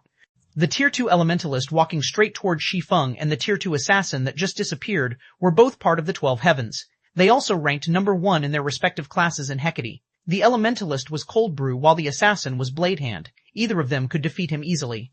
Working together would amplify the combat power they could display by multiple times. Hence, instantly killing a Tier 2 player would be child's play for them. At this point, Hecate's other members had also started slowly closing in on Asura's members. Facing such a force, even Yanya, who was a Tier 2 player, could not help but gulp. As for the other experts of Ashura, they were already breaking out in a cold sweat. After all, this was the first time they were going up against such a massive force. Resisting the horrific aura and pressure Hecate's army projected was deeply ingrained, yet in such a situation, they could only watch the guild players draw near. We're doomed, Hecate is too ruthless. We have only 700 people on our side, yet they actually dispatched so many elite and expert players to deal with us. The members of Asura's expedition team panicked as Hecate's members closed in on them. When less than 100 yards separated the two sides, Cold Brew smiled as he looked at Shi Feng. He then chuckled and said, "You guys were pretty good at the Snow Ruin before to have actually claimed the hero mode's first clear and snatched our guild's Cold Wind City. It's a pity that, instead of meekly staying and ruling that backwater city of yours, you even dared to come running over to this place. Well, tell me how you want to die." Everyone relied on their own capabilities to struggle for Cold Wind City. Is there a need to call it snatching? Looking at Cold Brew slowly approaching him, Shi Feng smiled and said, "Moreover, in Cold Wind City, it was clearly you guys that started attacking us first. During this time, you people from Hecate have even ambushed and killed over 400 members of our adventurer team, causing us to suffer severe losses. Today, I'll use this opportunity to claim full compensation from you." "Ha ha ha, you want to take revenge on us?" Cold Brew laughed loudly. "Our guild had countless enemies. Unfortunately, we annihilated every one of them in the end. How will your Asura adventurer team take revenge on us?" As soon as Cold Brew said so, the large group of experts behind him sprang into action. Like a pack of fierce tigers, they surged towards Asura's members. "We'll take revenge like this," Shi Feng replied, plucking a scroll in the evil god's eye from his bag. He then unfurled the Tier 3 large-scale destruction, magic scroll Purgatory Flames, and used the evil god's eye's world power on it. Burn, Purgatory Flames, 1775, Nightmares Beginning. Chapter 1775, Nightmares Beginning. In the narrow valley, as Shi Feng completed the Tier 3 magic scroll's incantation, 3 crimson magic arrays appeared beneath and circled Shi Feng's feet. Immediately after, the ground started to tremble, extending forward and away from Shi Feng. Even Hecate's members, who stood over 50 yards away, felt the intense quaking. "Damn it, it's a large-scale destruction spell. Everyone, dodge." Cold Brew panicked when he noticed a torrent of mana surge toward Shi Feng. However, the magic scroll Shi Feng had used had a very short channeling time. By the time Hecate's members had noticed it, the 3 crimson magic arrays formation had completed. In the next moment, a gigantic flaming phoenix with a wingspan of easily over 100 meters appeared above Shi Feng. The heat the phoenix radiated melted the snow around it. Boom! With a screech, the phoenix flapped its wings once and disappeared, sundering the space it had occupied. In the blink of an eye, the phoenix arrived before Hecate's army. Seeing the approaching avian, horror flashed on the faces of Hecate's members. At the same time, thoughts of escape flooded their minds. However, compared to the phoenix's speed, Hecate's members were little more than snails. Wherever the phoenix passed, a sea of fire followed. When Vast Heaven, who led the charge against Ashura's members, saw the flames, his eyes widened in shock. With a frustrated gaze, he turned towards Shi Feng as the fire devoured him, his HP falling to 0 instantly as his body turned to ash. After Vast Heaven disappeared, an item took his place. If these flames even killed a Tier 2 player like Vast Heaven upon contact, Hecate's Tier 1 players didn't have a chance of survival. Agonized screams echoed throughout the valley. "Asura!" Cold Brew's expression darkened as he glared at the phoenix as it flew past him. Due to the valley's narrow terrain, the single attack had claimed more than 3,000 Hecate members. 4 of the 12 heavens, who weren't adept at protecting themselves, had died as well. The loss Hecate just suffered was egregious. "Everyone, charge! Let's teach Hecate's members that if they target our adventurer team, they'll have to pay in blood," Shi Feng commanded through the team chat as the phoenix disappeared. "Ashura will fully compensate you for any losses you suffer today." Against an army of 40,000 elite and expert players, even a 100-man Tier 2 team would fall. After all, players had limited stamina. Furthermore, Hecate had come prepared for this ambush. The guild had all kinds of magic scrolls and tools for this battle. Even if the 100 Tier 2 experts could maneuver around the battlefield and dodge incoming attacks, some hits were bound to land. All these players could do was try to flee. Fighting was simply suicide. Originally, Purgatory Flames was an AoE spell that dealt fire damage to an area of 200 yards, but with World's Powers enhancement, its range had grown to 400 yards. It was just enough to open a path through Hecate's army. As long as they could break free from this encirclement, they would have a chance of survival. Right. At worst, we'll just die once. Isn't that just one piece of equipment? Let them have it. We follow the commander's orders. Nice. I've been itching for some payback. Hearing Shi Feng's words, Ashura's members burned with fighting spirit, their fear of Hecate vanishing. Good. Let's charge. As his team brimmed with fighting spirit, Shi Feng nodded approvingly. He then took out the Bible of Darkness and summoned a Tier 3 demon to remove anyone in his way. He then followed after the demon. Kill these bastards from Hecate. Asura's members flowed into a defensive formation, with the experts around the perimeter and the lifestyle players in the center, and followed after their commander. When he saw Hecate's members start to fill the gap in their army's formation, Shi Feng used Flame Domain to reopen his path, instantly slaying another several hundred players. Do not let them escape. All ranged players, attack with everything you've got, Cold Brew shouted as Asura's members tried to escape. He then cast the Tier 2 spell, Frost Flame Bullet, at Asura's members. Frost Flame Bullet had a very strong penetrating ability. Even if players blocked the spell with their weapons or shields, they would receive a significant amount of damage. The 8 Frost Flame Bullets that appeared instantly killed 2 of Asura's experts that had stood along the edge of Asura's formation. The Hecate members who stood along the valley's sides began to launch their own attacks, raining spells and arrows down on Asura's members. Although Asura's members did their best to block these attacks, there were just too many, and some got past their defenses, plowing into these players. Asura's expedition team had lost over 30 players after a single intense bombardment from Hecate's players. The difference in strength was clear for all to see. As Hecate's members prepared to launch a second wave, Yanya displayed her strength. As a Tier 2 druid, her combat power might not be a match for other Tier 2 players, but when it came to defensive and healing capabilities, she was extremely powerful. Tier 2 spell, Song of the Forest. Suddenly, a light green dome with a 50-yard radius formed around Yanya. When Hecate's attacks entered the light green barrier, their power drastically decreased. In addition, the Asura members inside the barrier recovered 2% of their HP every second. Although it wasn't much, this helped to alleviate the burden on the other healers. Due to Song of the Forest, only a dozen or so Asura members died in the second wave of attacks. Seeing the spell's powerful effects, Cold Brew gnashed his teeth and retrieved a precious Tier 3 large-scale destruction magic scroll. He activated it, aiming for Asura's expedition team, but as the spell was about to take effect, Shi Feng blocked the attack by activating Absolute Domain. In the end, the spell failed to damage any of Asura's team. Shi Feng proceeded to slaughter Hecate's front line. He dispatched every melee player that approached his team as fast as possible. He also activated Heavenly Dragon's power to enhance his combat power further. Thundering Flash, Lightning Edge, Shadow Blade. Aside from the players with powerful life-saving skills, the Tier 1 players that stood in Shi Feng's path couldn't last more than one hit against the swordsman.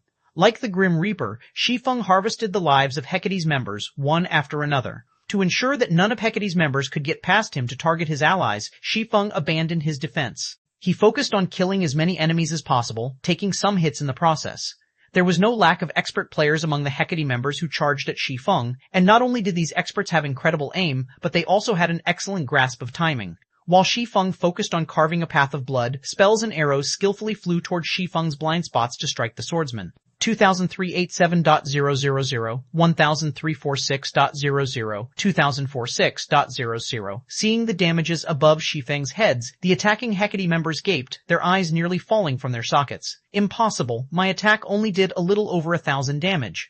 Is he even human? He received so many attacks, yet his HP has barely moved. Hecate's players were horrified as they watched Shi Feng take little to no damage from their ranged allies' attacks as they charged towards Asura's team. Shi Feng slew practically every player in his path with a single attack, and expert players were no exception. He easily maneuvered past their defenses, landing direct hits and killing them instantly. Only expert players that had activated a berserk skill had lasted a few more hits. In contrast, their attacks were little more than raindrops to this swordsman. Even after landing several dozen attacks, they had only managed to drop Shi Feng's HP to 80%. Meanwhile, Asura's healers only needed a split second to restore Shi Feng's HP to full. This was a nightmare. However, things were not looking so good for Asura's members either. Although Shi Feng easily held on, attacks from all sides bombarded his teammates, and they suffered one casualty after another. To make matters worse, more of Hecate's members were drawing near. Just before Hecate's melee unit reached Asura's members and surrounded them, a gigantic magic array appeared above the battlefield before a powerful force swept down from it.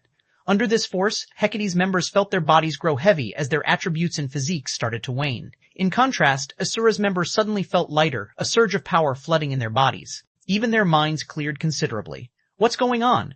Cold Brew could sense that the battlefield's mana density had increased, boosting Asura's attributes. 1776, Asura's Sword, Chapter 1776. Asura's Sword after Shi Feng spent 7,000 magic crystals to activate the Ring of Gospel's World Projection and Ring of Brilliance. The attributes of Asura's members increased, and those of Hecate's members decreased. The change immediately alleviated the pressure on Asura's members. Now, Asura's ranged members were able to repel Hecate's melee members with greater ease. Even when their attacks struck the enemy MT's shields, the impact pushed the MTs back, stopping their advance momentarily. After a single round of attacks from Asura's ranged members, the offensive formation of Hecate's MTs shattered. When the second round of attacks descended, over 30 Hecate MTs died. For a moment, Hecate's melee unit couldn't close the distance between itself and Asura's expedition team. Ha ha ha, the commander's move is awesome. With this, these bastards can't even come within melee range of us. The Asura members that had begun to despair felt their hopes rekindle. They might be able to cope with Hecate's ranged attacks by blocking and dodging, but if they allowed Hecate's melee members to come in close and personal, they would definitely be in a bind. If they were pinned down for too long, Hecate's ranged members would make quick work of them. Thanks to World Projection and Ring of Brilliance, Asura's advancement had increased considerably. Now, with the exception of Hecate's Tier 2 players, Asura's members held their ground against the incoming attacks. Hecate's Tier 1 players could no longer break their formation. Meanwhile, Shi Feng, who opened a path for his team, was like a killing machine. Despite Shi Feng having only advanced 1/4 of the way through Hecate's blockade, more than 400 players had died by his swords. In addition, Shi Feng's Tier 3 demon disrupted Hecate's formation from time to time. This prevented Hecate's members from slowing Shi Feng down, and Hecate's members could only watch as Shi Feng made his way through their ranks. "Blade, go, stop him with the vultures. We must not let these people get away," Cold Brew said, gnashing his teeth as he watched Shi Feng plow through Hecate's army unhindered. Shi Feng played a crucial part in this battle. If he hadn't torn a hole in their encirclement, Asura's members wouldn't have had a chance of breaking through. Moreover, too many Hecate members had died at Shi Feng's hands. Shi Feng left only corpses in his wake. If they did not remove the man from the battle now, they would suffer immense losses. Got it. Blade Hand, who had hidden a short distance away from Asura's expedition team, replied through the team chat. He then led the 6 assassins around him and snuck towards Shi Feng. The Vultures was a party of assassins. Hecate had specifically nurtured to eliminate important figures in other large guilds. The Vultures had successfully assassinated the upper echelons of super first-rate guilds in the past. When the Vultures were within 30 yards of Shi Feng, the 6 assassins each took a magic array scroll from their bags. When they were within 25 yards, they used shadow steps and instantly appeared beside Shi Feng. Seal. The Vultures moved extremely quickly and simultaneously unfurled the magic array scrolls in their hands. However, Shi Feng's response was also swift. He instantly knew what these newcomers intended to do. Immediately, he began brandishing his swords. Swords orbit. Dazzling stars bombarded the 6 assassins, one after another. With both hands occupied, the Vultures couldn't defend themselves. Hence, they promptly activated wind steps, utilizing the brief invulnerability the skill provided to block Shi Feng's strikes while they continued to activate their magic array scrolls. Suddenly, a magic array formed beneath Shi Feng's feet. He then felt a powerful gravitational pull as chains emerged from the magic array and wrapped around his body, reducing his basic attributes, movement speed, and attack speed by 60%. Moreover, a magic barrier formed around him, Blade Hand, and the Vultures, sealing them off from the outside world. No attack spells or healing spells would be able to get through this barrier. Die. Blade Hand appeared behind Shi Feng, slashing his 2 daggers at the swordsman while he activated his berserk skill. Similarly, the 6 Vultures activated their berserk skills and used Absolute Strike, the assassin class's strongest Tier 1 skill. Since the attacks had been launched from such a close range and Shi Feng's attributes and speed had been drastically reduced, he couldn't defend himself in time. As a result, all 7 attacks hit their mark at the same time. Commander? Anxiety and concern overwhelmed Yanya as she watched Shi Feng take the hits. Facing 1 Tier 2 assassin and 6 Tier 1 assassins with activated berserk skills, even Shi Feng, who had activated Heavenly Dragon's power, would likely fall. He's finally dead. Cold Brew could not help but breathe a sigh of relief when he saw the attack strike Shi Feng. With Shi Feng dead, the remaining members of Asura were fish on the chopping block. Moreover, the fact that they had killed Shi Feng, the Asura adventurer team's commander, more or less justified the large number of casualties they had suffered. However, unlike Cold Brew, the Vultures and Blade Hand, who were inside the magic array, expressed neither joy nor relief. Instead, they stared at Shi Feng with grim expressions. This was because their weapons had not struck Shi Feng at all. Rather, a translucent barrier enveloping Shi Feng's body had stopped their weapons. What a powerful assassination technique. For a moment, even I thought I was dead meat. After glancing at his 7 tense assailants, Shi Feng took a look at the void shield he had activated. His void shield had already lost more than 30% of its energy. If he had failed to activate the barrier in time, he definitely would have died. It's only a protective shield. I refuse to believe it can last forever. After recovering from his shock, Blade Hand altered his dagger's trajectory and launched another attack. Similarly, the 6 Vultures launched their own assault. The 7 assassins remained cold and unmoving as they attacked Shi Feng's protective shield in a frenzy, disregarding any cost. While inside the magic array, their basic attributes surpassed Shi Feng's. They were also faster than the swordsman. Meanwhile, skills that generated protective shields could only absorb a limited amount of damage. As long as they broke through the protective shield, Shi Feng would die all the same.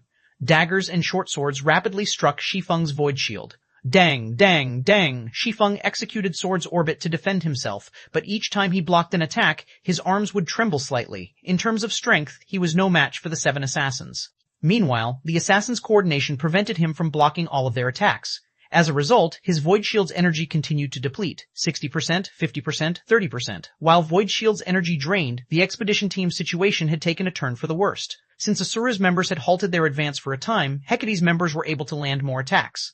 As a result, Asura lost members rapidly. Seeing this, Shi Feng could not help but sigh. Immediately, he activated Blade Liberation, his aura's intensity skyrocketing. The instant Blade Hand and the Vultures came into contact with Shi Feng's killing ray, they felt their arms go numb. The impact sent them flying and crashing into the magic barrier which rippled under the force.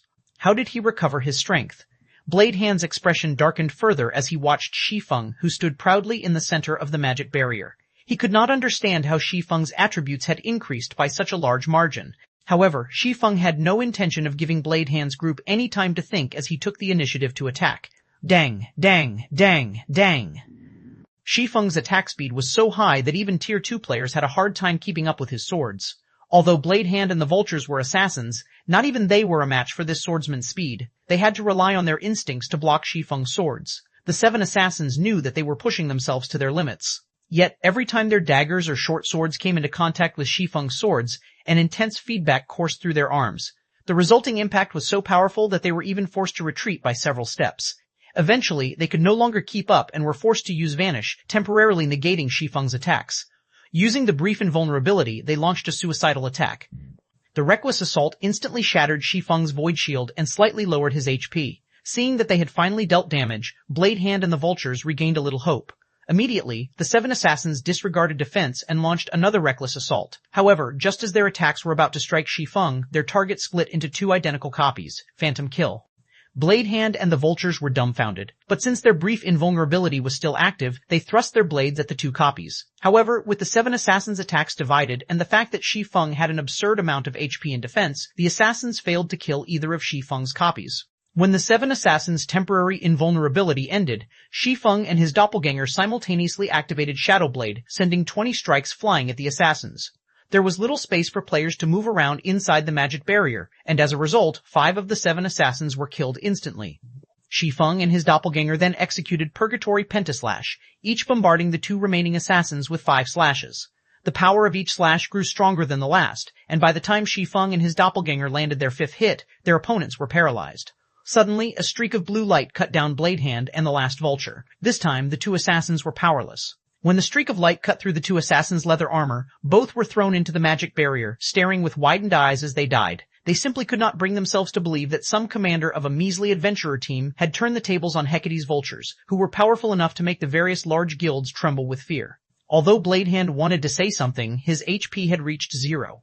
His vision faded to black as his body transformed into a streak of light and disappeared, leaving behind a piece of equipment shortly after. The magic barrier around Shi Feng shattered and vanished. 1777, Scourge, Chapter 1777, Scourge, along with the magic barrier's disappearance, Hecate's members, who were slowly closing in on Asura's members, could not help being stunned. Everyone in Hecate knew of the Vultures. The group was second only to the guild's pride, the 12 Heavens, in terms of strength. When it came to fame, the Vultures were far more renowned than the 12 Heavens, because the Vultures had killed many people in the upper echelons of first-rate guilds before, and even someone in the upper echelon of a super first-rate guild. Moreover, Blade Hand, Hecate's #1 assassin, had even led the assault on Shi Feng this time. Yet, after fighting for just a little over 10 seconds, all 7 of the Vultures actually got killed. He's not dead, even after all that? A hint of fear flashed across Cold Brew's eyes as he watched Shi Feng collect the items dropped by Blade Hand and the Vultures. Although he had long since known that Shi Feng was very strong, he hadn't thought the swordsman was this strong. Gritting his teeth, Cold Brew immediately commanded, "Everyone nearby, listen up. Stop Asura's commander at all costs. He has already used up all his trump cards. We cannot let him get away no matter what. I will reward 4 pieces of level 50 fine gold equipment or 1 level 50 dark gold weapon to whoever manages to kill him." With such strength, if they allowed Shi Feng to develop freely, he would undoubtedly become a scourge on Hecate in the future. Only by killing Shi Feng once now and damaging his vigor would they be able to disrupt Shi Feng's development. Moreover, it wasn't very easy to hunt down and encircle players out in the field. They had succeeded this time only because Shi Feng had not been prepared. After today, they definitely wouldn't find another good opportunity like this to strike at Shi Feng in the future. Anyhow, the sudden boost in Shi Feng's attributes definitely wouldn't last long. Once they outlasted its duration, victory would be theirs for the taking. Kill. Meanwhile, when Hecate's members heard the reward Cold Brew was offering, their eyes promptly turned bloodshot. The guild had precious few level 50 fine gold weapons, much less level 50 dark gold weapons. If they could get their hands on one, it would definitely boost their combat power significantly. Following which, the Hecate members that were previously drawing closer to Asura's members suddenly changed course for Shi Feng. Dozens of melee players swarmed Shi Feng simultaneously. Spells and skills also flew at him one after another. Seeing this, Shi Feng swung Killing Ray lightly. Summon lightning. Suddenly, with Shi Feng as the center, countless streaks of lightning spread out into his surroundings. As he was still under the effects of twofold berserk, every player that came into contact with the lightning strikes were killed, their bodies becoming piles of ash on the ground. Before the might of this attack, Hecate's members, who were fired up with bloodlust, instantly cooled down, their charge coming to an abrupt halt. Sure enough, there are still too many people. Shi Feng paid no attention to the Hecate members that had stopped approaching him. Instead, he shifted his gaze to his teammates, who were currently fighting a heated battle. Although the Ring of Gospel skills had helped Asura's members significantly, the disadvantage in numbers was simply too massive. Now, less than half of the Asura expedition team remained alive. Shi Feng then turned to look at the snow-capped forest a little over 1,000 yards away. I have no choice but to try. Just as Cold Brew had expected, Shi Feng was already running on fumes right now. Twofold Berserk was his final trump card. Once he activated it, either his enemies died or he did. If he could get his team into the forest and utilize the terrain, hiding would be a snap. At that time, Hecate's members would no longer be able to surround them easily, following which Shi Feng used his final trump card, Forbidden Domain. Suddenly, gray fog spread out from Shi Feng's body and enveloped the path ahead of him, extending to the snow-capped forest. What's going on? Why can't I use my spells? That's not right. I can't even use my tools now. The Hecate members caught within Forbidden Domain quickly realized that something was wrong and panicked. After all, players relied mainly on skills and spells to do combat. Not being able to use these things was akin to a tiger that had lost both its teeth and claws. Most importantly, the healers could no longer heal themselves or their allies. Everyone, charge forward together with me. Upon seeing Hecate's members rattled, Shi Feng quickly gave the order through the team chat and charged at the human wall before him. He then swung Killing Ray at the shields of the MTs blocking his way. With twofold berserk in effect, Shi Feng was basically a humanoid monster. Just one attack was enough to send several MTs flying over a dozen yards away. Then, he followed up with Dragon Breath, tearing open the path that Hecate's members had refilled just recently. Although Hecate's members did their best to reorganize their formation, having been silenced, they were no different from paper before Shi Feng. Every player that stood in his path would be sent flying before transforming into a streak of light and disappearing. Nobody could stop him at all. Asura's members became hot-blooded at the sight of Shi Feng harvesting the lives of their enemies so effortlessly. They followed after him with renewed vigor.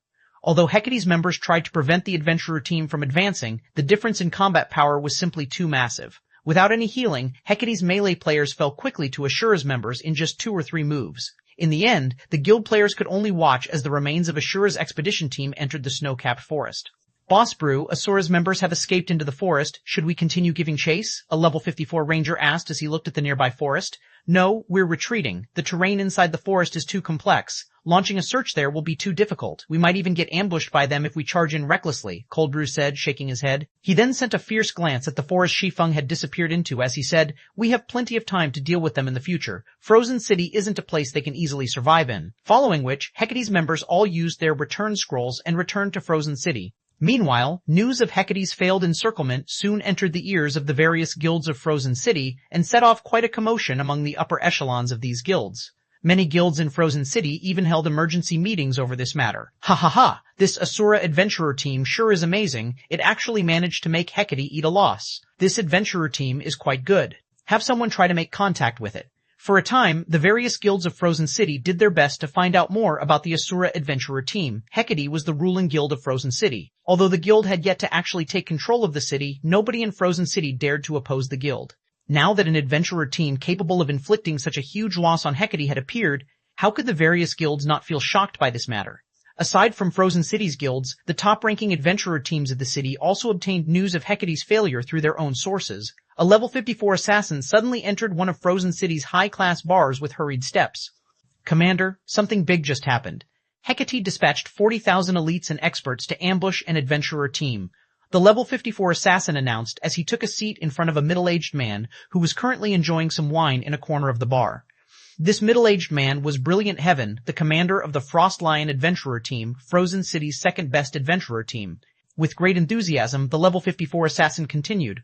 What do you think the outcome was? What else could it be? With a force of 40,000 elites and experts, you can even wipe out some of the large guilds in Frozen City, Brilliant Heaven replied disinterestedly. You guessed wrong, Hecate failed. I also heard that Hecate lost several thousand members as well, the level 54 assassin said, shaking his head.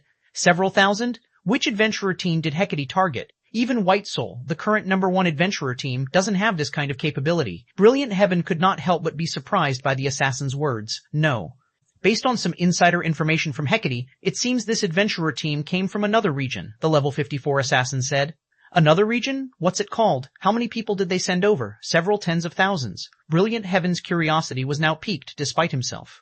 It seems the adventurer team is called Asura, and it sent roughly 700 people over this time, the level 54 assassin said after taking another look at the message he received previously.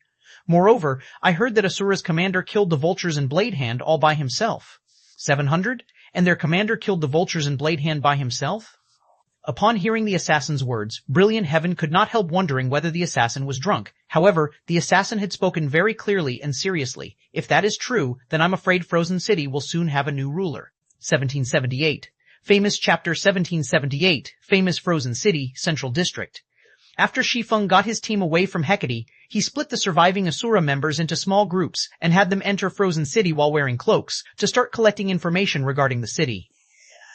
As for Shi Feng himself, he and Yanya made their way straight to Frozen City's City Hall. Commander, this city is flourishing. It can already rival the capitals of kingdoms back on the continent of God's domain. Yanya was very surprised as she looked at the street outside through the advanced horse carriage's windows. As they made their way to the city hall, she saw plenty of players hawking their wares on the sidewalks. Unlike Coldwind City, though, the majority of these hawkers were lifestyle players. These players sold level 50 weapons and equipment, and the weakest piece of equipment was bronze rank, while the better ones were even secret silver rank. Such a scene could not be found in Coldwind City. Also, plenty of player-operated shops lined the streets. Frozen City's prosperity could definitely rival that of a kingdom's capital. Moreover, compared to the level and equipment standard of Coldwind City's players, the players here were obviously superior. Most of the players on the street were level 52 and were fully geared in level 50 mysterious iron equipment. There were also quite a few level 53 experts sporting multiple pieces of level 50 secret silver equipment. Yanya even spotted some independent players in level 50 fine gold equipment. This place is indeed WH developed. If comparing purely in terms of lifestyle player standards, Frozen City is far superior to the capitals of kingdoms. As Shi Feng looked at the lifestyle players on the sidewalks, he discovered that these lifestyle players were not wearing any guild emblems. Despite not being a member of a guild, they were capable of producing level 50 secret silver equipment. The forging standard of the lifestyle players in Frozen City was much higher than that of the lifestyle players on the main continent. For example, inside Starmoon Kingdom, only the lifestyle players of the Candlelight Trading Firm could produce level 50 secret silver equipment at a feasible cost. By the looks of it, Frozen City should be one of the Ice Crystal World's main cities. Main city? Yanya repeated. This was her first time hearing this term. That's right, a main city. You can think of other worlds as a kingdom or an empire. Although other worlds have not been unified, some cities are the counterparts of kingdom capitals and imperial capitals. These cities are known as main cities. They function as an intersection for neighboring regions. However, other worlds do not have only one main city. Depending on the size of an otherworld, it can have around 3 to 7 main cities. A city as large and as prosperous as Frozen City should be a main city, Shi Feng explained.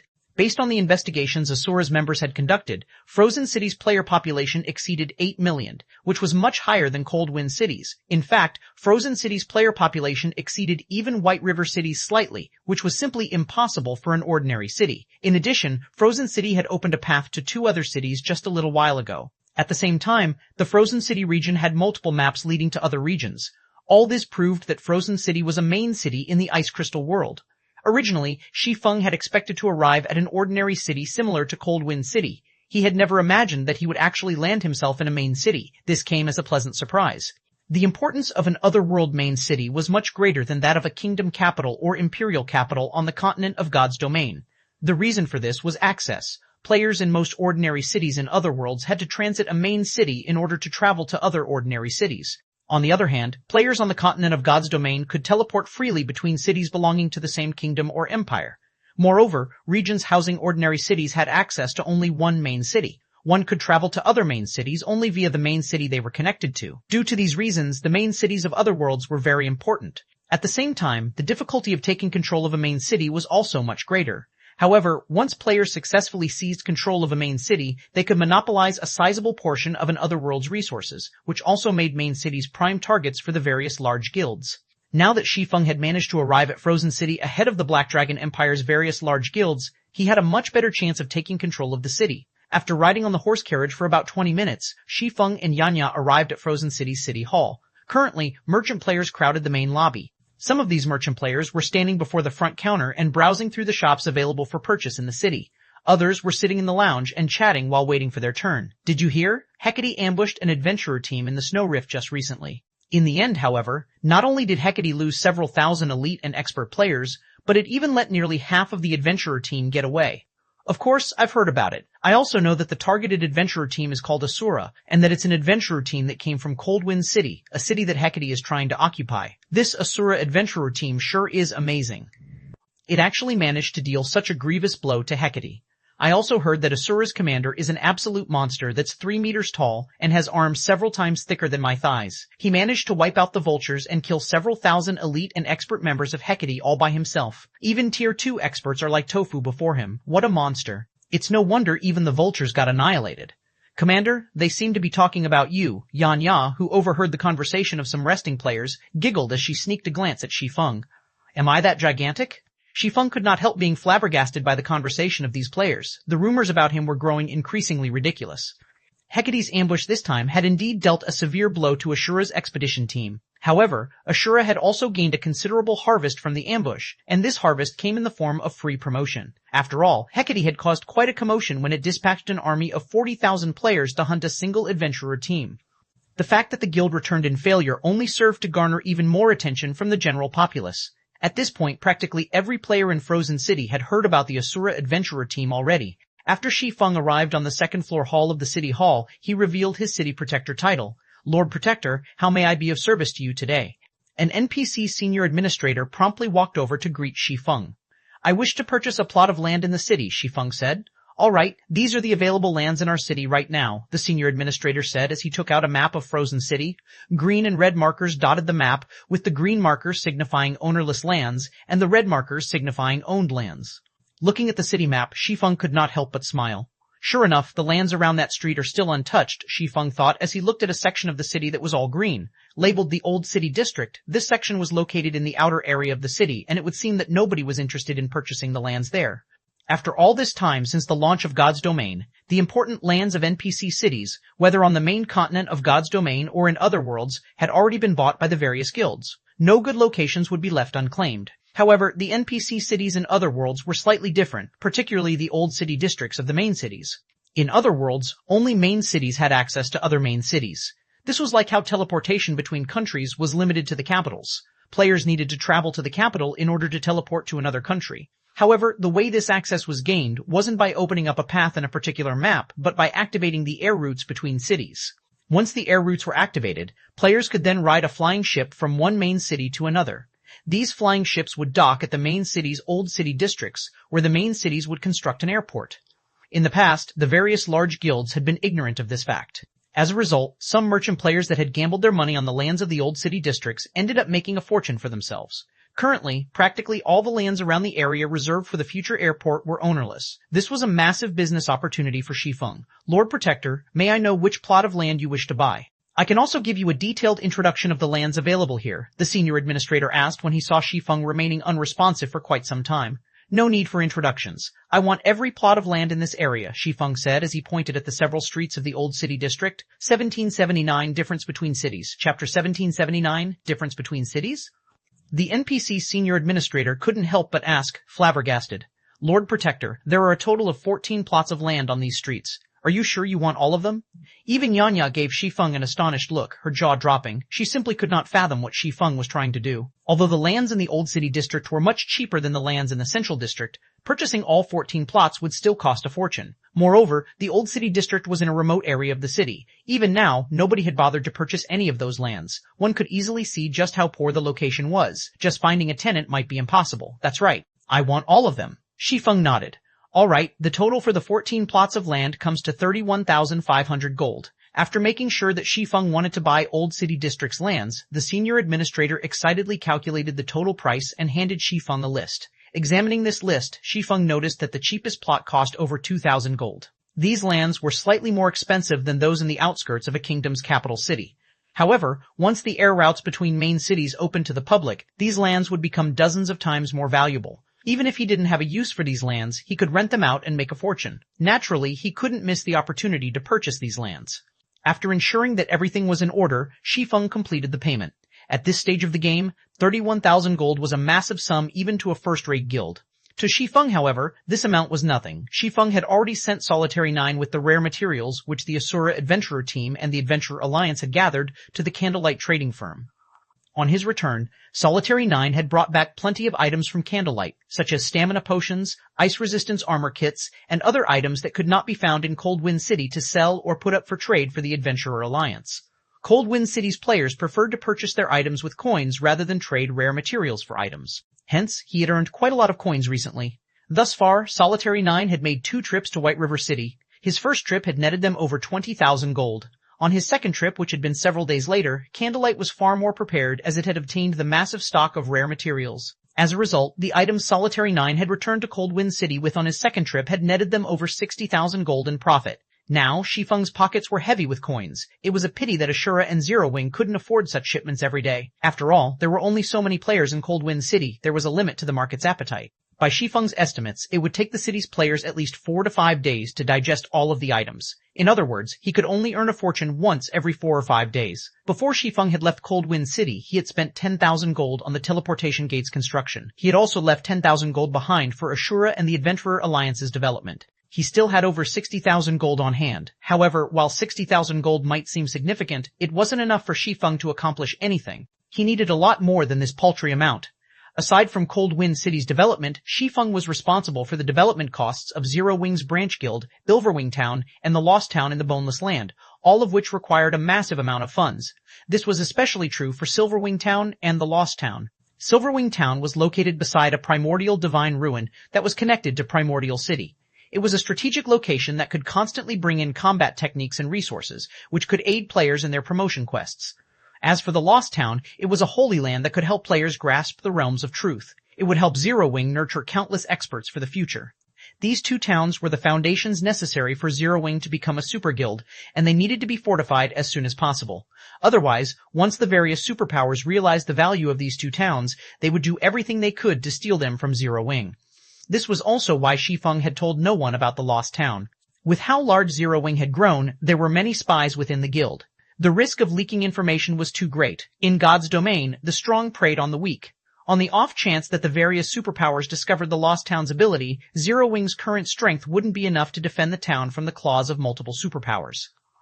It was absolutely necessary that Shi Feng fortify the 2 towns as soon as possible, and the fastest way to do so required spending money to earn even more.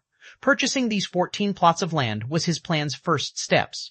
After purchasing these 14 plots of land, Shi Feng chose the largest one and spent 3,000 gold to build a luxurious adventurer residence, which would serve as Ashura's base in this city. He then selected another 5 plots of land and spent a total of 5,000 gold to build high-end shops. Shi Feng intended to use these shops as temporary warehouses. Frozen City had far more residential players than Cold Wind City, and the resources these players possessed were doubtlessly superior to those in Cold Wind City in both quantity and quality. After making the necessary preparations, Shi Feng went onto Frozen City's official forums and published a post as the Asura Adventurer Team's commander.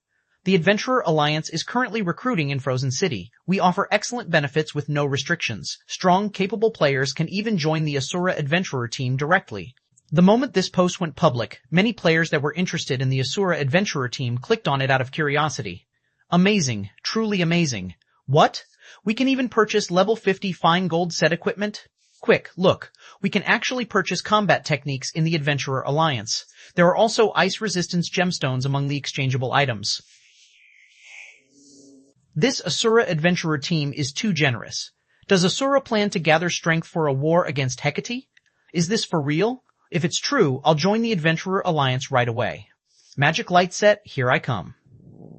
The post Shi Feng had uploaded contained information that introduced the Adventurer Alliance's benefits. To attract more players to join, he had even used the magic light set and combat techniques as bait. Of course, not only did items like the magic light set require a large number of Adventurer Alliance points, but they also required a sufficient number of soul-dissolving flowers. Shortly after Shi Feng's post went live, the independent players throughout the entire Frozen City went into an uproar. Every one of these independent players rushed toward Asura's residence. Although the majority of them did not have soul-dissolving flowers, they were still curious to find out whether the Asura Adventurer team's claim was true, wanting to confirm the situation with their own eyes.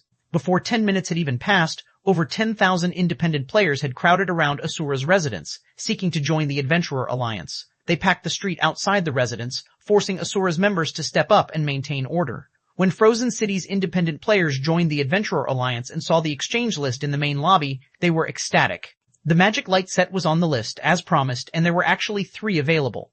After getting their fill of the magic light set, the independent players in the lobby turned their bloodshot eyes toward the ice resistance gemstones that increased one's ice resistance by 5 points. They immediately began to bid on the gemstones. Frozen City had far more resources than Cold Wind City, especially when it came to magic crystals. This was because Frozen City had an Asura mode regional dungeon in its area. Players could visit the regional dungeon to harvest the magic crystals they needed. Hence, Frozen City's players had slightly more magic crystals in their possession than Cold Wind City's players. Very quickly, the prices for the ice resistance gemstones shot up to 7 magic crystals, with some even reaching 8 magic crystals. Roughly 30 minutes later, the 5,005-point gemstones Shi Feng had brought from Cold Wind City had sold out. Frozen City's appetite for the ice resistance gemstones was many times stronger than Cold Wind City's. The sales had also earned Shi Feng over 35,700 magic crystals. Realizing that demand for the gemstones was so high here, Shi Feng posted 10,000 6-point gemstones for sale as well, with their minimum price set at 7 magic crystals. However, instead of selling batches of 1,000 at a time, as he had before, he only sold the 6-point gemstones in batches of 200 and 300. To Shi Feng's surprise, all 3 magic light sets had sold roughly 3 hours after he had established the Adventurer Alliance in Frozen City, netting him 18 soul-dissolving flowers. Despite all of his efforts to collect the soul-dissolving flower in Cold Wind City, he had only collected 6 stalks, yet he had secured 18 stalks only 3 hours after arriving in Frozen City. The difference between the 2 cities was greater than he had imagined. Although the magic light sets had likely been purchased by players from large guilds, potentially adding to these guilds' strength, Shi Feng didn't care. After all, he had finally secured the 20 soul-dissolving flowers. After Shi Feng withdrew the 18 soul-dissolving flowers from Asura's warehouse, he nearly lost himself to his excitement and clicked to remove the curse on the Philosopher's Hand. Fortunately, he managed to suppress his elation and found a private room in the residence. Only after ensuring that he was alone did he retrieve the crystalline hand from his bag. System. It has been detected that you have 20 soul-dissolving flowers. Do you wish to remove the curse on the Philosopher's Hand? Seeing the system notification, Shi Feng clicked Accept without hesitation. 1780 Initial Unsealing of a Legendary Item. Chapter 1780 Initial Unsealing of a Legendary Item. The instant Shi Feng chose to remove the curse, the crystalline skeletal hand released a purplish gold glow that lit up the entire room. The mana density in the room also started to rise at a rapid rate. Amazing! So this is the power of the Philosopher's Hand. Shi Feng was unprecedentedly calm as a white mist surrounded him. Shortly after, the mist-turned mana gradually took liquid form. A globe of liquid mana then formed before Shi Feng. A moment later, a scene began to play in the mana globe. The footage showed a world enveloped in fire. The world's sky was covered in dense, dark clouds, and from time to time, a tower of flame would rise into the sky. Meanwhile, white flames danced on flowing, white-hot magma in this world's center. The flames were so hot that they even distorted space around them. However, Shi Feng could faintly see a gigantic gate in the center of the white-hot flames. In addition, a massive crimson figure paced inside the flames. The figure wielded a trident that seemed to be the ruler of the surrounding flames. After 1 minute of the footage, it disappeared. The room gradually returned to its original state, and the Philosopher's Hand quietly hovered before Shi Feng. However, the item was now decorated in carved divine runes. The Philosopher's Hand's attributes had also undergone significant changes. Cursed Philosopher's Hand, legendary rank item.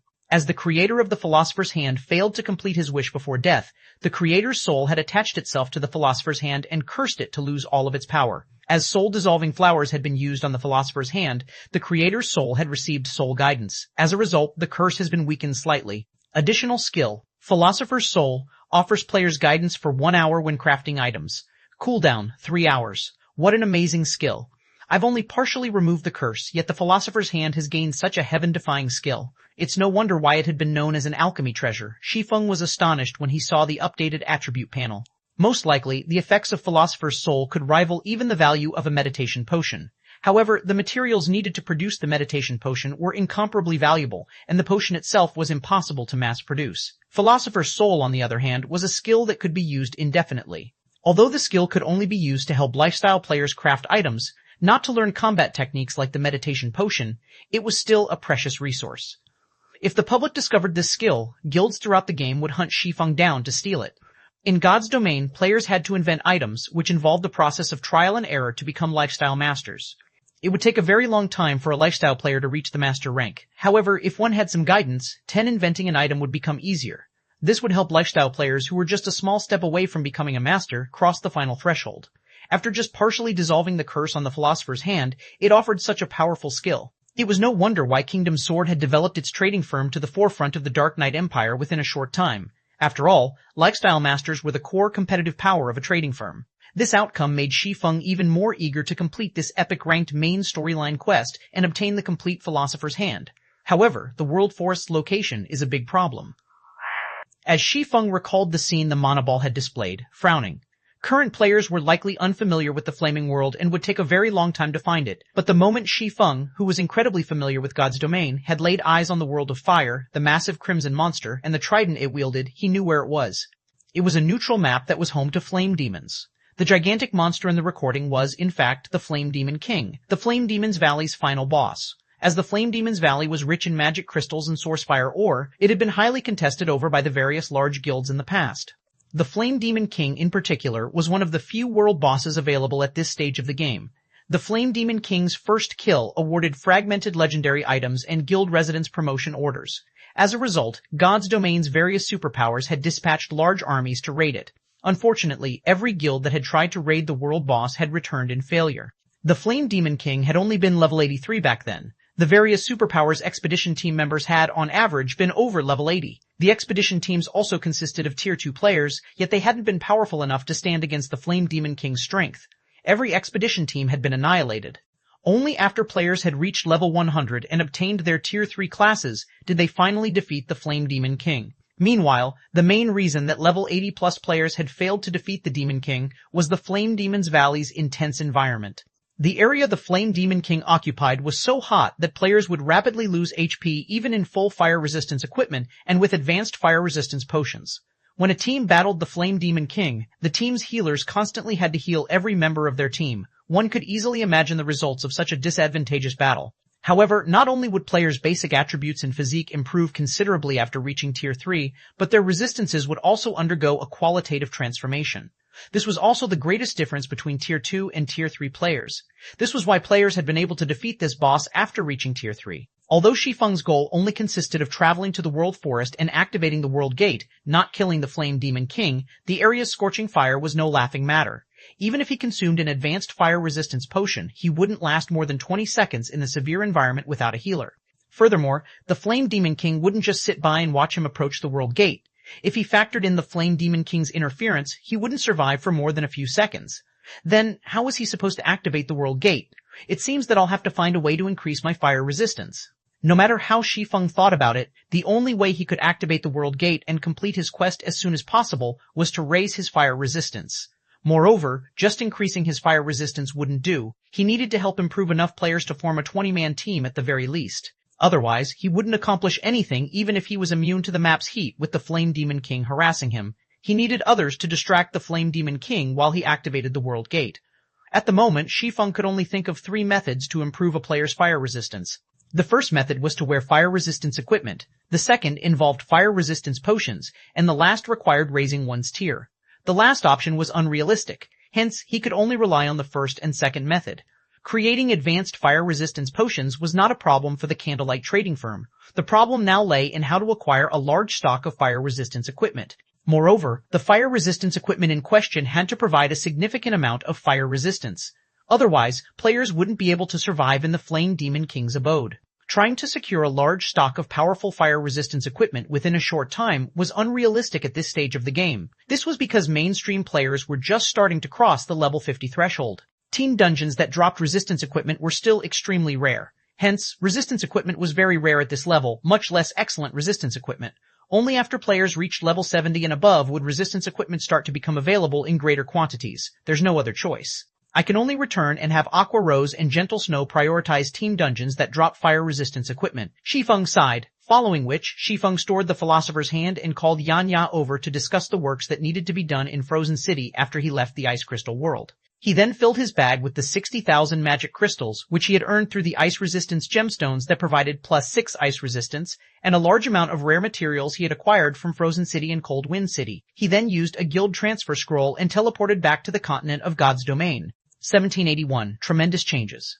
Chapter 1781. Tremendous Changes. Star Moon Kingdom, Zero Wing City. When Shi Feng entered the guild hall's first floor hall, he noticed that the main hall was crowded with guild members, either eagerly picking up a quest or exchanging for an item from the guild warehouse. With a glance, he noticed that the players present inside the hall were all level 51 and above.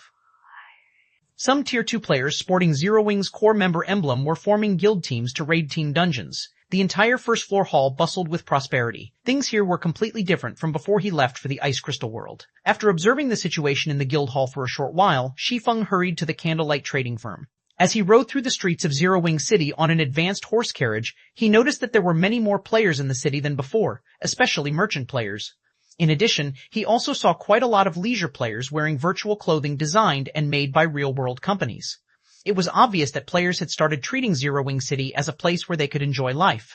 Aside from merchant players and leisure players, there was also a marked increase in expert players in the city. Just within his field of vision alone right now, Shi Feng already spotted several dozen level 53 and above expert players and even 2 extremely rare Tier 2 players. This was a situation that could not be found even in Frozen City. However, the greatest change to Zero Wing City was the horse carriages on the streets. Convoys of carriages frequently drove past Shi Feng. These convoys mostly belonged to NPC merchant caravans, the presence of which also represented the prosperity of a city, and the more there were of such caravans inside a city, the more prosperous a city was. After Zero Wing City's prosperity reached a certain degree, so long as the city met certain safety requirements, it could get promoted from a basic city to an intermediate city. In Shi Feng's opinion, Zero Wing City's promotion was imminent. If a guild wished to promote its basic city to an intermediate city, the city needed sufficient popularity. The presence of NPC merchants on the streets was a good benchmark for a city's popularity, something which the various large guilds in the past had discovered after collecting sample information from multiple guild cities. Normally, when half of the merchant caravans present in the city were made up of advanced transport carriages, a basic city already possessed sufficient popularity to become an intermediate city. Meanwhile, roughly 1/3 of the merchant-owned carriages present inside Zero Wing City were advanced transport carriages. The city was not far off from attaining the needed popularity. Zero Wing City's development speed thoroughly exceeded Shi Feng's expectations. What with the 4 towers of elements in Zero Wing City, it already fulfilled the security requirements to become an intermediate city. In other words, so long as Zero Wing City achieved sufficient popularity, it could immediately be promoted to an intermediate city. It would be great if Silverwing Town and the Lost Town could get promoted as quickly. Shi Feng could not help but sigh ruefully as he looked at the streets through his carriage's window. Being Star Moon Kingdom's first guild city provided Zero Wing City with a massive advantage. With the additional benefit of an advanced defensive construction like the 4 Towers of Elements, it was basically impossible to stop Zero Wing City from developing rapidly. On the other hand, Silverwing Town and the Lost Town, which were both located in neutral maps, did not possess such an advantage. After riding on the horse carriage for about 10 minutes, Shi Feng arrived before the candlelight trading firm, which was as lively as ever. Quite a number of lifestyle players were lined up on one side of the shop waiting to apply to join Candlelight Guild Leader. You're back. Melancholic Smile, who was currently busy handling recruitment procedures on the second-floor hall, was pleasantly surprised to see Shi Feng. What's the situation in Zero Wing City and Candlelight right now? Shi Feng asked when he saw Melancholic Smile approaching him. When he noticed the Master Forger's insignia pinned on her chest, he could not help his surprise, asking, "You got promoted to Master already? I became a Master Forger just yesterday. It is all thanks to the rare materials you had Solitary 9 and the others deliver. Those materials allowed me to carry out many experiments. In the end, I managed to create an entirely new piece of equipment," Melancholic Smile said. However, despite her humble words, Melancholic Smile still felt a little proud of herself. After all, the threshold of Master was a huge one to cross. At this point in time, tons of lifestyle players were still stuck at the advanced rank, nowhere close to creating a new item. "Since you've already been promoted to a Master Forger, I'll hand over these designs to you," Shi Feng said, taking out a few designs from his bag. He had obtained these designs from the Snow Ruin. One of these designs was for the level 50 dark gold weapon Sockham's Blade, one was for level 50 fine gold ranked plate armor arm guards, and one was for level 50 dark gold ranked cloth armor robes. Upon taking a closer look at these designs, Melancholic Smile immediately fell into a daze. her hands gripping the designs for Sockham's blade and the fine gold-ranked arm guards tightly. "Guild leader, can I really learn these?" she asked excitedly. If these were merely secret silver-ranked forging designs, she wouldn't have batted an eye at them. However, it was a different story for level 50 fine gold and dark. Gold-ranked designs because forging items of such quality required completely different techniques and the proper matching of materials to unleash the full potential of the materials used. In short, the rank of a forged weapon or equipment was determined by a forger's capability to utilize the materials involved. If a forger was capable of forging only bronze and mysterious, iron-ranked weapons and equipment, then their ability to unleash the potential of raw materials was only at a rudimentary level. Weapons and equipment at the dark gold rank, on the other hand, could be considered works of art. At this rank, the matching of materials was practically at a perfect level. Meanwhile, if players wished to create such works of art of their own, they needed to keep learning level 50 plus fine gold and dark, gold-ranked forging designs. However, designs of such rank were extremely rare and difficult to obtain. Thus far, aside from the fine gold rank and above designs from the Holy City of Titan, the Candlelight trading firm did not possess any other high-ranking designs. Of course, if Candlelight has a tailor who has reached the master rank, then that robe design will be theirs, Shi Feng said, chuckling. This situation made him realize that, aside from various rare materials, he could also get high-ranking designs for lifestyle players from the Ice Crystal world. It wouldn't be a bad idea to have Solitary 9 transfer some of the high-ranking designs they acquired at the Ice Crystal world. Thank you, guild leader. I'll make sure to produce weapons and equipment that will be to your satisfaction very quickly. Melancholic Smile was brimming with joy as she stored the designs. Afterward, she started reporting on Zero Wing's current affairs to Shi Feng. Thanks to Zero Wing City and Silverwing Town, Zero Wing's development was zooming along. The guild already had over 240,000 elite members and 7,000 expert members. Those numbers could already rival those of first-rate guilds. With Zero Wing City's player population having exceeded 5 million during this period, it was close to catching up to White River City. Just the entrance fees collected daily provided massive income to the guild. Only, as the guild's member count increased, the guild's expenditures likewise increased. Moreover, the Zero Wing members developing over at Silverwing Town were constantly ambushed and harassed by the Evil God's Temple and Dark players. This forced the guild to construct more defensive structures in Silverwing Town, as well as pay compensation to members that got killed in battle.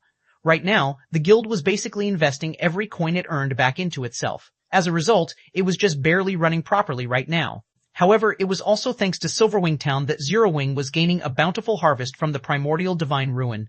The guild was now sending many more players into the ruin. After hearing Melancholic Smile's report, Shi Feng, who had been cudgeling his brain over the collection of fire resistance equipment, relaxed considerably. Now that the guild had so many experts, having a portion of them focus specifically on collecting fire resistance equipment would not hamper the guild's operation. At the very least, it would not affect the main force's development. As for funding, that was not a problem at all. Afterward, Shi Feng emptied the rare materials inside his bag and stacked them up into miniature mountains inside Candlelight's warehouse. The sight of the materials Shi Feng took out rendered Melancholic Smile speechless. The amount of materials greatly exceeded the total amount that Solitary 9's group had brought over in 2 trips. With so many rare materials, they could earn a fortune just by selling the materials directly.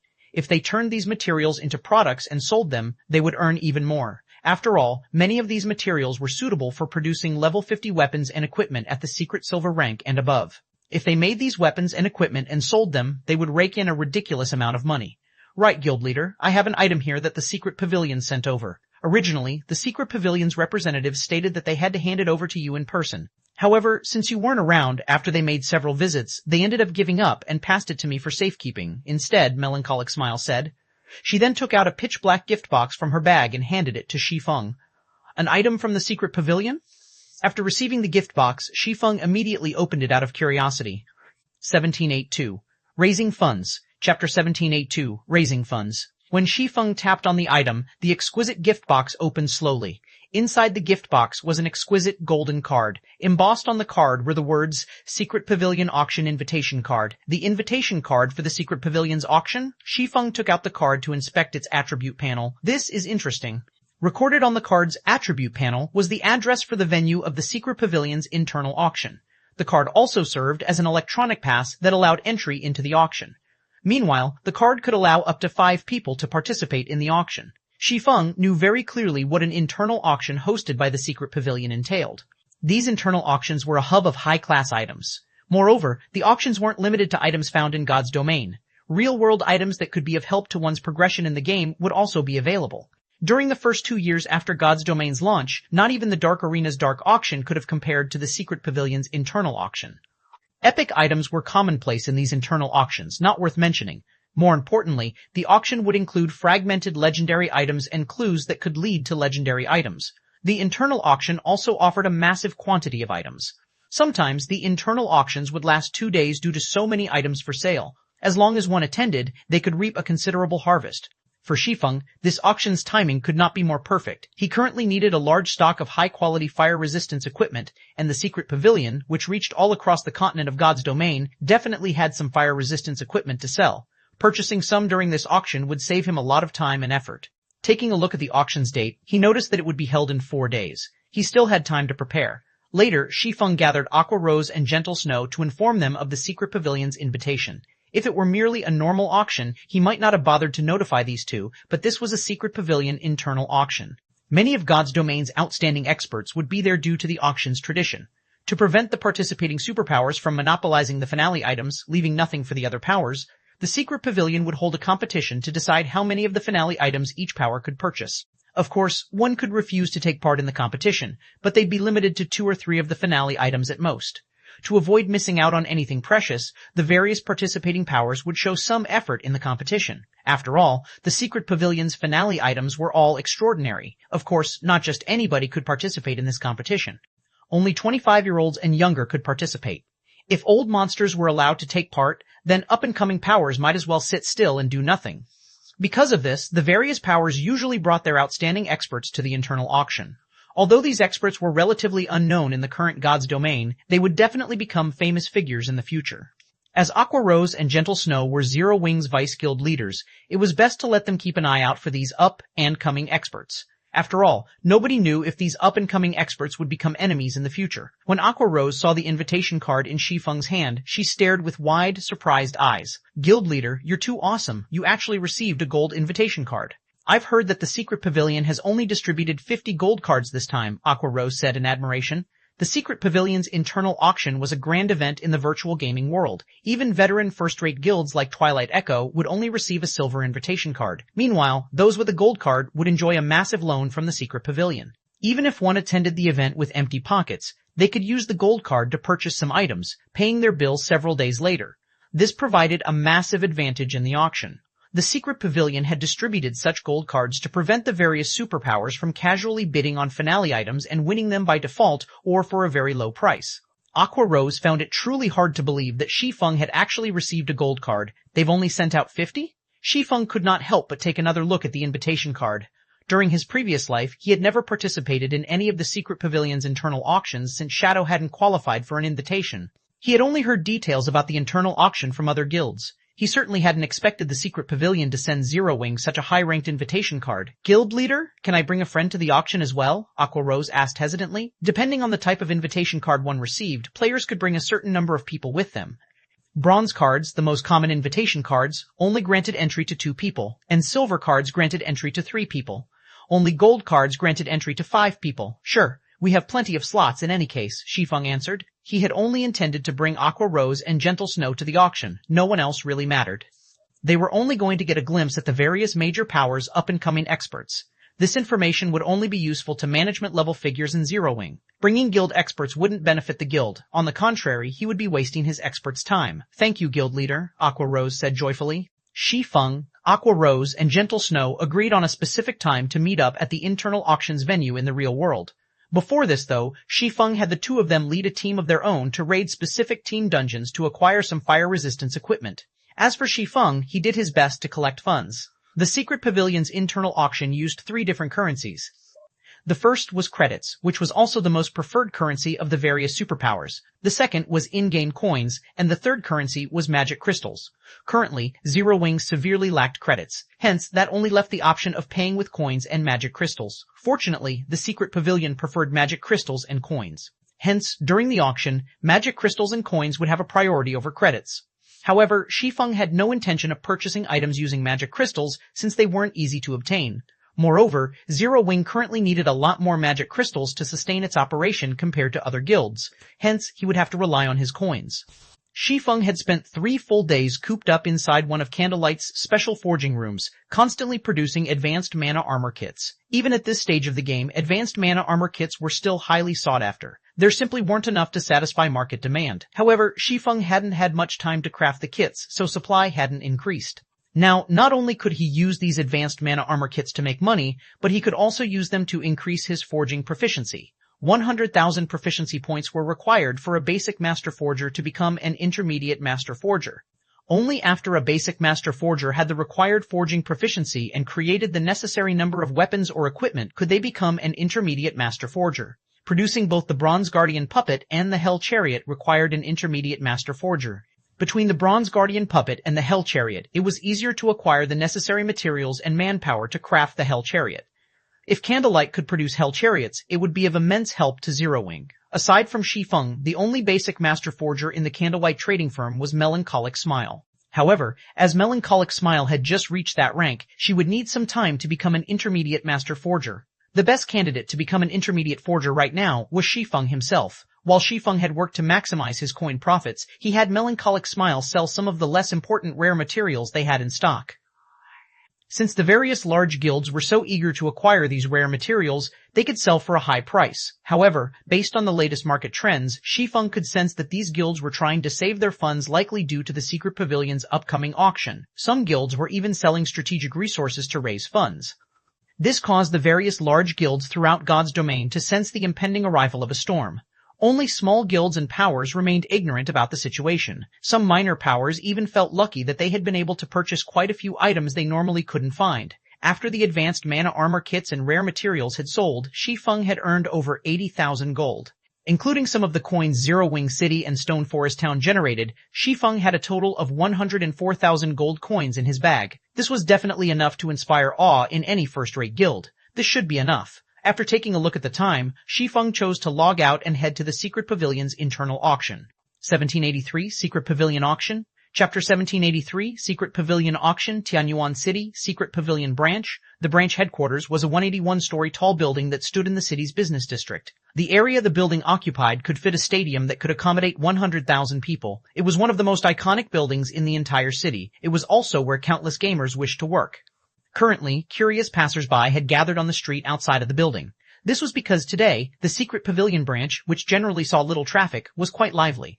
One luxury hovercar after another slid to a stop before the building's entrance, with easily over 100 in line. The crowd also gaped in shock when they saw the individuals who alighted from these hovercars. Isn't that 1,000 Miles, the vice guild leader of the super first-rate guild Miracle? Why is he at Secret Pavilion's branch? Look. That is Cleansed Rue, the vice guild leader of the first-rate guild 100 Flowers Pavilion. She is so beautiful. Even the dragon, Phoenix Pavilion's 9 Dragons Emperor, is here. What's going on? Why have the upper echelons of so many powerful guilds come to the Secret Pavilion's branch? I get it. The Secret Pavilion must be holding an internal auction today. The auction is so grand this time, though. So many guilds have been invited. I'm getting goosebumps from seeing so many of God's Domain's VIPs. It would be great if I could join the auction just once. The crowd was relatively familiar with the people that had stepped out of the luxury hovercars. The virtual gaming world had already solidified its position in society. Large gaming guilds' upper echelons were far more famous than celebrity singers or movie stars among the general populace. Moreover, since God's Domain had gained so much popularity throughout the world, many people had started to pay attention to the virtual gaming world's matters. As the crowd watched one guild's VIP enter the Secret Pavilion's branch headquarters after another, awe and admiration filled their hearts.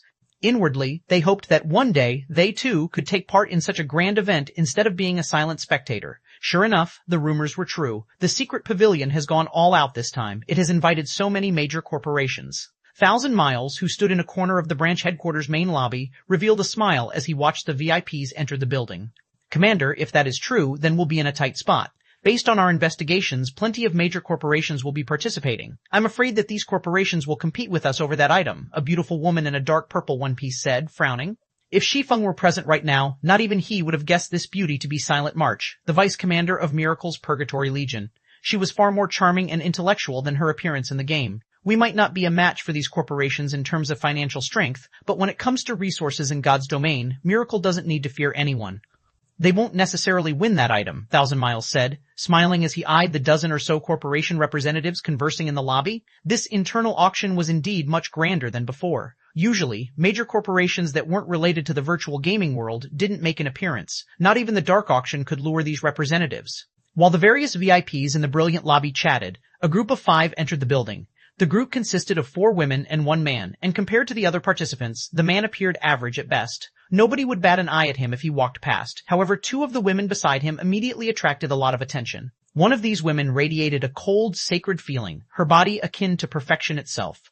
As for the other woman, she was radiant with an exquisite form. These women's smiles were so charming that others were unconsciously attracted. These women were none other than Gentle Snow and Aqua Rose, both appearing as they did in God's domain. However, when Shi Feng actually met the 2 in person, he had been slightly surprised. Although there were many great beauties in the lobby, they were no match for Gentle Snow and Aqua Rose. As for the other 2 women in Shi Feng's group, one was his assistant Liang Jing, while the other was Aqua Rose's so-called friend. In reality, though, this woman was Aqua Rose's elder cousin, and she looked quite similar to Aqua Rose. Although this female cousin wasn't quite as beautiful as Aqua Rose, she radiated a mature, wise feeling. "There are so many guilds here," Aqua Rose quietly exclaimed. After a brief glance at the people in the lobby, she noticed that many were celebrities in God's domain. There are also quite a few corporate representatives. "The secret pavilion's capabilities are quite impressive," Gentle Snow added, a hint of admiration in her eyes as she surveyed the room. Although some auctions in God's domain could attract a few major corporations, these auctions definitely weren't as successful as the secret pavilion's internal auction. After watching the room for a moment, Gentle Snow had noticed 6 major corporations that were frequently on the news. Countless large guilds wanted to partner with these major corporations. Unfortunately, none of these guilds had gained these corporations' interest. On the contrary, these major corporations had annexed quite a few large guilds in God's domain, developing their own guilds rapidly. Compared to Aqua Rose and Gentle Snow, though, Liang Jing, who stood behind Shi Feng, was utterly baffled. She simply could not understand what was going on, even wondering if she were dreaming. Just this morning, Shi Feng had her accompany him on the earliest flight to Tianyuan City. Then she had met Aqua Rose and Gentle Snow, surprised by their appearances. She had never actually expected Shi Feng to know such stunning women. She had worked as the head secretary of Big Dipper's chairman Shao for 3 years now, and she had seen many VIPs before. Based on Gentle Snow and Aqua Rose's temperaments, she recognized that the women were far from ordinary. However, after arriving at the Secret Pavilion's branch headquarters, she was beyond astonished. Although she rarely paid attention to matters regarding the virtual gaming world, she knew a lot about the various major companies and corporations around the world. This was especially true for corporations. She had spotted the representatives of over a dozen major corporations since she had entered the building. Normally, these representatives were VIPs that not even Chairman Shao qualified to meet, yet they had gathered in one location to attend an event that she, too, attended. The only explanation that she could think of for such a situation was that she must be dreaming. Although Shi Feng was a martial arts master and someone that even Chairman Shao had to treat with importance, he wasn't worth mentioning compared to these representatives. These people lived in entirely different worlds. Furthermore, the only thing Shi Feng did, aside from his position as a martial arts instructor, was play God's domain. While God's domain was very popular, in Liang Jing's opinion, it was only a virtual reality game. Even if a virtual reality game were quite impressive, how could it possibly attract the attention of powerful international corporations? What Liang Jing did not know was that God's domain was unlike any virtual reality game in the past. God's domain was capable of extending its players' lifespans. If one took care of their body properly, it was possible to extend their lifespans by decades and centuries. Hence, God's domain had attracted the attention of countless corporations to compete over the game and its limited resources. While Liang Jing reminded herself that she must be dreaming, a healthy middle-aged man wearing an elegant suit and tie approached Shi Feng's group. Upon noticing this middle-aged man, many first-rate guilds and super first-rate guilds' upper echelons turned to watch Shi Feng's group. Damn it, why did he choose Zero Wing? Nine Dragons Emperor gritted his teeth, nearly cracking them, as he watched this elegant man stop before Shi Feng. While Nine Dragons Emperor's eyes turned bloodshot, the middle-aged man introduced himself to Shi Feng's group. Hello, you must be Zero Wing's representatives, right? Let me introduce myself. I am Lu Xingluo, the Starline Corporation's representative. May I know if we can find a quiet place for a proper chat? After the man introduced himself, some of the large guild's upper echelons who hadn't recognized the representative were dumbfounded. Even Liang Jing, who stood behind Shi Feng, gaped when she learned the middle-aged man's identity. The Starline Corporation, that was one of the top 50 corporations in the entire world. 1784, Unyielding Soul, Chapter 1784, Unyielding Soul. The Starline Corporation has its eye on Zero Wing? That's not possible, right? Didn't Starline reject a partnership offer from a super first-rate guild before? Why would it suddenly set its sights on Zero Wing? If this is true, we'll have to be careful of Zero Wing in the future. The corporate representatives and the upper echelon of various guilds inside the hall discussed among themselves in hushed tones as they watched Lu Xinglu and Shi Feng's group enter a private lounge. Meanwhile, Nine Dragons Emperor, who had quietly watched these proceedings from a corner of the room, frowned deeply. Previously, he had sought out the Starline Corporation for partnership but got rejected outright. He did not even manage to meet with a corporate representative like Lu Xingluo. The Starline Corporation was one of the major corporations that had invested in God's domain early on, unlike those that joined the struggle after the game had garnered global fame. Hence, the Starline Corporation already had a solid foundation in God's domain, so much so that even the various superpowers feared the corporation greatly. If Zero Wing really partnered with the Starline Corporation, then he would have a much harder time dealing with Zero Wing in the future. Uncle Yuan, what do you think this is all about? Is the Starline Corporation actually trying to partner with Zero Wing? Purple Jade, who was wearing a white dress, asked curiously as she watched Shi Feng's group enter the private lounge. I'm not sure. From what I know, the Starline Corporation has never taken the initiative to seek a partnership with a guild before. Could Zero Wing still have some secrets that we are not aware of? Yuan Tiexin replied, shaking his head. He was also very confused by this situation.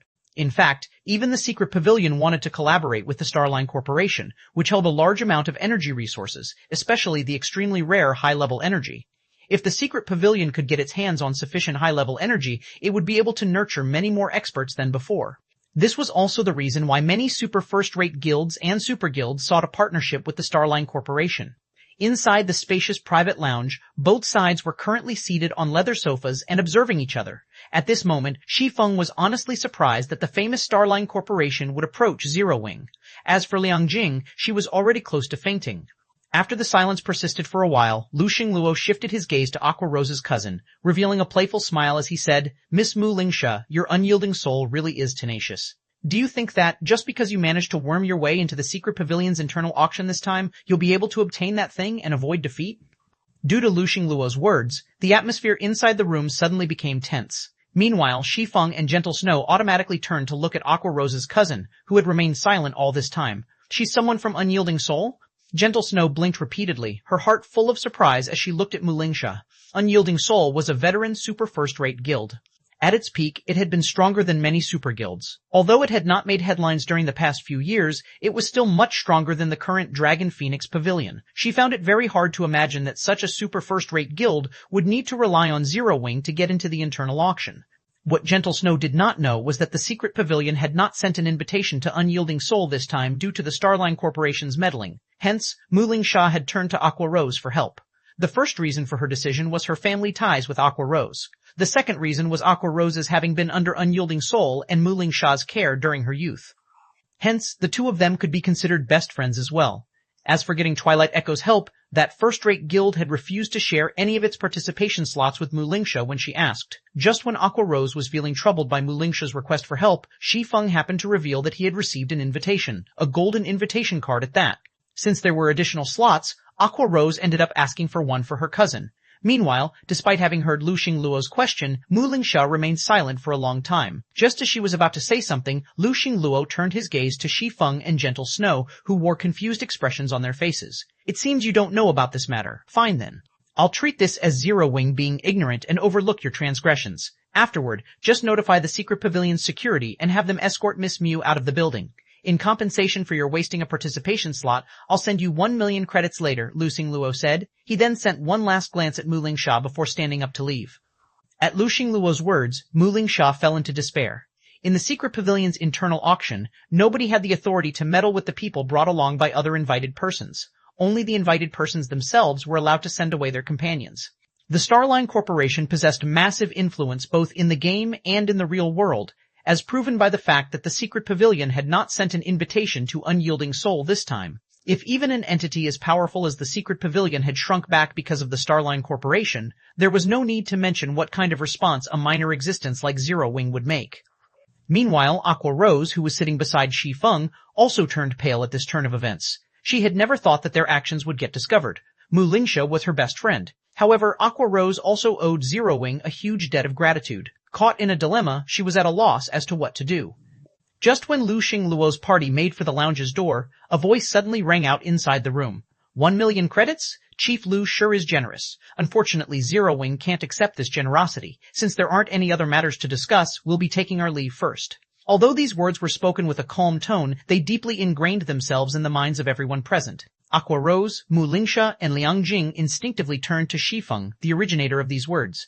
Meanwhile, Gentle Snow revealed a bitter smile as she helplessly shook her head, her expression conveying that she had expected this outcome. However, although Gentle Snow had a troubled look on her face, her eyes shone with joy and excitement.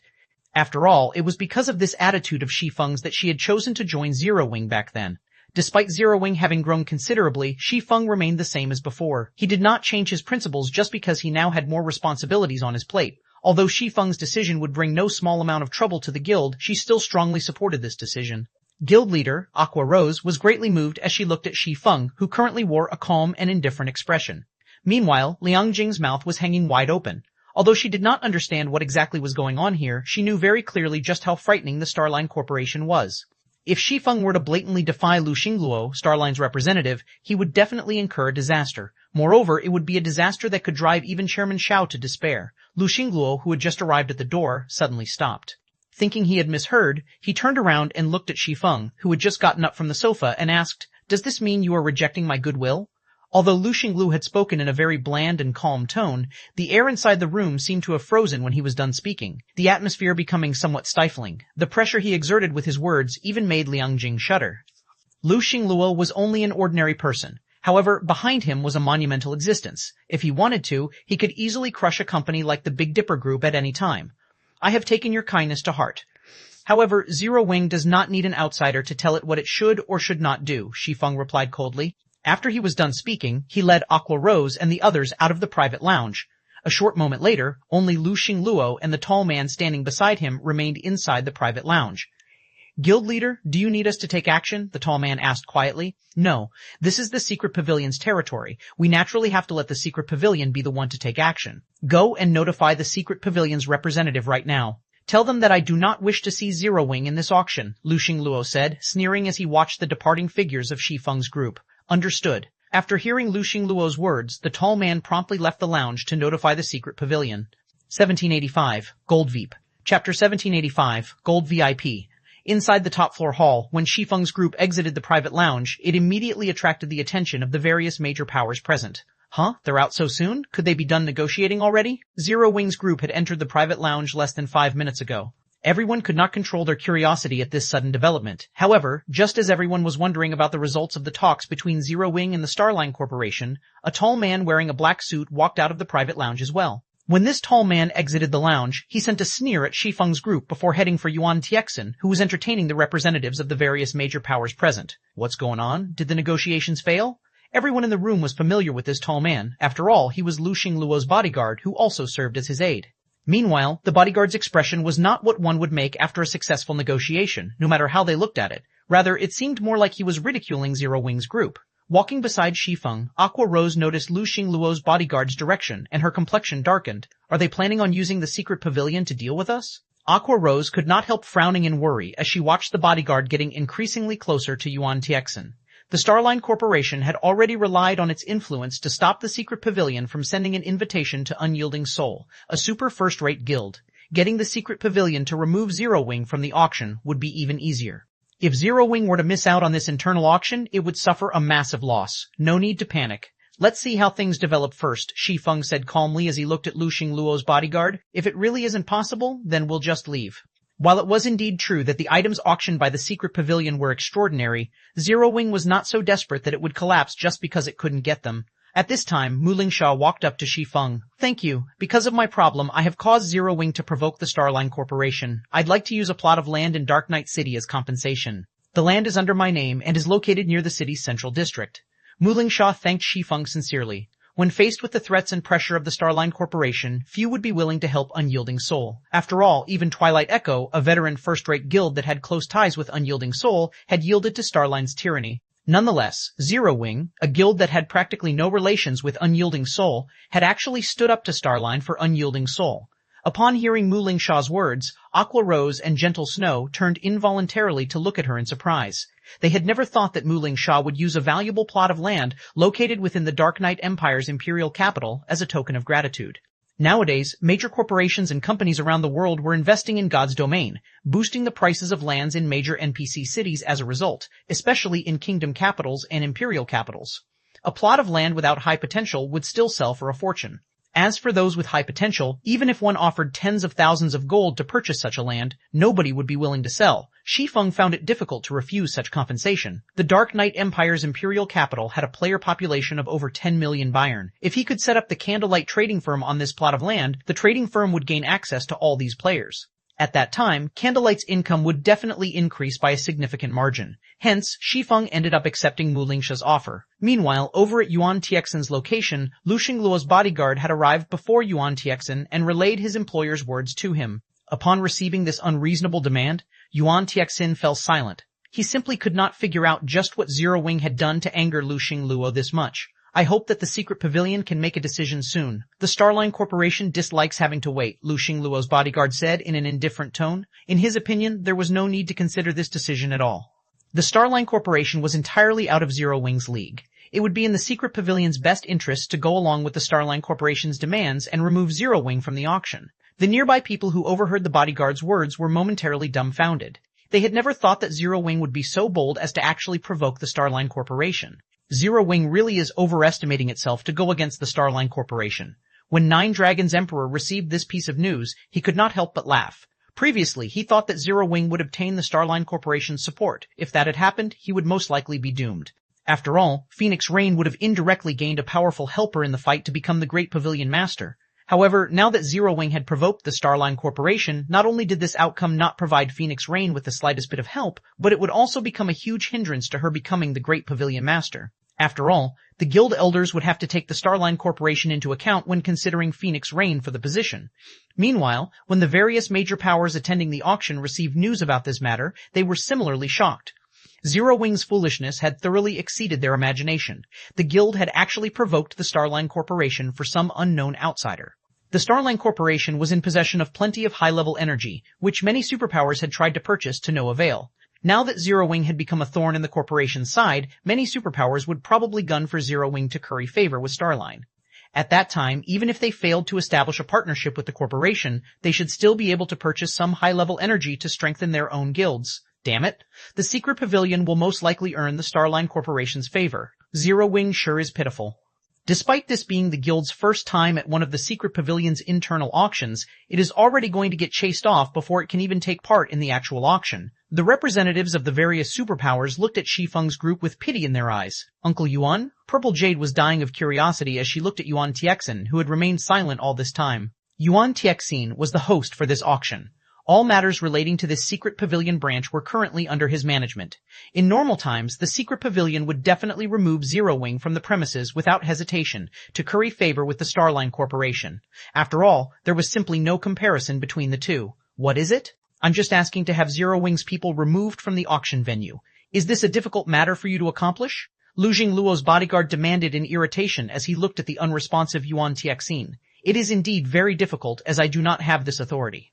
Although I am the host for the auction this time, Zero Wing is just like the Starline Corporation and is a VIP invited with a gold card, Yuan Tiexin explained after taking a deep breath. 1786, Book of Undying, Chapter 1786, Book of Undying. Zero Wing received a gold card? Zero Wing's group does include 5 people. It's actually true. The various major powers who perked up to listen in on the conversation between Yuan Shixin and Lu Xingluo's bodyguard couldn't help their surprise upon hearing this revelation. When the secret pavilion hosted an internal auction, it would only send 50 golden invitation cards. These gold cards would only be given to powers the secret pavilion acknowledged. The various representatives hadn't paid much attention to the number of people in Zero Wing's group. It was rare to see the powers with a gold card use all 5 of their slots. They generally only brought 2 or 3 people. Hence, the major powers that attended the secret pavilion's internal auction had stopped paying attention to how many attendees a particular power had with it. They were all quite familiar with the powers that qualified for a gold card, and even if some people arrived as a group of 5, it was likely that 2 friendly powers had decided to attend together. However, most of the eavesdropping powers were more surprised to learn that the Starline Corporation wanted Zero Wing removed than they were to learn that the secret pavilion had invited the guild as a gold VIP. So what if Zero Wing received a gold invitation? Lu Xingluo's bodyguard asked nonchalantly. Although he was Lu Xingluo's bodyguard, he was also an expert in God's domain. He knew a significant amount about the game. Had the Starline Corporation not dissuaded the secret pavilion from sending an invitation to Unyielding Soul, the guild would have received a gold card, treated like a gold VIP, yet due to the corporation's interference, hadn't the secret pavilion failed to send the super first-rate guild an invitation? Is that so? Yuan Tiexin responded with a tinge of anger in his voice. The secret pavilion will not rescind an invitation from any of its guests, regardless of if they are bronze or silver VIPs, unless they have made a mistake. If you have nothing else, please wait in the banquet hall quietly. The auction will begin soon. Not inviting someone to the auction and removing an invited person from the auction were two entirely different things. If word got out that the secret pavilion had removed Zero Wing from the auction at the Starline Corporation's request, who would dare do business with the secret pavilion in the future? Although the high-level energy in the Starline Corporation's possession was indeed tempting, the secret pavilion did not necessarily need the Starline Corporation to acquire high-level energy. There were still plenty of major corporations that had the resource. Lu Xingluo's bodyguard, was furious. He had never expected the secret pavilion to show the Starline Corporation so little respect. As he thought about correcting this insult, he locked eyes with Yuan Tiexin's two bodyguards whose auras were no weaker than his. Clenching his teeth, he turned and left. The spectating powers were dumbfounded. None of them had dreamed that the secret pavilion would disrespect the Starline Corporation. However, the representatives from the various super first-rate guilds and super guilds weren't overly surprised about the outcome. Although the Starline Corporation wielded considerable influence, the several corporations backing the secret pavilion were no weaker than Starline. The Starline Corporation was somewhat unique in how much high-level energy it possessed, and that was the only reason the various superpowers showed it some respect. After all, in the current era, many aspects required high-level energy. It was also because of this reason that the Starline Corporation had always done things in a tyrannical way. This was also something superpowers like themselves had long since gotten used to. However, while they would concede to the Starline Corporation in small matters, no superpower would bow to the corporation in crucial matters, much less a transcendental power like the secret pavilion. Uncle Yuan, you were so amazing. When we return, the guild leader will likely request a meeting, Purple Jade said, giggling. You little girl, Yuan Tiexin rolled his eyes at Purple Jade. He then shifted his gaze towards Shi Feng's group. However, Zero Wing really knows how to cause trouble wherever it goes. It even dares to meddle in matters between the Starline Corporation and Unyielding Soul. The Starline Corporation and Unyielding Soul were going at each other's throats in the Dark Knight Empire in a struggle that would only end once one of them had been utterly defeated. Meanwhile, the chances that Unyielding Soul would lose were very high. It would not even be surprising if Unyielding Soul fell from its position as a super first-rate guild. Unyielding Soul's main headquarters was in the Dark Knight Empire, and the guild had focused a lot of its efforts on developing in the Empire. If it lost the Dark Knight Empire, its strength would diminish tremendously. Meanwhile, in the private lounge Lu Xingluo occupied, Lu Xingluo's bodyguard quickly relayed Yuan Tiexin's response.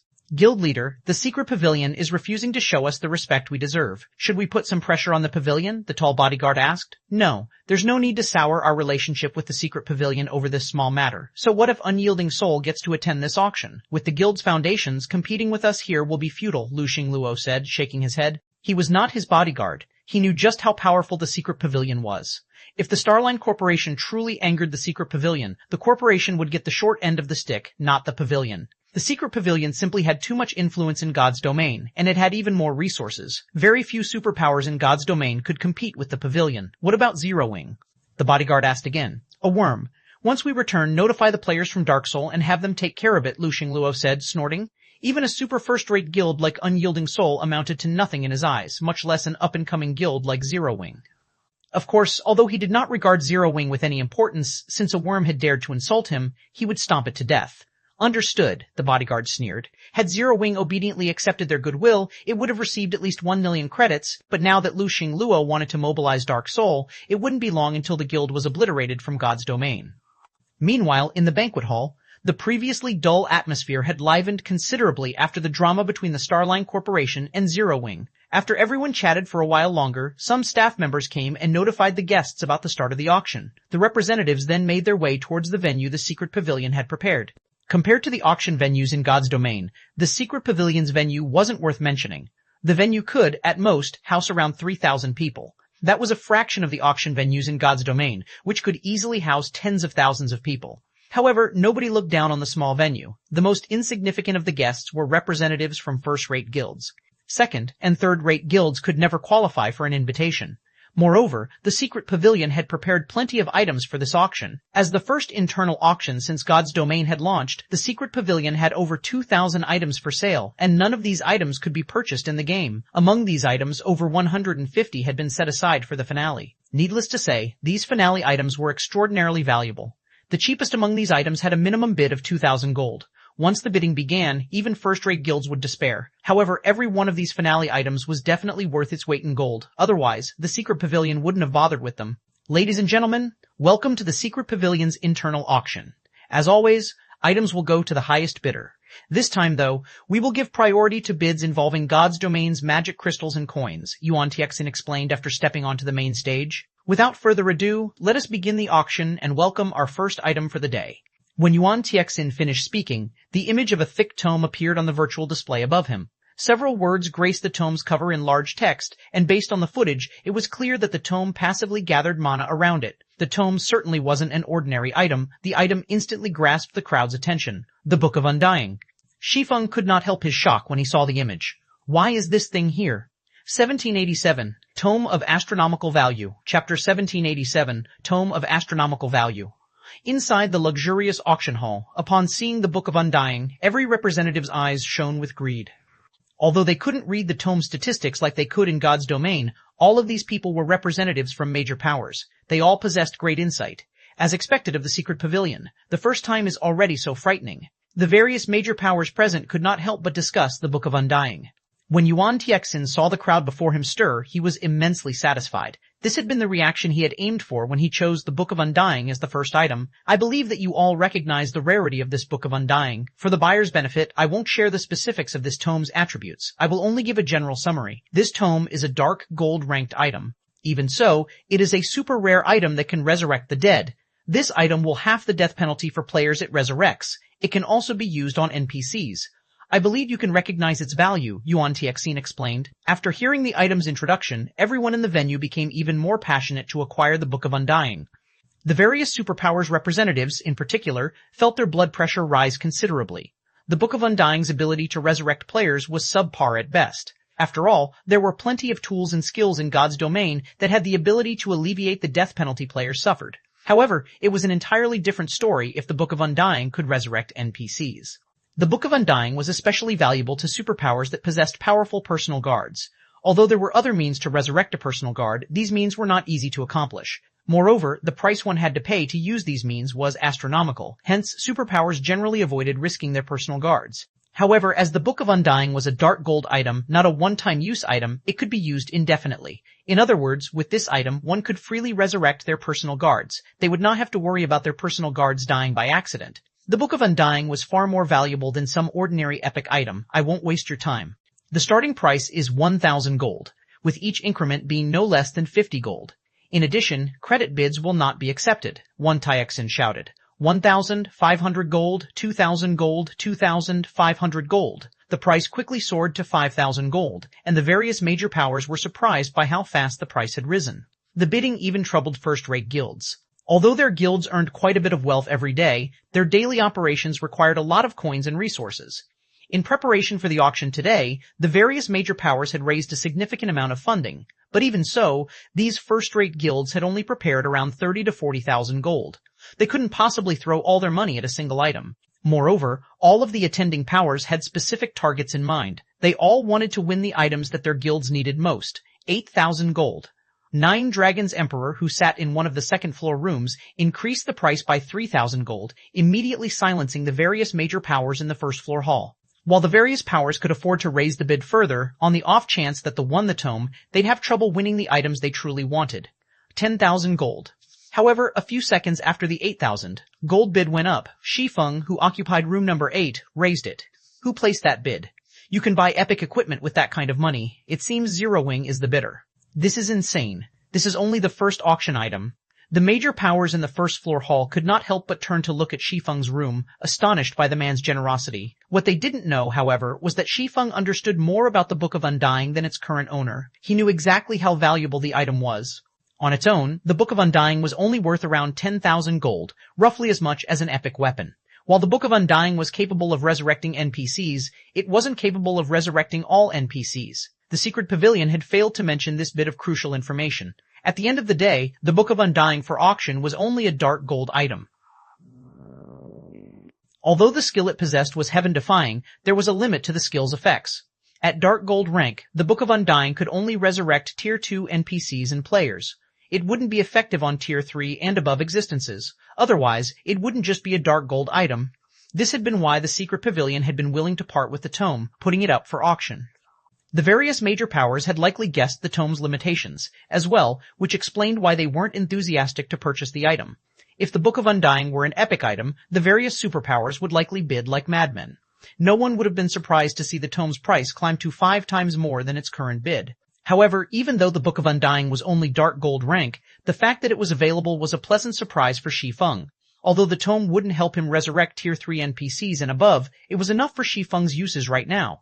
At the very least, he could involve Anna and Kite in combat without worrying about them dying. After Shi Feng had raised the bid for the Book of Undying to 10,000 gold, Nine Dragons Emperor gave up on the item.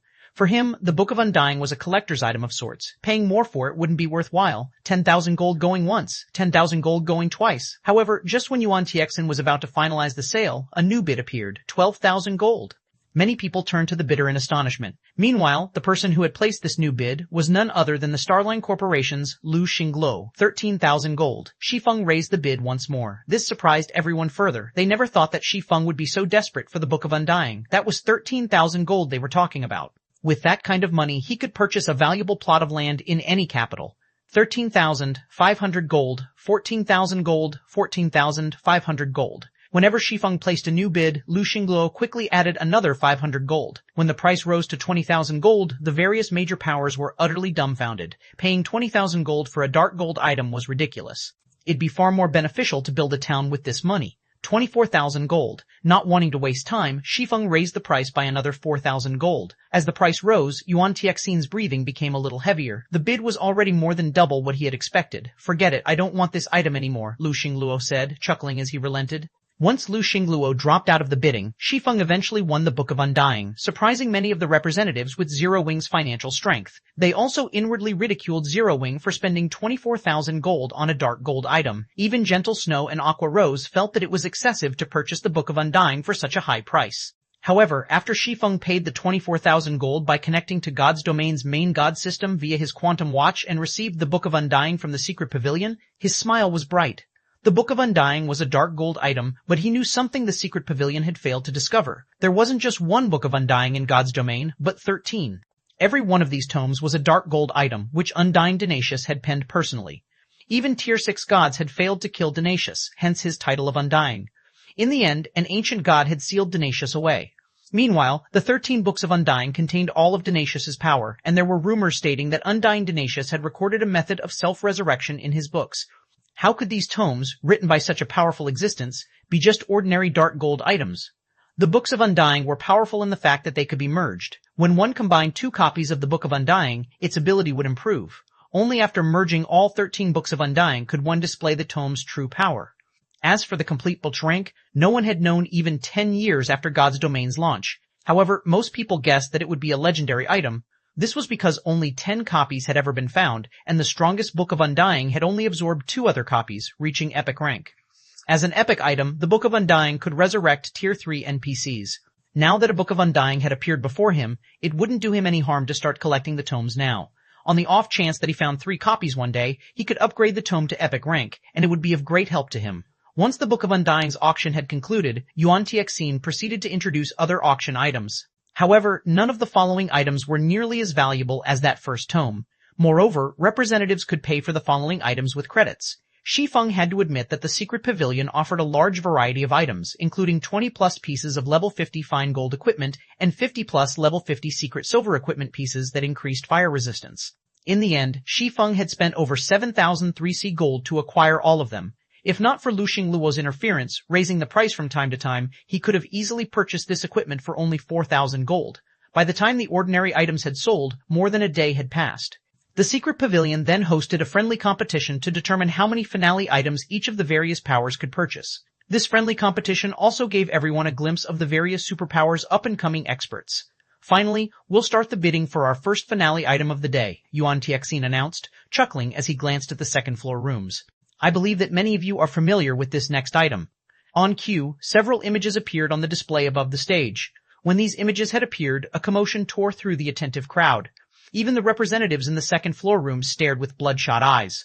When Mu Lingsha, who sat beside Aqua Rose, saw these images, her fists balled as excitement lit up her face.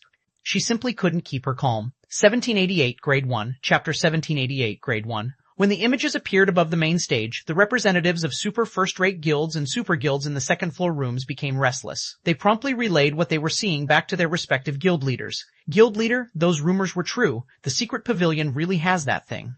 The secret pavilion sure knows how to keep a secret. Are you absolutely sure about this? Based on the images, there's no mistaking it. However, there are simply too many major powers and corporations present. I'm afraid acquiring it will be difficult with the money we brought. Good, I'll have someone mail you all the funds we have available. Due to the several images, the various superpowers in attendance all started secretly raising funds. This situation enveloped the entire auction venue in tension.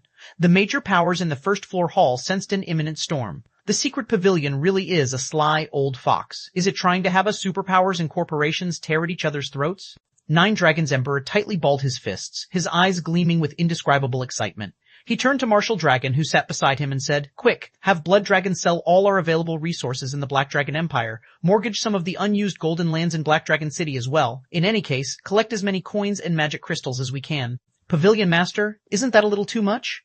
Martial Dragon was stunned by Nine Dragons Emperor's decision. The golden lands of Black Dragon City were worth a fortune, with countless buyers waiting in the wings. If the Heavenly Dragon Pavilion were to mortgage these lands and fail to buy them back in time, it might lose these lands to other powers. It's fine. As long as we can get that thing, this small price is inconsequential, Nine Dragons Emperor said as he shook his head. His eyes were filled with madness and ambition as he looked at the images displayed above the stage. Understood. Martial Dragon immediately contacted Blood Dragon. Meanwhile, in another room, the elegant and scholarly Lu Xingluo stood up involuntarily and stared at the pictures the secret pavilion had revealed. Good. Wonderful. As long as we obtain this, the entire Dark Knight Empire will be mine for the taking. Nobody will be able to oppose me anymore. Lu Xingluo laughed. Congratulations, guild leader. At that time, both Crimson Emperor and Unyielding Soul will meet their end. Zhongleng Cheng, Lu Xingluo's bodyguard, exclaimed in excitement. How is the fundraising I tasked you with coming along? Lu Xingluo asked, turning around. Guild leader, rest assured. Our funds are all here now, Zhongleng Cheng replied, smiling. Meanwhile, in the room occupied by Zero Wing, the sight of the first finale item the secret pavilion was auctioning set Shi Feng's heart racing. The secret pavilion actually dares auction something like this? He exclaimed in astonishment. At this moment, he understood why the Starline Corporation had done its best to prevent Unyielding Soul from taking part in this auction. If it were him, he would have done the same. He also understood why Muling Sha was willing to part with a plot of high-potential land in the Dark Knight Empire's imperial capital just so that she could participate in this internal auction. The reason for this was the thing the secret pavilion was trying to sell. It was simply too frightening. The first finale item was neither a weapon nor a piece of equipment. It also wasn't a tool. Instead, it was the management rights to an ore vein. If it were any ordinary ore vein, most likely even the first-rate guilds present wouldn't bother bidding for it. If it were a manatite vein that could produce small amounts of magic crystals, then it would tempt even superpowers to go all out. Meanwhile, above a manatite vein would be an energy vein that produced energy ore. The discovery of an energy vein would definitely trigger a war among super guilds. However, manatite veins and energy veins, ore veins, capable of tempting even superpowers to take action, were considered only grade 2 ore veins in God's domain. The ore vein the secret pavilion had just revealed was a grade 1 ore vein, a magic crystal vein. Based on the pictures shown, although the magic crystal vein the secret pavilion discovered was not a rich one, its value was still beyond that of a rich manatite vein or a rich energy vein. This magic crystal vein would supply enough magic crystals to sustain the daily operations of 2 super guilds and still have excess to spare. The surplus was because magic crystals were just the main product of a magic crystal vein. The byproducts of a magic crystal vein were also worth a fortune. One such example was magic silver, one of the top-ranking ores in God's domain in terms of hardness. It was considered a super rare material. When used in forging weapons and equipment, the final product would be unbreakable. This special property meant that even if the durability of the item with magic silver reached 0, the weapon or equipment would not become useless. Although its attributes would decrease by a significant margin, it could still be used. Due to this special property, an ingot of magic silver could sell for roughly 20 gold on the market. Any that appeared at such a price would be purchased almost instantly. While the occupants of the second-floor rooms were going crazy over the revealed images, Yuan Tiexin swept a glance at the various private rooms. Smiling, he said, "Everyone has now seen the item in question. If you are not familiar with it, you may find the relevant information in the libraries of kingdoms or empires. However, I believe that everyone present knows its value. The auction for this first finale item will be very simple. Same as always, it will go to the highest bidder. However, the secret pavilion will not be accepting credits for this sale. The winner of this auction will receive a 40% share in this magic crystal vein. In other words, the winner will receive 40% of this vein's harvest. Everyone might not know what 40% of the harvest entails. I won't go into the specifics, but suffice to say, 40% of this vein's harvest is definitely more than what you can get from an entire energy vein. Moreover, the byproducts of this magic crystal vein are all highly sought-after materials that can help elevate a guild's lifestyle players to a whole new level. However, before we start this auction, the secret pavilion also has to state one thing clearly. The winner of this auction will have to station a large number of experts and elites at the vein for the long run, and the number cannot be fewer than 100,000. If you are incapable of fulfilling this condition, winning the auction would be pointless. If nobody has any problems, then let us begin the auction for today's first finale item. The minimum bid will be 100,000 gold, and each increment must not be lower than 1,000 gold or 2,000 magic crystals. Upon hearing Yuan Tiexin's words, the lively auction venue suddenly fell deathly silent. The upper echelon of the various first-rate guilds seated in the first-floor hall could not help but gape. Any thoughts in the first-floor hall of competing for the monocrystal vein immediately vanished. The long-term requirement of having a 100,000-man army guarding the vein aside, just the starting price was already enough to make every first-rate guild in attendance give up. 100,000 gold. Although these first-rate guilds understood that this was a very normal price, actually hearing it coming out of Yuan Tiexin's mouth still shocked them. In preparation for this auction, these guilds had gone through plenty of trouble just to collect around 30,000 gold. Yet now, it was revealed that they were far from qualified to bid on this magic crystal vein. The powers that could rival first-rate guilds were also silent. They finally understood just how wide a gap there was between themselves and the various superpowers, who lived in an entirely different world. They weren't even eligible to take part in this auction. All they could do was play the role of a spectator. 1789, crazy struggle. 100,000 gold? Shi Feng smiled bitterly as he shook his head. In reality, he too was very tempted by the magic crystal vein. However, despite all his efforts, he had managed to raise only a little over 104,000 gold. After deducting the amount he spent on the Book of Undying, fire resistance equipment, and rare materials, he had just a bit more than 90,000 gold left. He didn't have the slightest chance of winning the upcoming auction. As the various major powers in the first-floor hall were marveling over the magic crystal vein's high price, the occupants of the second-floor room started calling out bids, one after another. 100,000 gold, 110,000 gold, 120,000 gold. After the first bid appeared, the price of the magic crystal vein increased rapidly, the scene stupefying the various first-rate guilds present. Despite the minimum increment being set at 1,000 gold, the various superpowers and major corporations were raising the price in 10,000 gold increments, as if 10,000 gold were no different from 10,000 copper.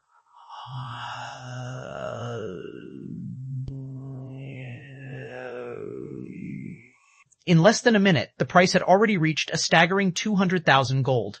Only after the price reached 270,000 gold did the price increases decline to 2,000 or 3,000 gold increments. Even so, this was still plenty frightening to the various first-rate guilds present. Damn it, why are there so many people competing for the vein? Nine Dragons' Emperor frowned as he watched the price ramp up. Turning to Martial Dragon, he asked, "How are things coming along on Blood's side?" He had prepared only 210,000 gold for this auction. Including the magic crystals he had on hand, his funds came to roughly 250,000 gold. Just now, he had mortgaged several golden lands in Black Dragon City, netting an additional 140,000 gold and putting his total at 390,000 gold.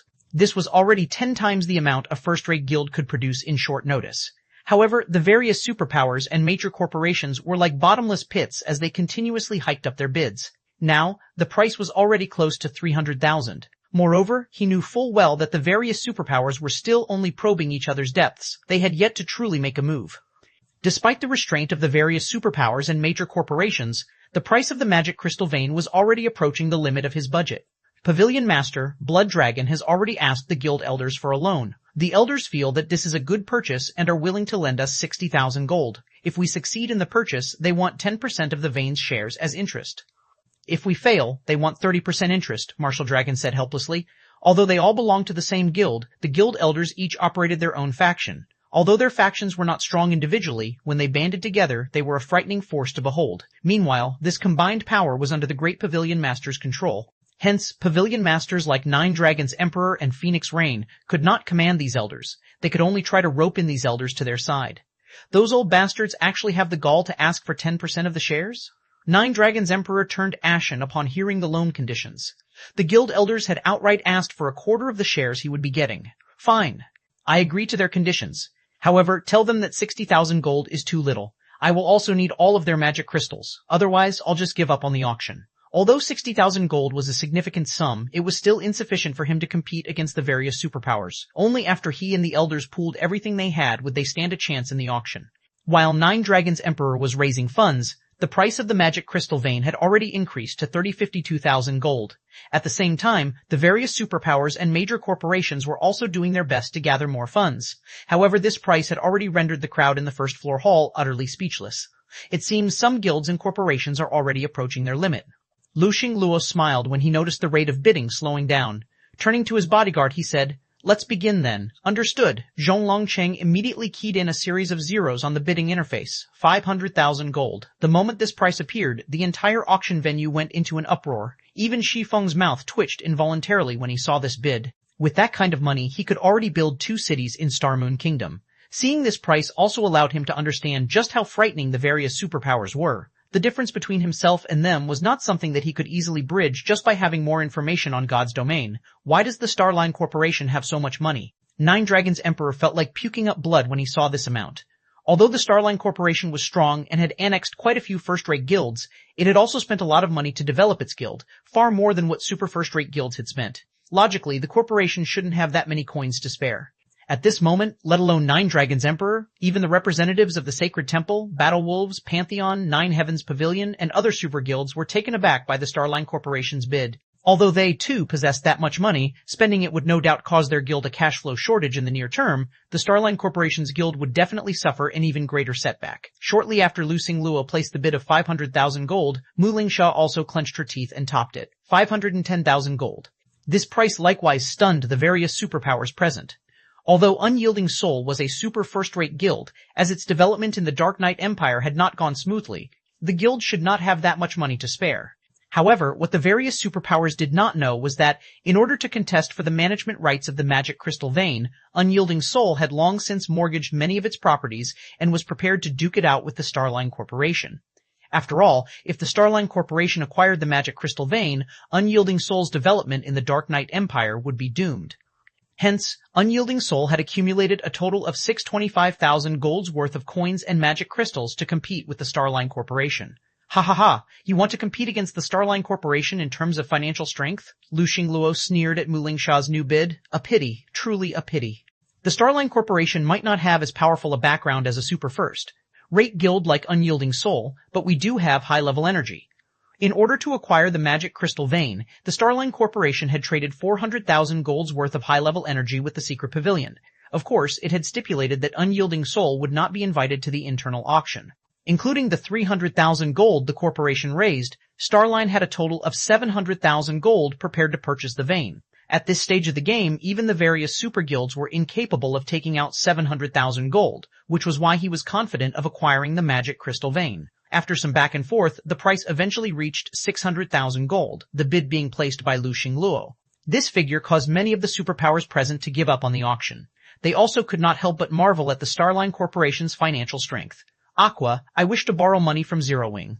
I am willing to use a few plots of golden land in the Dark Knight Empire as collateral. These lands are worth around 70,000 gold in total. I wish to borrow 60,000 gold. I will pay you back in 5 days with 30% interest. If I fail to repay the loan, these golden lands will be Zero Wings, Mu Lingsha said after making some calculations. At this point, she could tell that the price of the magic crystal vein was already close to Lu Xingluo's limit. After all, the man was no longer as decisive when placing his bids. Meanwhile, through Aqua Rose, she had learned much about Zero Wing. Hence, she knew that Zero Wing had prepared quite a lot of funds for the auction this time, several times more than the average first-rate guild, in fact. Hence, it should be possible for Zero Wing to lend her 60,000 gold. If she had these 60,000 gold coins, she would have a greater chance of winning against Lu Xingluo. This, Aqua Rose was slightly troubled as she turned to look at Shi Feng, unsure whether she should agree to this request or not. Miss Mu, how about this? I can lend you 100,000 gold's worth of funds. However, Zero Wing does not need any collateral or the 30% interest. We only want to borrow some manpower from Unyielding Soul. What do you think of this proposal? Shi Feng suggested. Although he had thought of using this opportunity to acquire some of the magic crystal vein's shares, the percentage of shares he could obtain in the end would most likely not amount to much. In that case, the number of magic crystals Zero Wing could get from the vein would be a drop in the bucket given Zero Wing's current magic crystal shortage. Meanwhile, earning an additional 18,000 gold from the 30% interest would not help Zero Wing by much either. Rather than these negligible benefits, it would be far more meaningful to borrow unyielding soul strength instead. After all, it was normally impossible to borrow the strength of a superpower without paying an exorbitant price. You don't need any collateral or interest? You're willing to lend us 100,000 gold in exchange for only manpower? Muling Sha's eyes widened in shock as she stared at Shi Feng, her mind finding both Zero Wing's financial strength and Shi Feng's proposed conditions inconceivable. 1790. Ore Vein of Astronomical Value. Chapter 1790. Ore Vein of Astronomical Value. Upon hearing Shi Feng's proposal, Aqua Rose and Gentle Snow could not help but stare at him in disbelief. They could not understand why he would actually abandon such a good opportunity to make money and, instead, settle for just borrowing manpower from unyielding soul. Meanwhile, during the time Shi Feng and Muling Sha were discussing this point, Yuan Tiexin had slammed his gavel for the second time. 630,000, going twice. Is there nobody present willing to offer a higher price? Yuan Tiexin asked as he glanced at the audience before him. Although 630,000 gold already exceeded the secret pavilion's original estimates, earning a few more coins would not do the pavilion any harm. Greedy bastard. Lu Xingluo frowned at Yuan Tiexin's deliberate prolongation of the auction. 630,000 gold was already far outside of his expectations. He had never thought that unyielding soul would be capable of taking out so much money. With such an expenditure, even if he could eventually recover the cost from the profits generated by the magic crystal vein, it would take a very long time before he could recoup his entire investment. Not to mention, he would also have to station an army of 100,000 players at the vein over the long run, which would further increase the time needed to recover his cost. The only fortunate matter was that the magic crystal vein produced magic crystals and rare ores that were very difficult to acquire on the market. For the foreseeable future, the Starline Corporation would no longer have to worry about its guild's daily magic crystal expenditure. Meanwhile, inside Shi Feng's room, all right, I agree with your conditions. Muling Sha nodded to Shi Feng. Although she was neither Unyielding Soul's guild leader nor vice guild leader, she was the heiress of Unyielding Soul's biggest shareholder. Moreover, Unyielding Soul had already granted her full authority over the auction this time. If it was only getting some of Unyielding Soul's members to help Zero Wing with a task, she could easily approve this matter with her authority. All right, I'll write up a contract. You should place a bid first. Shi Feng smiled when he heard Muling Sha's reply. With the help of a super first-rate guild like Unyielding Soul, he could proceed smoothly with the next step of his plans. Compared to what he stood to gain through this help, making a few thousand coins of profit was not worth mentioning whatsoever. Since both sides had come to an agreement, Muling Sha hurriedly placed a new bid. 632,000 gold, Muling Sha shouted. The secret pavilion's internal auction was different from the auctions held in God's domain, where players had to have enough currency in their pockets to place their bids. The secret pavilion did not bother verifying how much the bidders had. It would be fine so long as the buyer could pay for their purchase afterward. The silent auction venue immediately livened once again with Muling Sha's bid. How does Unyielding Soul still have money? Lu Xingluo's gaze turned chilling as he glared at Muling Sha's room. He had thought that the auction for the magic crystal vein was already over, never imagining that Muling Sha still hadn't given up hope. He immediately placed a new bid to thoroughly suppress her. 640,000 gold, 642,000 gold, 650,000 gold, 652,000 gold. A heated struggle between Lu Xingluo and Muling Sha broke out, the price reaching 672,000 gold in short order. This situation shocked the various superpowers present. These superpowers were fully aware of the financial strength of their rivals. Even if some of them were superior to others, the disparity was not that much. However, the wealth the Starline Corporation and Unyielding Soul were displaying had already exceeded the liquid assets a superpower should wield. This was no longer a competition of liquidity. This was basically an all-out struggle between two superpowers. This is impossible. Unyielding Soul can't possibly have this much money, Lu Xingluo said as he looked at Muling Sha's room. Just then, he happened to catch sight of Muling Sha signing some kind of contract with Shi Feng. Damn it, that little bug dares to lend money to Unyielding Soul. At this moment, even a fool could tell that Zero Wing had lent Unyielding Soul a lot of coins. Hence, Super First-Rate Guild was able to persist in this auction.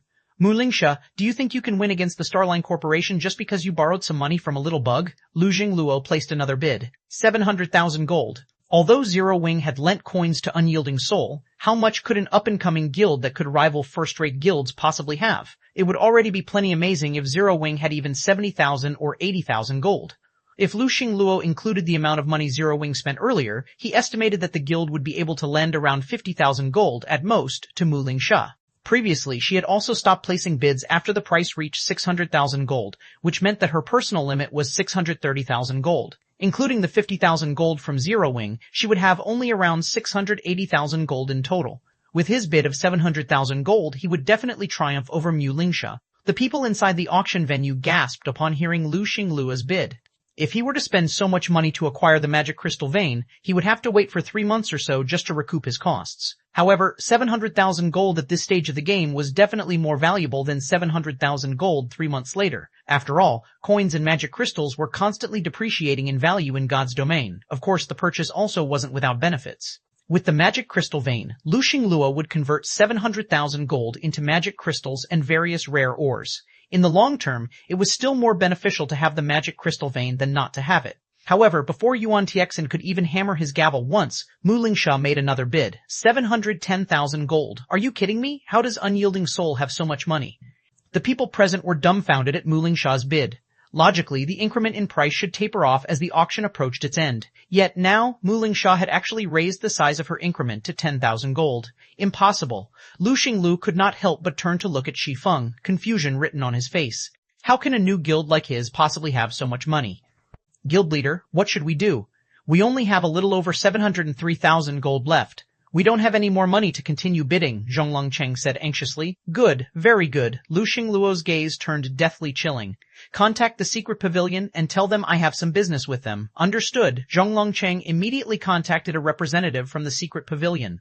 Meanwhile, when Mu Lingsha saw that Lu Xingluo had stopped bidding, she could not help but breathe out a sigh of relief. Had Shi Feng lent her only 60,000 gold, she definitely wouldn't have been able to compete with Lu Xingluo. However, with 100,000 gold, she was able to thoroughly suppress him. Moreover, during the time she was competing with Lu Xingluo, as she worried that she wouldn't have enough funds, she had someone in her guild mortgage several plots of golden land in Dark Knight City and gained another 60,000 gold. The coins would be transferred later to her God's Domain account. Seeing that nobody was bidding, Yuan Tixin very quickly slammed his gavel once, saying, 710,000, going once. Is there anyone willing to place a higher bid? You should know that this is very likely to be your only chance to see a magic crystal vein. You might not get another chance like this in the future. At this moment, Yuan Tixin was ecstatic. After all, in just under a minute, he had earned nearly 100,000 gold more for the vein. However, despite Yuan Tixin's words, the auction venue remained silent. Nobody was willing to place any more bids. 710,000, going twice.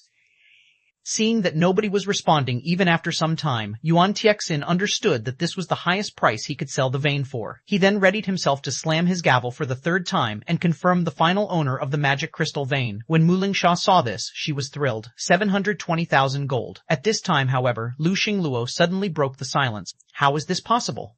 Mu Lingsha was astounded as she looked at Lu Xingluo's solemn expression.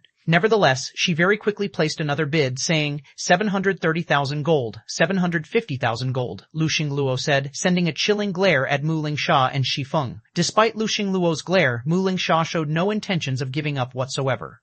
760,000 gold, 770,000 gold, 780,000 gold, 800,000 gold. In the end, Lu Xingluo directly raised the price by an additional 20,000 gold, causing Mu Lingsha's complexion to darken considerably. That price exceeded the limits of what she could afford.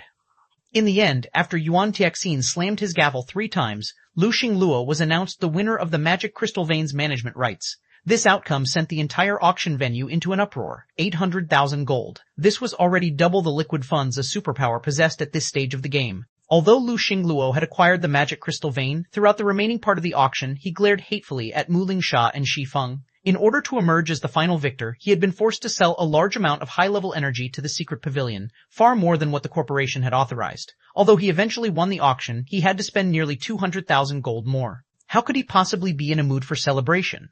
Lang Cheng, once we return, gather all the information you can find on Zero Wing and pass it to Dark Soul. Have Dark Soul mobilize right away. If Dark Soul is lacking in strength, have a portion of our main force support it. I want Zero Wing to disappear from God's domain immediately, Lu Xingluo said. A mere bug dares cause me to lose 200,000 gold. Understood, Zhang Lengcheng replied eagerly. The thing he loved doing the most was none other than annihilating small guilds. 1791, Crazy Actions. Chapter 1791, Crazy Actions. The uproar caused by the auction of the magic crystal vein distracted the various powers in attendance from the many excellent finale items appearing after the vein. Most focused their attention on the implications of the magic crystal vein. Now that the Starline Corporation had the magic crystal vein, combined with its financial strength and military strength, its development in God's domain would most likely skyrocket in the future. Particularly, when it came to magic crystals, the Starline Corporation would have a massive advantage over everyone else. Now that Starline has obtained the magic crystal vein, The Dark Knight Empire will probably belong to Starline from now on. Crimson Emperor and Unyielding Soul sure are pitiful. The two of them going all out was what allowed Starline to annex two former super first-rate guilds in one go. Without the sudden influx of experts and veteran players, Starline wouldn't have developed so quickly and become capable of rivaling Crimson Emperor and Unyielding Soul. Now that Starline has acquired a magic crystal vein as well, it'll be able to nurture more experts through the Divine Colosseum. That's right. Most likely, it won't be long before Crimson Emperor and Unyielding Soul get chased out of the Dark Knight Empire.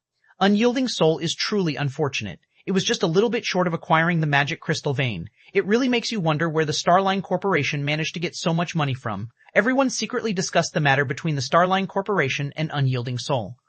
The auction of the magic crystal vein had determined the future of the Dark Knight Empire. This situation also prompted some first-rate guilds, which had been developing in the Dark Knight Empire all this time, to draft alternate plans.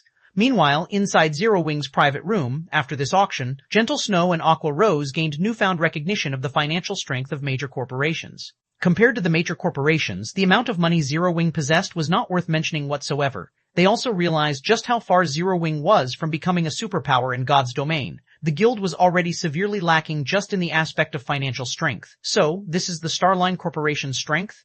Muling Sha could not help a bitter smile when she saw Lu Xingluo acquiring the magic crystal vein. Despite all her efforts, she still lost in the end. Fortunately, she did not suffer a total loss in this auction. At the very least, she had forced Starline to spend a large portion of its wealth. With this, Starline would not have the funds to develop rapidly within the short term. Following which, Muling Sha turned to look at Shi Feng and said, "Thank you for your help. As per our agreement, I will have Unyielding Soul help you out once." That's just wonderful. In reality, the thing I need Unyielding Soul's help with is very simple. I need you to lend me 60 Tier 2 experts to raid a team dungeon. I believe that with Unyielding Soul's strength, that should be doable, Shi Feng said, directly revealing the task he wanted Unyielding Soul's help for. Currently, expert players in God's domain had already reached level 53 and level 54. The number of experts that had gone to attempt their Tier 2 promotions was also very high. At this stage of the game, most first-rate guilds already had a dozen or so Tier 2 experts in their ranks, with some having even more than 20. As for super first-rate guilds, they definitely had more than 60 Tier 2 experts. Help with raiding a team dungeon? Muling Sha was slightly surprised by Shi Feng's request.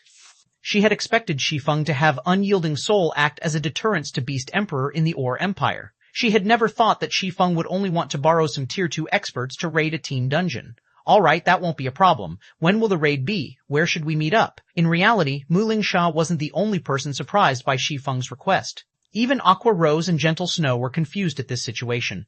They had the rare opportunity of getting Unyielding Soul to owe them a favor, yet Shi Feng was wasting this favor to borrow some experts to raid a team dungeon. Although there were some team dungeons that Zero Wing was currently still incapable of raiding, given enough time, Zero Wing would have more Tier 2 experts of its own. There was simply no need to get the help of other guilds. I hope that we can start tomorrow. The meeting point will be Star Moon Kingdom's White River City. As for the exact time, I'll have Aqua notify you once we enter God's domain. May I know if that is acceptable? Shi Feng asked. Tomorrow? It seems you're quite pressed for time. However, all the better. The sooner this favor is repaid, the sooner Unyielding Soul will be able to relax, Muling Sha said, smiling. Alright, I'll head back and make the necessary arrangements. I'll be sure to send over the people you asked for on time tomorrow. Big Sis Lingsha, are you returning so soon? The auction for the finale items is just beginning. There are bound to be some excellent items coming out.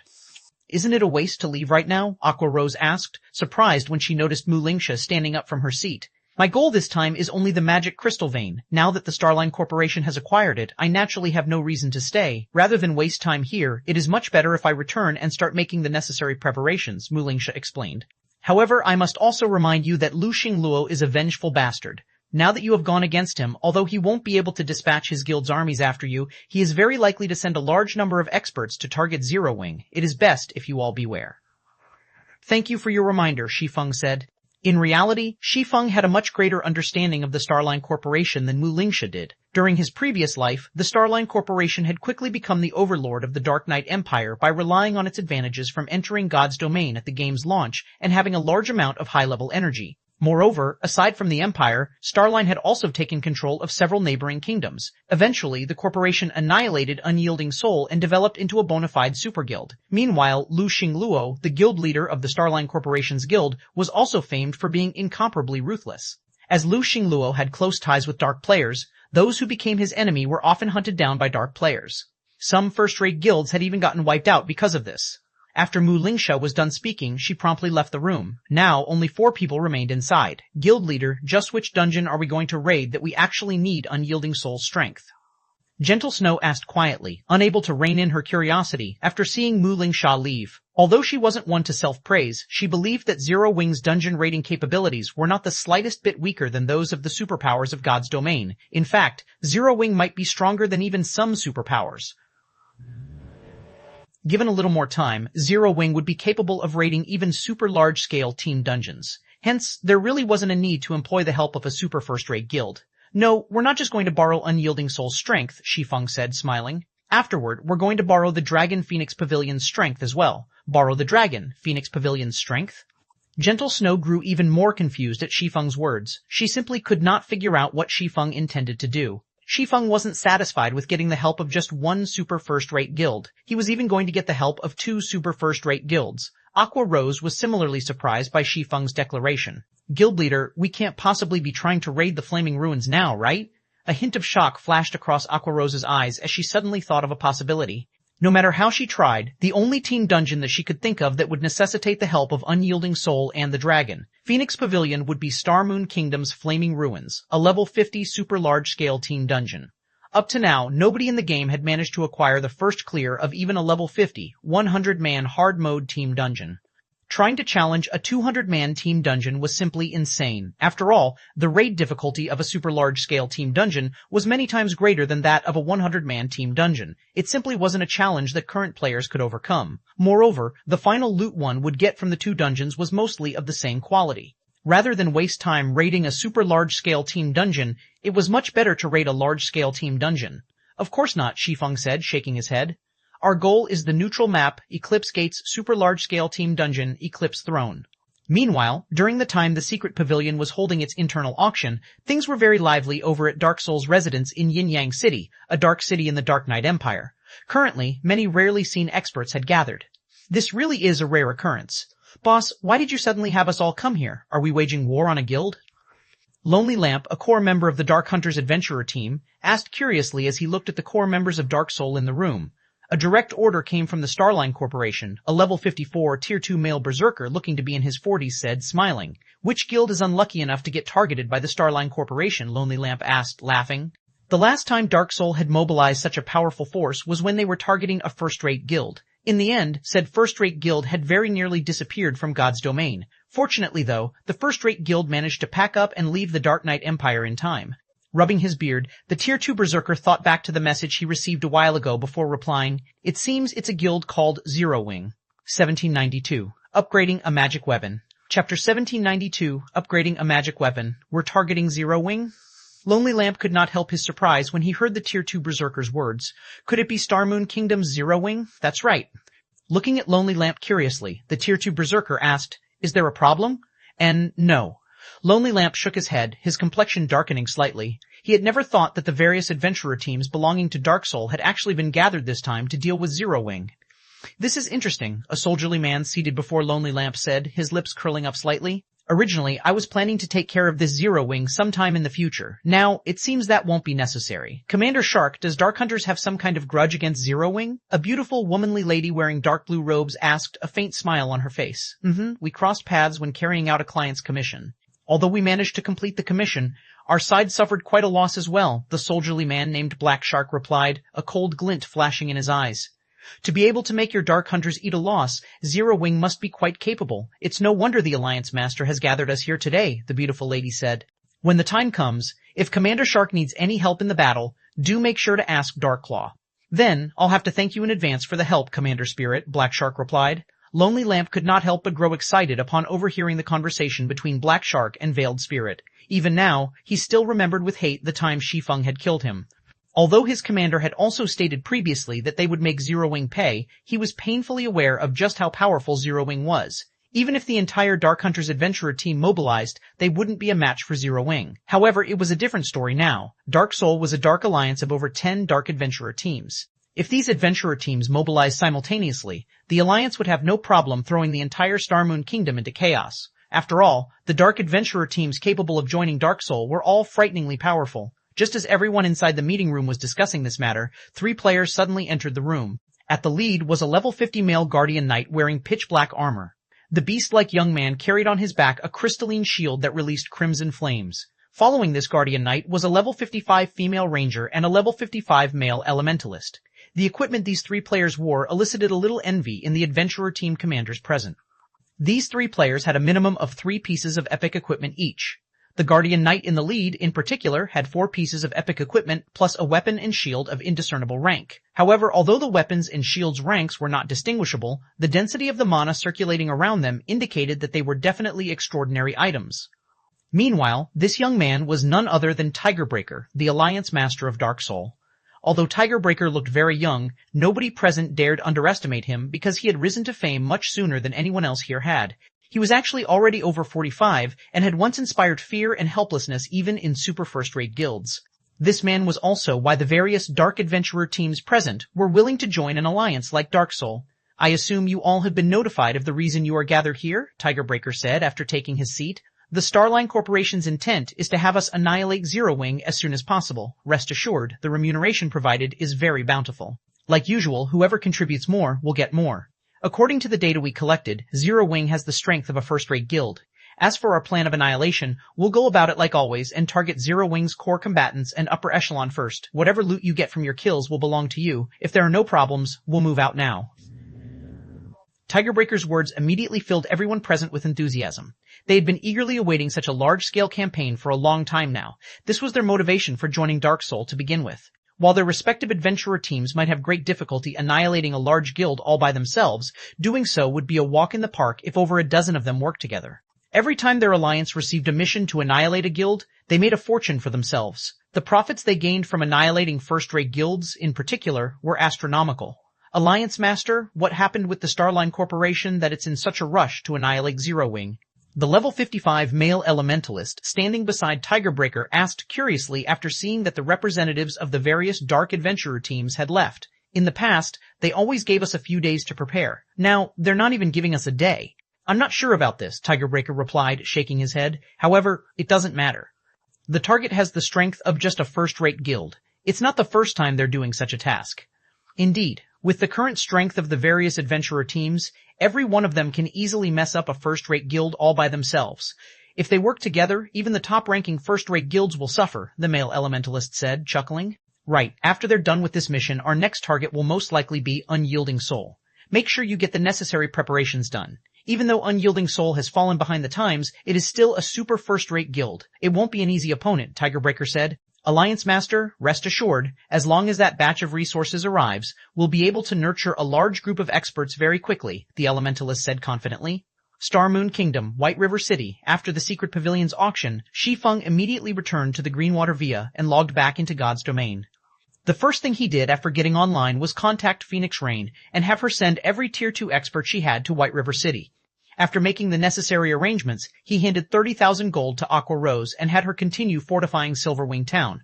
He then took out another 30,000 gold and secretly fortified the Lost Town. Next, he gathered the rare materials he brought over from the Ice Crystal World and 19 lifestyle players at the Candlelight Trading Firm. Finally, he used the Holy City's emblem and brought the 19 lifestyle players to the Holy City of Titan. At this point, the Abyssal Blade was still just a level 45 magic weapon. Although the Abyssal Blade remained very powerful, it was severely mismatched for his current level. Compared to killing Ray, the Abyssal Blade was no different from baggage to him. Meanwhile, the Eclipse Throne was a level 50 super large-scale team dungeon in the Eclipse Gate, a neutral map. Its difficulty was much greater than even that of the level 50 super large-scale team dungeons in Kingdoms and Empires, not to mention the special environment inside the Eclipse Throne. He would have to increase his combat power further if he wanted to improve his chances of successfully raiding the dungeon. Hence, Shi Feng planned on forging level 50 weapons in Titan City in order to upgrade the Abyssal Blade. In the outside world, level 50 fine gold and dark gold weapon designs were very rare. In Titan City, however, so long as one had sufficient status, one could use magic crystals to exchange for all kinds of weapon production designs. However, only the player that exchanged for these designs could learn them. At the same time, the weapons produced using the designs obtained in Titan City were slightly weaker than average weapons of the same rank. To Shi Feng, however, this weakness did not matter at all. After all, the weapons he produced would be sacrificed to the Abyssal Blade. What kind of attributes those weapons possessed was not important. After arriving at Titan City's Forging Association, he spent 3,000 and 6,000 magic crystals to purchase level 50 fine gold and dark gold weapon forging designs respectively. He then rented a special forging room and set to work. In order to increase his production success rate, Shi Feng even utilized the Philosopher's Hand's power. After working away for over half a day, he finally ended up with 100 level 50 fine gold weapons and 30 level 50 dark gold weapons. He had used nearly 80% of the materials he had prepared for this occasion. I can finally upgrade it. After taking a good look at the pile of weapons stacked on the table before him, Shi Feng unsheathed the abyssal blade. Devour. 1793, Black Dragon appears. Chapter 1793, Black Dragon appears inside the blazing hot special forging room. After Shi Feng chose to upgrade the abyssal blade, he felt space inside the room freeze. Pitch-black divine runes lit up the silver sword before him, and the black dragon coiled around the hilt opened its eyes abruptly. As if the ornament had gained life, the black dragon let loose a deafening roar. Roar! The dragon's roar made the room tremble so violently that Shi Feng even thought it might collapse. Following which, a terrifying aura saturated that was so powerful that Shi Feng felt his body grow multitudes heavier. He couldn't move an inch. How is it so powerful? Shi Feng stared at the hovering abyssal blade, afraid. The weapon's current aura was many times stronger than it had been during the previous upgrades. If not for the magic arrays that reinforced the special forging room, he had no doubt that the roar would have crumbled the room. The dragon's roar hadn't only affected the special forging room Shi Feng occupied. Candlelight's lifestyle players who practiced forging techniques in their own rooms heard the deafening announcement and felt the world quake. They all felt a horrific pressure weigh on them the moment after the roar, preventing them from moving. What's going on? Why can't I move? Everyone was afraid of the sudden pressure. They could all sense death linger as if they stood before the opened mouth of some ferocious beast. When the abyssal blade's aura reached its peak, even the Forging Association's Tier 2 NPCs dropped to the ground. Only the patrolling Tier 3 NPCs remained standing, but when these NPCs turned to the Forging Association, they did so with grim expressions. They felt as if they were staring at a live dragon, not a building. After another 10 seconds, the aura disappeared, and everything returned to normal. However, Shi Feng, who stood before this phenomenon's cause, looked decidedly less than pleased. He no longer stood in the special forging room. In fact, it seemed as if he had been transported to some kind of dusky world. Only he and the gigantic magic array he stood on seemed to occupy this world. So, this is a magic weapons backlash? Shi Feng thought as he looked at the pitch-black dragon that stood over 10 meters tall before him. The black dragon quietly observed him in return. Although it didn't move, it radiated a horrific aura that even made Katie Green, a Tier 5 sacred magic knight, look like a joke. Shi Feng was absolutely certain that the black dragon before him was a bona fide dragon, although it was much smaller than ordinary dragons. However, its aura was several times stronger than an ordinary dragon's. Human, give me your body, the black dragon uttered in the human language as it watched Shi Feng with crimson eyes. Saying so, the black dragon widened its mouth and bit down on Shi Feng with lightning speed. Its had only needed an instant to reach the swordsman, and the attack caught Shi Feng off guard. Is this it for me? Shi Feng panicked. But when the black dragon's maw was only 10 centimeters away from Shi Feng, it suddenly stopped. Before Shi Feng knew it, silver chains had appeared around the black dragon's body, binding the creature. Damnable magic array! The black dragon roared and struggled fiercely against the chains. Regardless, the chains refused to budge. On the contrary, they steadily sapped away the black dragon's power, shrinking its body. The chains only disappeared after they had reduced the black dragon to 6 meters in height. Meanwhile, Shi Feng had noticed the dragon's attributes.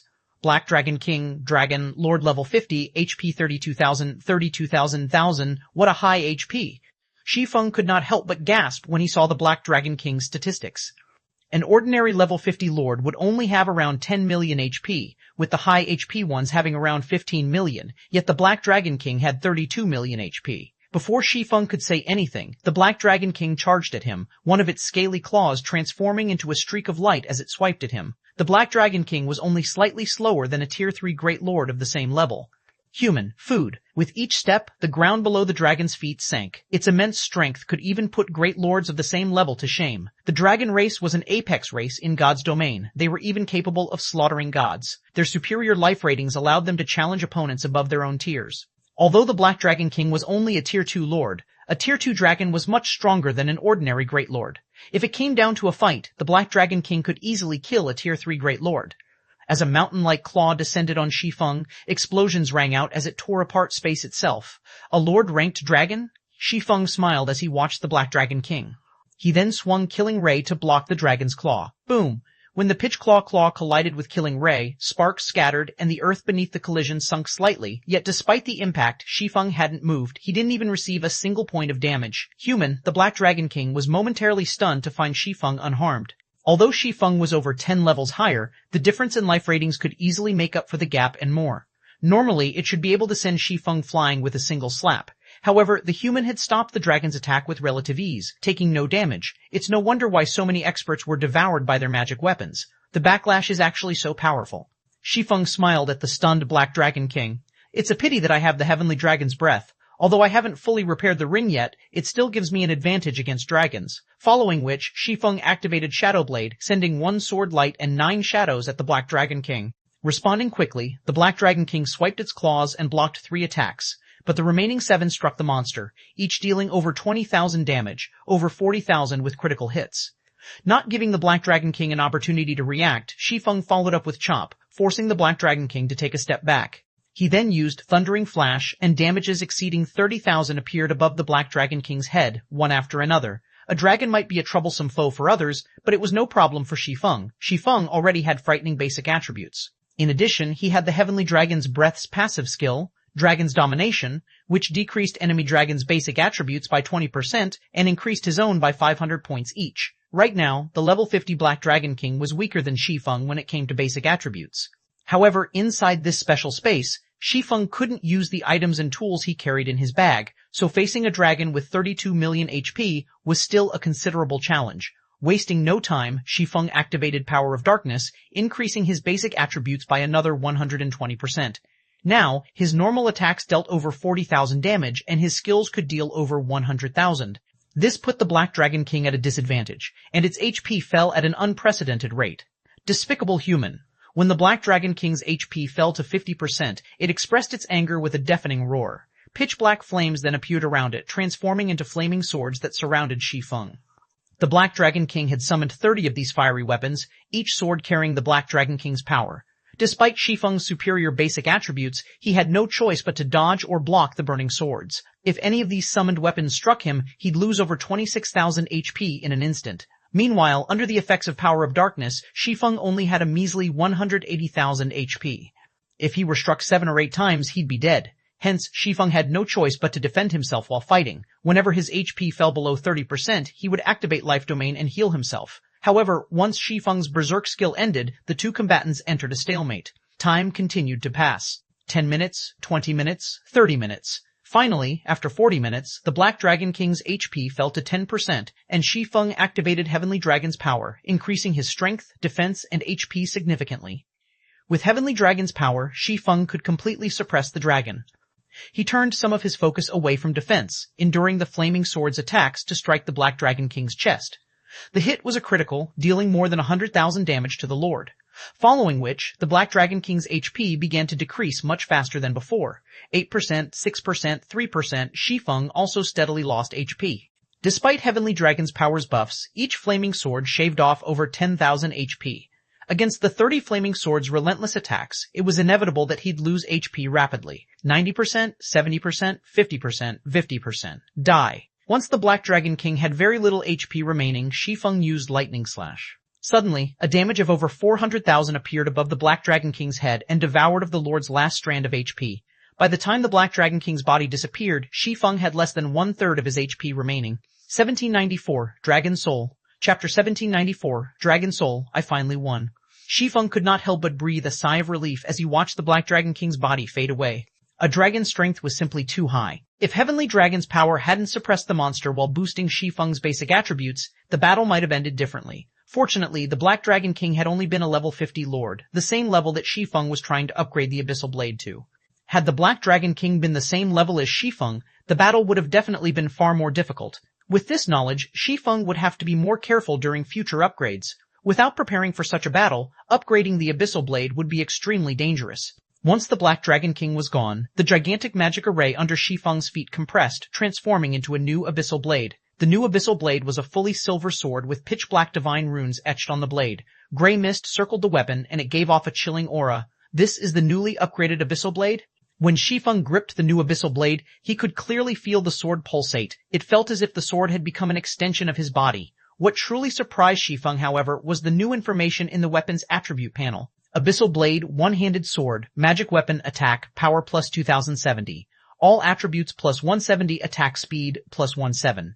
Ignore levels plus 20 attacks have 70% chance to cause 220% damage. 30% chance to cause 300% damage. Every attack increases damage by 2% to a maximum of 24%. If wielder belongs to a swordsman-related class, all skill levels plus 5. Increase free ability points received for every increase in level by 2 points. Equipment level 50. Can be upgraded, devour 100 level 55 fine gold weapons and 30 level 55 dark gold weapons to upgrade to level 55. Equipment, Tier 2. Can be evolved, devour 100 mana crystals or eternal ice crystals to evolve to Tier 3, additional active skill 1, phantom kill, Tier 2. Instantly creates a doppelganger under the wielder's control.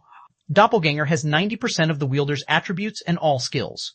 The wielder can swap positions with the doppelganger at any time. Duration, 1 minute, 30 seconds cooldown, 5 minutes, additional active skill 2, Abyssal Bind, Tier 2, binds up to 3 enemies simultaneously and prevents movement, reducing defense and magic resistance by 100%. The higher tiered the target is, the weaker the effect will be. Duration, 5 seconds cooldown, 40 seconds, additional active skill 3, 9 dragons / Tier 2, instantly creates 16 phantoms of the Abyssal Blade for wielder's use. Each phantom sword deals up to 80% damage. Duration, 30 seconds cooldown, 5 minutes, additional active skill 4, Abyssal Curse, Tier 2, prevents all targets within a radius of 50 yards from moving or attacking for 6 seconds and reduces their attributes by 20% for 10 minutes. Effect doubles if there is only one target in range. Cooldown, 20 minutes. Additional active skill 5, Dragon Soul Tier 2 grants a doppelganger a dragon soul, transforming it into a black dragon. The transformed doppelganger will have the same life rating as a black dragon. Duration, 3 minutes cooldown, 48 hours additional passive skill, Abyssal Will. Improves wielder's physique depending on the surrounding mana density. The higher the mana density, the greater the improvement. Additional profound inheritance, Black Emperor, Tier 2, IRD. When activated, every critical hit will accumulate 1 stack of Death Aura. Each stack can be used to increase all attributes by 2% and attack speed and movement speed by 1% for 12 seconds or to reduce the cooldown of a skill by 4 seconds. Maximum of 30 stacks of Death Aura. Duration, 10 minutes cooldown, 8 hours. The famed Smith Ulysses personally created the Abyssal Blade using the Black Dragon King's fangs as material. It is one of 36 famed swords, ranking 31st. However, the Black Dragon King himself has cursed this sword. Beyond the immense strength the blade offers, the wielder must face a backlash after a certain amount of time. However, after Jack had remodeled the Abyssal Blade with a star crystal, the strength of the backlash has been reduced greatly. If the wielder is unable to suppress the backlash, the wielder will receive the Black Dragon King's curse, permanently reducing all attributes by 50%. Unable to be dropped, unable to be traded, unable to be destroyed. After this latest upgrade, the Abyssal Blade's attack power was on par with a two-handed epic weapon of the same level, although it wasn't quite as strong as Killing Ray. After all, the Abyssal Blade was only level 50, whereas Killing Ray's level automatically increased to match its user's level. Regardless, the Abyssal Blade was still very powerful. The new skill, Dragon Soul, was particularly impressive. He could turn one of his doppelgangers into a true black dragon. Just thinking about this excited Shi Feng. That was a bona fide dragon they were talking about. An archaic species was insignificant before a true dragon. Even angels had a slightly lower life rating than dragons. This skill was now Shi Feng's greatest trump card. Unfortunately, the skill only had a short 3-minute duration. Once Shi Feng had finished marveling at the new Abyssal Blade, he sheathed the weapon and contacted Silent Wonder, Candlelight's current chief alchemist. Aside from the lifestyle players with the highest chances of becoming masters, Shi Feng had also brought the Candlelight trading firm's top 5 alchemists to the holy city of Titan. Naturally, after Silent Wonder had become an internal member and read the Moon God's secret journal, she had quickly become a master alchemist. Now she was the trading firm's #1 alchemist in terms of alchemy techniques. Since Candlelight had too many lifestyle players for Melancholic Smile to manage alone, Shi Feng had split the management responsibilities for each subclass among their respective chiefs. How is the Elven Silver production coining along? Shi Feng asked. Elven Silver was an alchemy recipe that could only be found in Titan City. Each copy cost an exorbitant 800 magic crystals. Elven Silver was also very difficult to produce. Even if an advanced alchemist had the help of various support tools, they would be fortunate if they could achieve a 20% production success rate, and each attempt cost roughly 4 gold. Elven Silver only had one function, temporary physical reinforcement.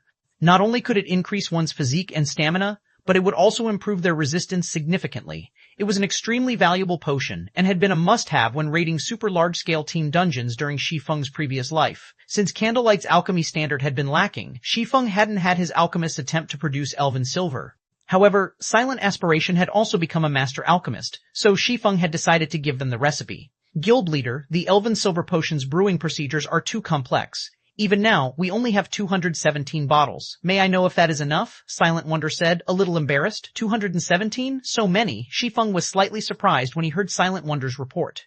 He knew that even a basic master alchemist would only have a 25% theoretical success rate, roughly 30% if they had the proper support tools. Moreover, each bottle of elven silver required a very long time to brew. A basic master alchemist would be fortunate to brew around 100 bottles after a full day of work. Yet despite having only been in Titan City for half that, the 2 master alchemists and 3 advanced alchemists that had been given the task had produced over 200 bottles. Good. Bring them to me. Understood. Silent Wonder nodded before disconnecting the call. Shi Feng then turned his attention to crafting all-rounded devices. The Eclipse Throne had a chance of dropping top-tier fire resistance equipment. The dungeon's recommended raid level was level 55 to level 60, and it was far more challenging than the level 50 super large-scale team dungeons at Kingdoms and Empire's borders. Aside from the dungeon's corrosive gas, its low mana density made it particularly difficult. Shi Feng's team needed the all-rounded devices to raid the dungeon. Shi Feng spent the rest of the day producing 80-plus all-rounded devices. Including the all-rounded devices he had made some time ago, he had more than enough to outfit a team of 200 players. Time is almost up. They should have arrived in White River City by now. Shi Feng smiled as he took a look at the time. Before he had realized it, a new day had arrived in God's domain. There were less than 20 minutes remaining before the agreed meeting time. Immediately, Shi Feng took out a return scroll for White River City. After activating the scroll, his body transformed into a streak of light and left the special forging room. 1795, Gathering of Heroes. Chapter 1795, Gathering of Heroes, Star Moon Kingdom, Zero Wing's residence in White River City. Silence dominated the crowded guild hall due to the group of the guild's main force members resting in the lobby. The lowest leveled player among this group was level 54, tier 2, and the weakest equipment they wore was level 50 fine gold rank. The players who led the group even wore multiple pieces of epic equipment. These people were none other than Fire Dance, Cola, Shadow Sword, Blackie, Turtledove, Ye Wumian, Violet Cloud, Minor Wind, and Flying Shadow. Most of these players had been in the guild since its founding and had participated in countless guild wars and expeditions alongside Zero Wing's guild leader. Zero Wing had already become the #1 guild in Star Moon Kingdom both in terms of financial power and strength. Countless players in the kingdom studied Fire Dance and the others' battle videos. Unknowingly, they had become idols in Star Moon Kingdom. Flaming Rose Fire Dance, Tyrant Bear Cola. Why have all of these celebrities gathered here? Is our guild about to embark on some important operation? They're too cool. When can I become a core member and join their ranks? Our guild has recruited a lot of new members recently. As a result, the requirements to become a core member have become stricter. In other guilds, you can become a core member as long as you reach the Trial Tower's 5th floor and have enough GCPs. In Zero Wing, however, I've heard that you need to reach the Trial Tower's 6th floor at minimum. I've heard the same, but even if you become a core member, it's very difficult to get recruited for the guild's main force. Right now, even the main force's weakest member can reach the 6th floor's late stage and has a grasp of at least 2 basic combat techniques. If you want to become a party leader, you'll need to reach the 7th floor's middle stage or higher and grasp at least 3 basic combat techniques and 1 advanced combat technique. The guild members inside the guild hall were ecstatic when they saw Fire Dance and the others. This was especially true for the new recruits. Many of Zero Wing's new recruits had only decided to join Zero Wing because of experts like Fire Dance and her companions. Suddenly, shrieks echoed throughout the hall. A man in his 30s had entered the hall carrying 2 longswords at his waist. Arcs of blue electricity danced around one of the weapons while a gray mist surrounded the other. Ambient mana collected around the man passively, and he radiated an aura so powerful that those around him unconsciously stepped aside. This middle-aged man was none other than Shi Feng's Black Flame persona. Guild leader. The guild leader has arrived. It's really the guild leader. His aura is so powerful. He is so much stronger than the battle videos make him out to be. When the guild members saw Shi Feng, excitement and reverence filled their eyes. Black Flame was a living legend in Star Moon Kingdom and was responsible for many miracles, never suffering defeat. Just the name Black Flame made expert players in Star Moon Kingdom shudder. In response to the exclamations, Shi Feng could only offer a troubled smile as he approached Fire Dance and her team. Guild leader, all 85 tier 2 players we have right now are present. We can set out right away, Aqua Rose said as Shi Feng walked over to the group. Shi Feng examined the main force members that had stood to greet him. The group included the experts from the Black Dragon Empire branch that Gentle Snow managed. Even Yulon, who managed Zero Wing City's daily affairs, was here. Silent Blade, Yu Ziping, who had recently been promoted to Tier 2, was also present. Some of these players had been incredibly famous during his previous life. In this life, however, these people had gathered in the guild he had created. Not even a first-rate guild could field 85 Tier 2 players at this stage of the game. Zero Wing had only nurtured so many thanks to the primordial soul Shi Feng had acquired from Primordial City. Good, let's move out, Shi Feng said, nodding. He then led the group toward the agreed meeting point in White River City. Shi Feng and the 85 Tier 2 players left Zero Wing's residence on their mounts. The players on the street gasped when they saw Shi Feng's group. These Zero Wing players were, after all, quite eye-catching. Their mounts alone were terrifying, with the weakest at mysterious iron rank. Meanwhile, the players' statistics were simply horrific. When Shi Feng's group had taken to the street, the various powers in White River City began to panic. They all feared that Zero Wing had targeted them. White River City, airport, due to the appearance of the Eclipse Gate, the airport had become one of the most popular hubs in White River City, especially for the city's various guilds and adventurer teams. Not only was the Eclipse Gate a high-resource map, but the map also produced plenty of rare herbs and ores. There was also the precious energy essence, which could be used to nurture guild mounts. The Eclipse Gate was undoubtedly the best option to grind and earn money for players who didn't want to travel to the distant Ore Empire. Currently, the players from the Dragon Phoenix Pavilion and Unyielding Soul had gathered in the airport's rest area. These two guilds' presence made the other players in the rest area nervous, feeling a great pressure weigh on them. The teams were frightening, with each made up of around 60 Tier 2 players. Players recognized these guild members as Tier 2 players due to the Tier 2 class insignias that only Tier 2 classes received. This insignia could only be acquired by completing a very difficult quest, and not only was it proof of one's strength, but it also increased skill and spell effects by 10%. Big Sis Rain, Zero Wing is amazing. They actually borrowed so many experts from Unyielding Soul. Even Unyielding Soul's first Vice Guild leader, Unyielding Heart, has made an appearance, Blue Phoenix exclaimed, looking at the middle-aged man some distance away. The man was slim and wore a set of dark blue sacred armor with a pure white cloak thrown over his shoulders. Unyielding Heart had been well known in the virtual gaming world for many years now. He had been responsible for various miracles in previous virtual reality games. His performance had been just as frightening after he had joined God's Domain. He had single-handedly slain 2 of Crimson Emperor's Domain Realm experts when he had led Unyielding Soul's Trump Card Legion to capture the Dark Knight Empire's serene town. His success had allowed Unyielding Soul to gain an upper hand, surpassing Crimson Emperor's development in the Dark Knight Empire. Blue Phoenix found it truly hard to imagine that an important figure like Unyielding Heart would actually help Zero Wing.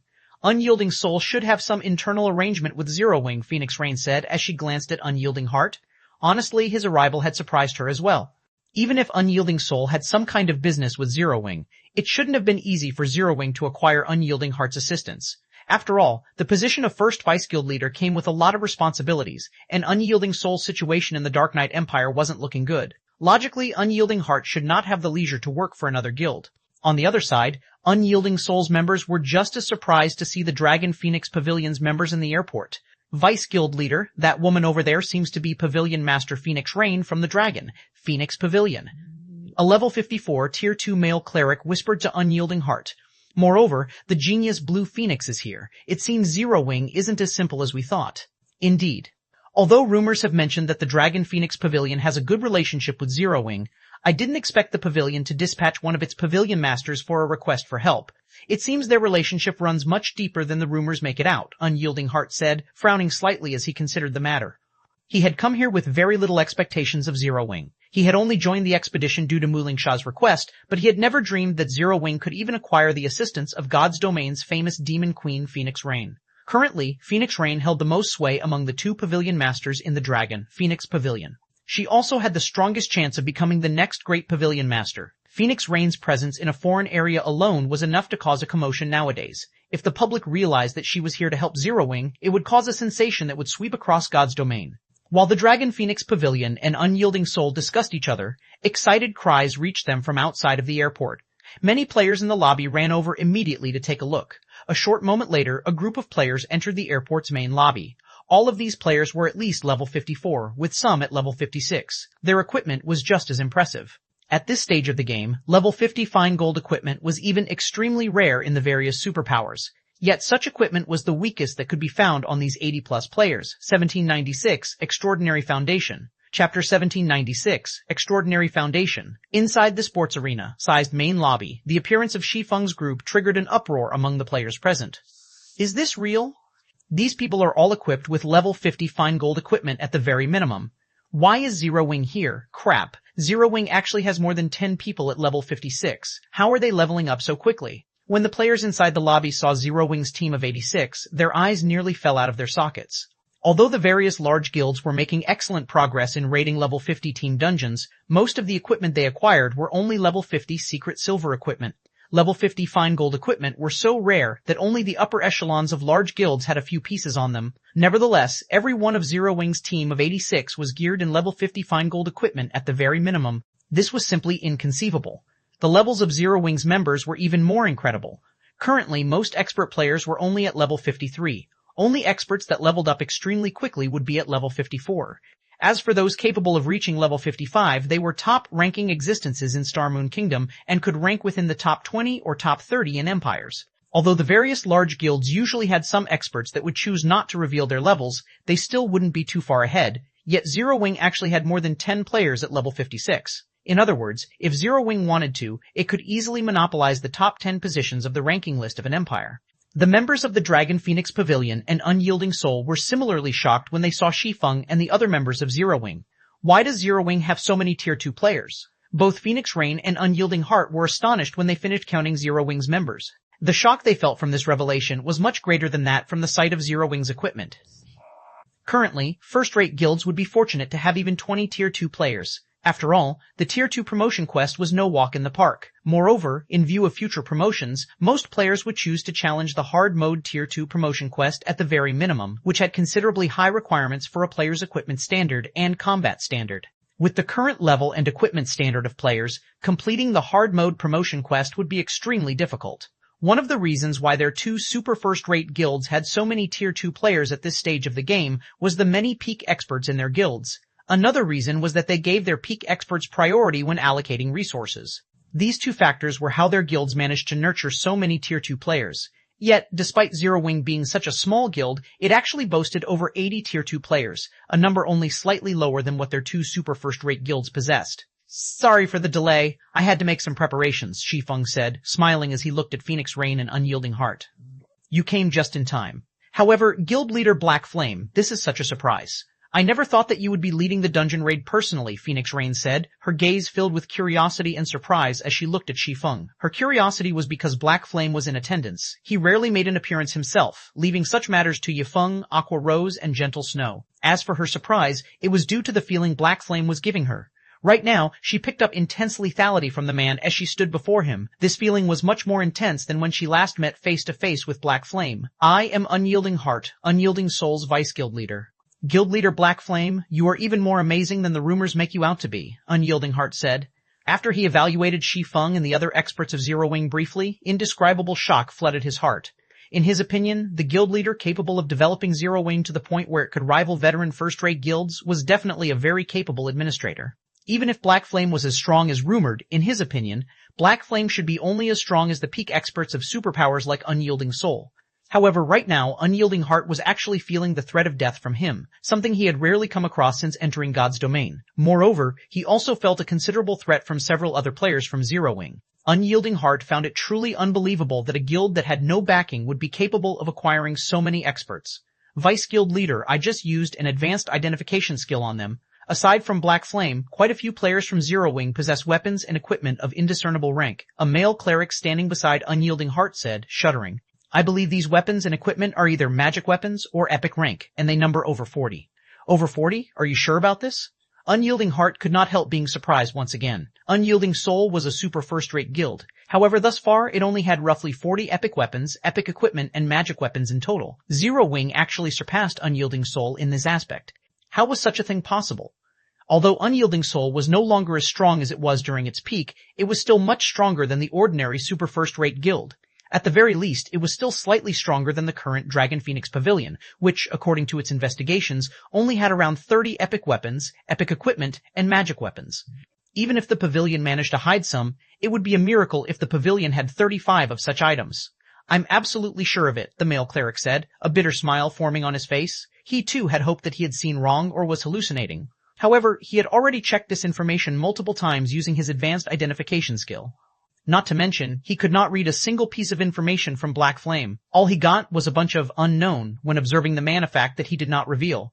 When he looked at Black Flame, he even suspected that his identification skill was malfunctioning. However, when he tried inspecting Unyielding Heart's equipment, his skill worked as normal. He also refrained from saying that, Black Flame aside, Fire Dance, Aqua Rose, Gentle Snow, Cola, Turtle Dove, and Violet Cloud actually possessed more unidentifiable items than Unyielding Heart. When looking at Fire Dance and the others, Cycling Light even got the impression that the team he was looking at right now was the main force of a superpower rather than one of a first-rate guild. Is Zero Wing really just at the standard of a first-rate guild? Cycling Light muttered to himself. In reality, Cycling Light wasn't the only one having such thoughts. Unyielding Heart did as well. Setting aside other factors, the combat power of Zero Wing's main force was already on the level of super first-rate guilds. Guild leader Black Flame, may I know which super large-scale team dungeon you have called us here to raid? Is it the Flaming Ruins or Silent Castle? Phoenix Rain asked curiously. If we know which dungeon we're raiding, we'll be able to plan ahead. In Star Moon Kingdom, there were only 2 level 50 super large-scale team dungeons that were relatively easy to raid, the Flaming Ruins and Silent Castle. Among super large-scale team dungeons, these 2 dungeons could be considered basic dungeons. All the others were of the intermediate difficulty. Raiding an intermediate super large-scale team dungeon before even raiding these basic dungeons would be tough. Meanwhile, raiding super large-scale team dungeons required players to switch to equipment that was more suitable to the environment inside the dungeon. Only, as Zero Wing had refused to reveal its target dungeon all this time, her side was not able to make any proper preparations. Now that they were about to set off to their target dungeon, she naturally had to ask. Raiding the super large-scale team dungeon, Unyielding Heart could not help his surprise as he looked at Shi Feng. He felt that Zero Wing was a little too crazy. Currently, the various superpowers were still trying to raid large-scale team dungeons. As for raiding super large-scale team dungeons, they did not even bother with such thoughts, as they all felt that the returns were not worth the cost. After all, although the difficulty of a super large-scale team dungeon was much greater than that of a large-scale team dungeon, the quality of the loot one could acquire from both types of dungeons was mostly the same. Yet, while the various superpowers had not even managed to obtain the first clear of a level 50 large-scale team dungeon, Zero Wing actually wanted to raid a level 50 super large-scale team dungeon. No, neither of those 2 dungeons are our target, Shi Feng said, shaking his head. He then pointed at the large flying ship that was approaching from the distance and said, Our target is the Eclipse Gate's Eclipse Throne. 1797, Hell Mode. Chapter 1797, Hell Mode, the Eclipse Gate? Phoenix Rain's eyes widened in shock as she stared at Shi Feng. That's a neutral map's super large-scale team dungeon. Although she did not have a particularly good understanding of the Eclipse Gate, she knew that super large-scale team dungeons found in neutral maps were generally far more challenging than their counterparts in kingdoms and empires. If the super large-scale team dungeons were ranked based on difficulty, then neutral maps team dungeons would be intermediate rank or higher. None of the current superpowers even dared to harbor thoughts of raiding such an arduous team dungeon. Guild leader Black Flame, although Unyielding Soul has agreed to help Zero Wing, I must make it clear that Unyielding Soul has dispatched our best experts to do so. If you wish to raid a super large-scale team dungeon, we are willing to make the attempt twice at most. Any more, and it would affect our leveling speed too much, Unyielding Heart stated the bottom line for his assistance. Shi Feng's declaration had left him similarly astonished. Even raiding the super large-scale team dungeons within a kingdom's borders was problematic. Trying to raid a neutral map's super large-scale team dungeon was simply ludicrous. At this point, the various superpowers had only succeeded in killing the first few bosses in level 50 large-scale dungeons. They had failed to clear the dungeon itself. However, if they tried to raid a kingdom's super large-scale team dungeon, they'd likely fail to defeat the first boss. Even if they had a full team of Tier 2 players, they had less than a 20% chance of getting past the first boss in a neutral map's large-scale team dungeon.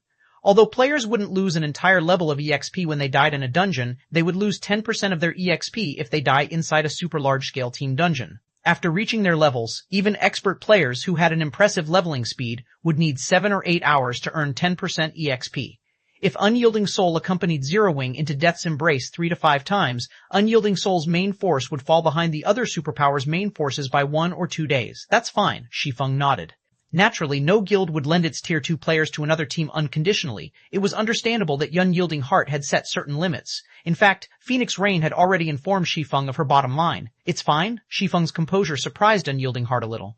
The point of his statement regarding his limits was to inform Shi Feng that he wouldn't tolerate meaningless ventures and that Zero Wing's guild leader should cherish this opportunity. However, Shi Feng's response was utterly void of anxiety. The man hadn't even frowned. It was as if this limitation wasn't a problem at all. Even Phoenix Rain carefully observed Shi Feng's reactions. She was curious as to why Shi Feng was wasting such a good opportunity on such an impossible task.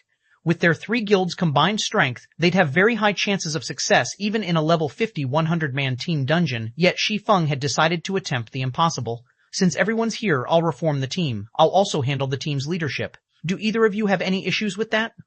Shi Feng asked Phoenix Rain and Unyielding Heart.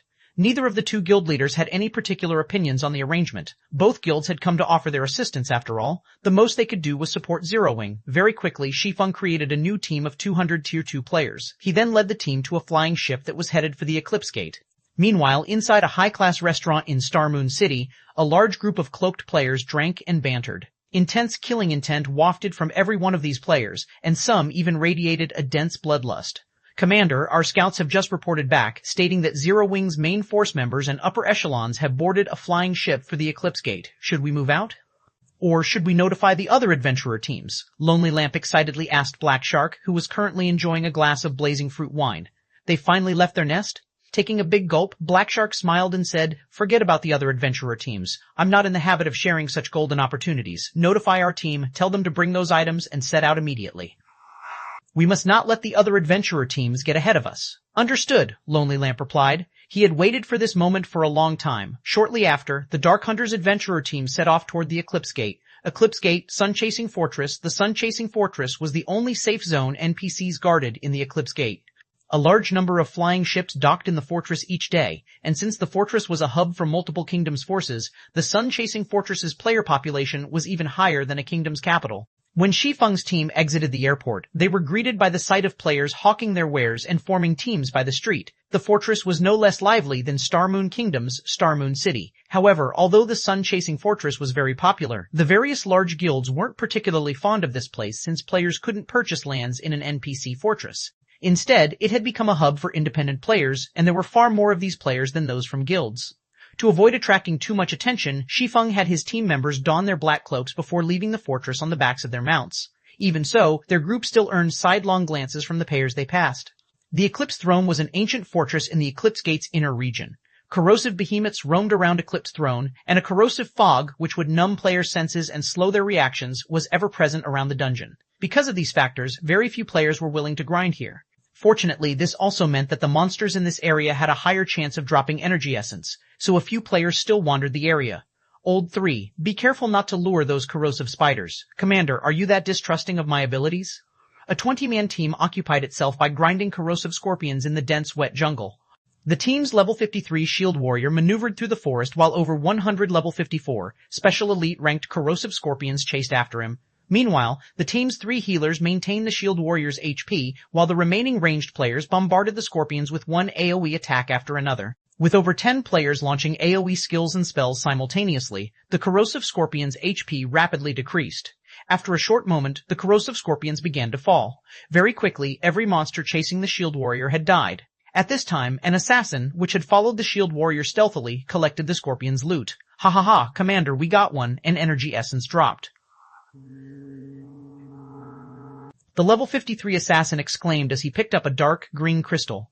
"Good, lure more monsters," the level 54 elementalist leading the team this time commanded, nodding approvingly. He was very satisfied with the loot acquired from this batch of monsters. As this assassin prepared to head off to lure more monsters, he noticed a team of players swiftly moving through the jungle ahead.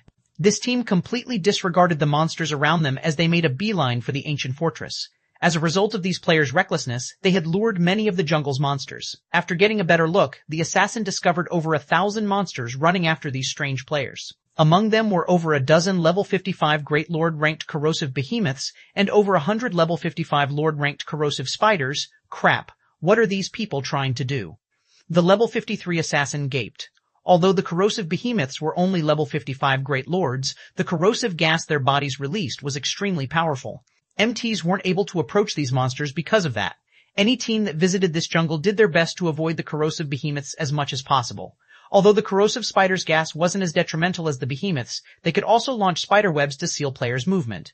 Having to face a force that included both the corrosive behemoths and spiders would be an absolute nightmare for players. However, before the level 53 assassins could say anything, one of these reckless players, a man, halted the team before the fortress walls. The man then swung his blue longsword.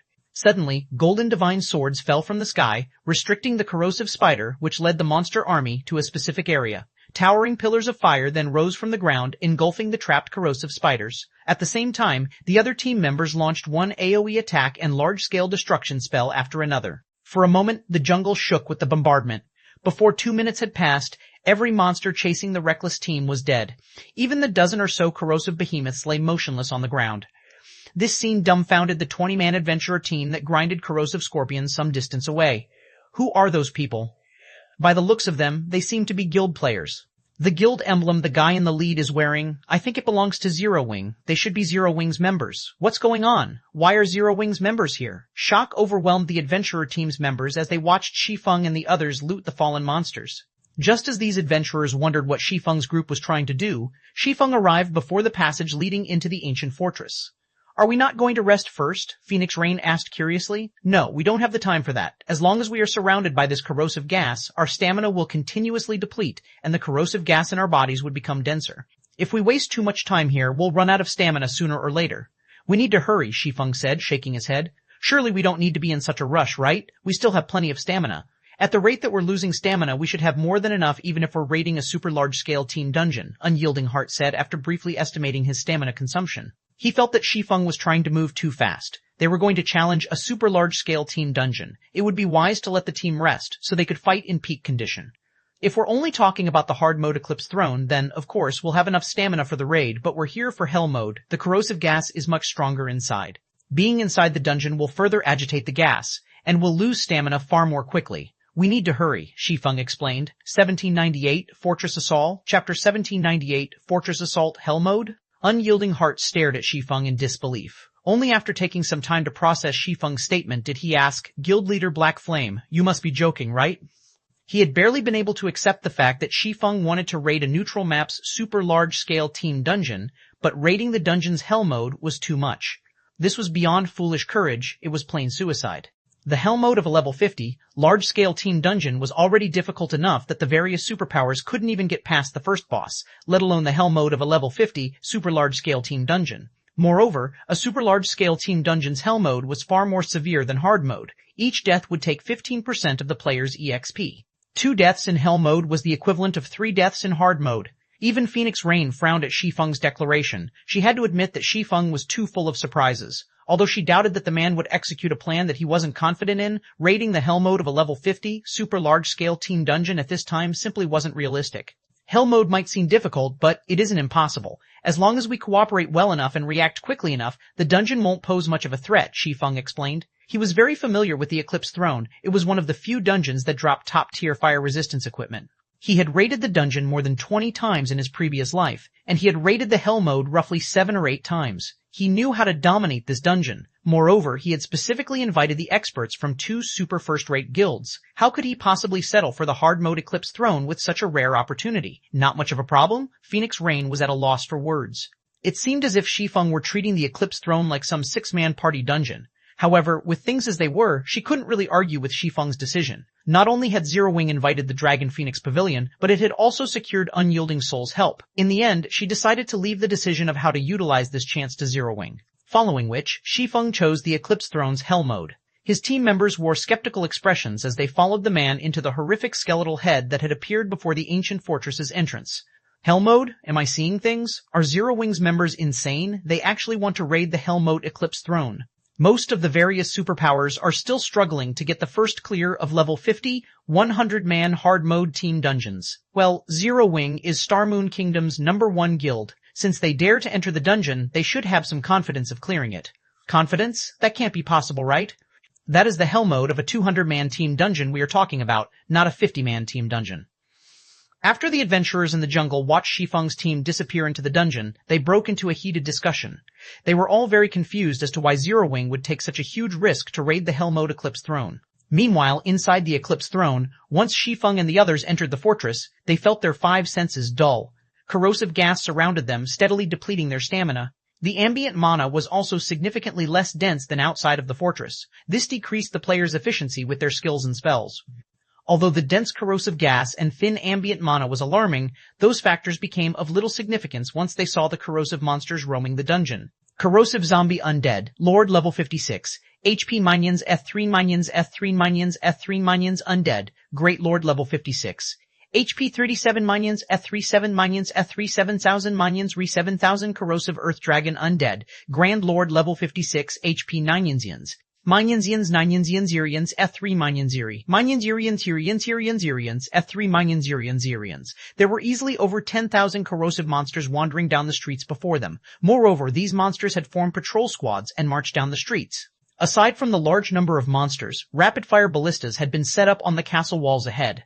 Multiple corrosive zombies manned each of these war weapons, and as long as those monsters discovered their team, they would face an intense bombardment.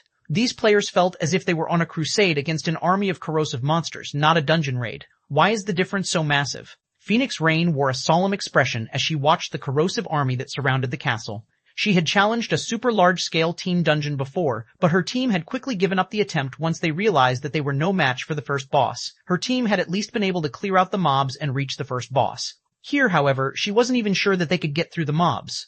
Although the super large-scale hard-mode team dungeon she had challenged had been occupied by a lot of monsters, her team hadn't had to face such an exaggerated number as they did now. Here, a single patrol squad easily had over 300 monsters. The weakest among these monsters was a lord. Even a 200-man team of Tier 2 experts would have a hard time against 300-plus lords, great lords, and grand lords. Furthermore, this dungeon's environment prevented players from exhibiting their full combat power. They also had to worry about the war weapons mounted on the castle's walls. If they accidentally lured a second wave of monsters, they'd have no choice but to flee. Guild leader Black Flame, we're not going to fight our way through this army, are we? Unyielding Heart felt an intense pressure bear down on him as he surveyed the monsters and rapid-fire ballistas, but seeing Shi Feng's previous confidence, the man should have a method to get past these obstacles in mind. Of course not, Shi Feng said, shaking his head. We're charging into the castle. Charging straight through those monsters? Unyielding Heart asked, flabbergasted as he pointed at the monsters on the streets before him. For a moment, he even wondered if Shi Feng were truly Zero Wing's guild leader. Are you certain? Yes. If we try to clear out these monsters slowly, we'll run out of stamina before we even get to the first boss, Shi Feng said, determined. But before we move out, I want everyone to use these items. Saying so, Shi Feng took out the all-rounded devices and elven silver potions he had prepared and distributed them to every member on the team. If players wished to raid the Hell Mode Eclipse Throne, they needed to restore their 5 senses, mana, and stamina. Otherwise, they'd be annihilated before they even met the first boss. Raiding a super large-scale team dungeon was different from a large-scale team dungeon. Rather than a dungeon raid, it was more appropriate to call it a miniature war. Most importantly, a team was limited to 200 players. Trying to clear the dungeon with brute force while at such a massive numerical disadvantage would be nearly impossible. At the very least, such a feat was impossible with his team's current standard. When brute force wasn't a viable option, a team would have to raid the dungeon by using their numbers and making appropriate sacrifices at the right times. By doing so, clearing the dungeon was possible, albeit a little cruel. This time, though, Shi Feng did not intend to use such a method. Rather, his plan was a little more forceful. Although Phoenix Rain and Unyielding Heart were still willing to believe in Shi Feng's confidence, they couldn't help but wonder if they were as safe as Shi Feng claimed as they watched the monsters cover the streets. What's this? When Phoenix Rain, Unyielding Heart, and the other team members received the all-rounded devices in Elven Silver, they didn't understand what Shi Feng intended. However, gasps escaped them after they inspected the 2 items' attribute panels. 1799. Another Magic Crystal Treasure, Chest Chapter 1799. Another Magic Crystal Treasure Chest, Guild Leader Black Flame. Do you have more of these items? Unyielding Heart could not help but ask after inspecting the all-rounded device and Elven Silver in his hands. If you have extras, I'd like to buy some. Ordinary players might not recognize the value of the all-rounded device and Elven Silver, but they were absolute treasures to superpowers. As players reached higher levels, they would encounter environments with low mana density more often. Some severe environments even inflicted debuffs, yet these locations were often high-resource maps or the sites of high-ranked quests. Dealing with such maps would often give the various superpowers painful headaches, yet even now, they hadn't found a solution. The all-rounded device and Elven Silver Shi Feng had just handed out just so happened to solve all of those problems. Aside from the increased mana density the all-rounded device offered its user, it also provided a 5% increased 20 attributes. I still have some left, but as they are very rare, they won't be cheap, Shi Feng said, smiling. If you want to buy them, it'll be 300 magic crystals for each rounded device and 100 magic crystals for each bottle of Elven Silver. How many do you want?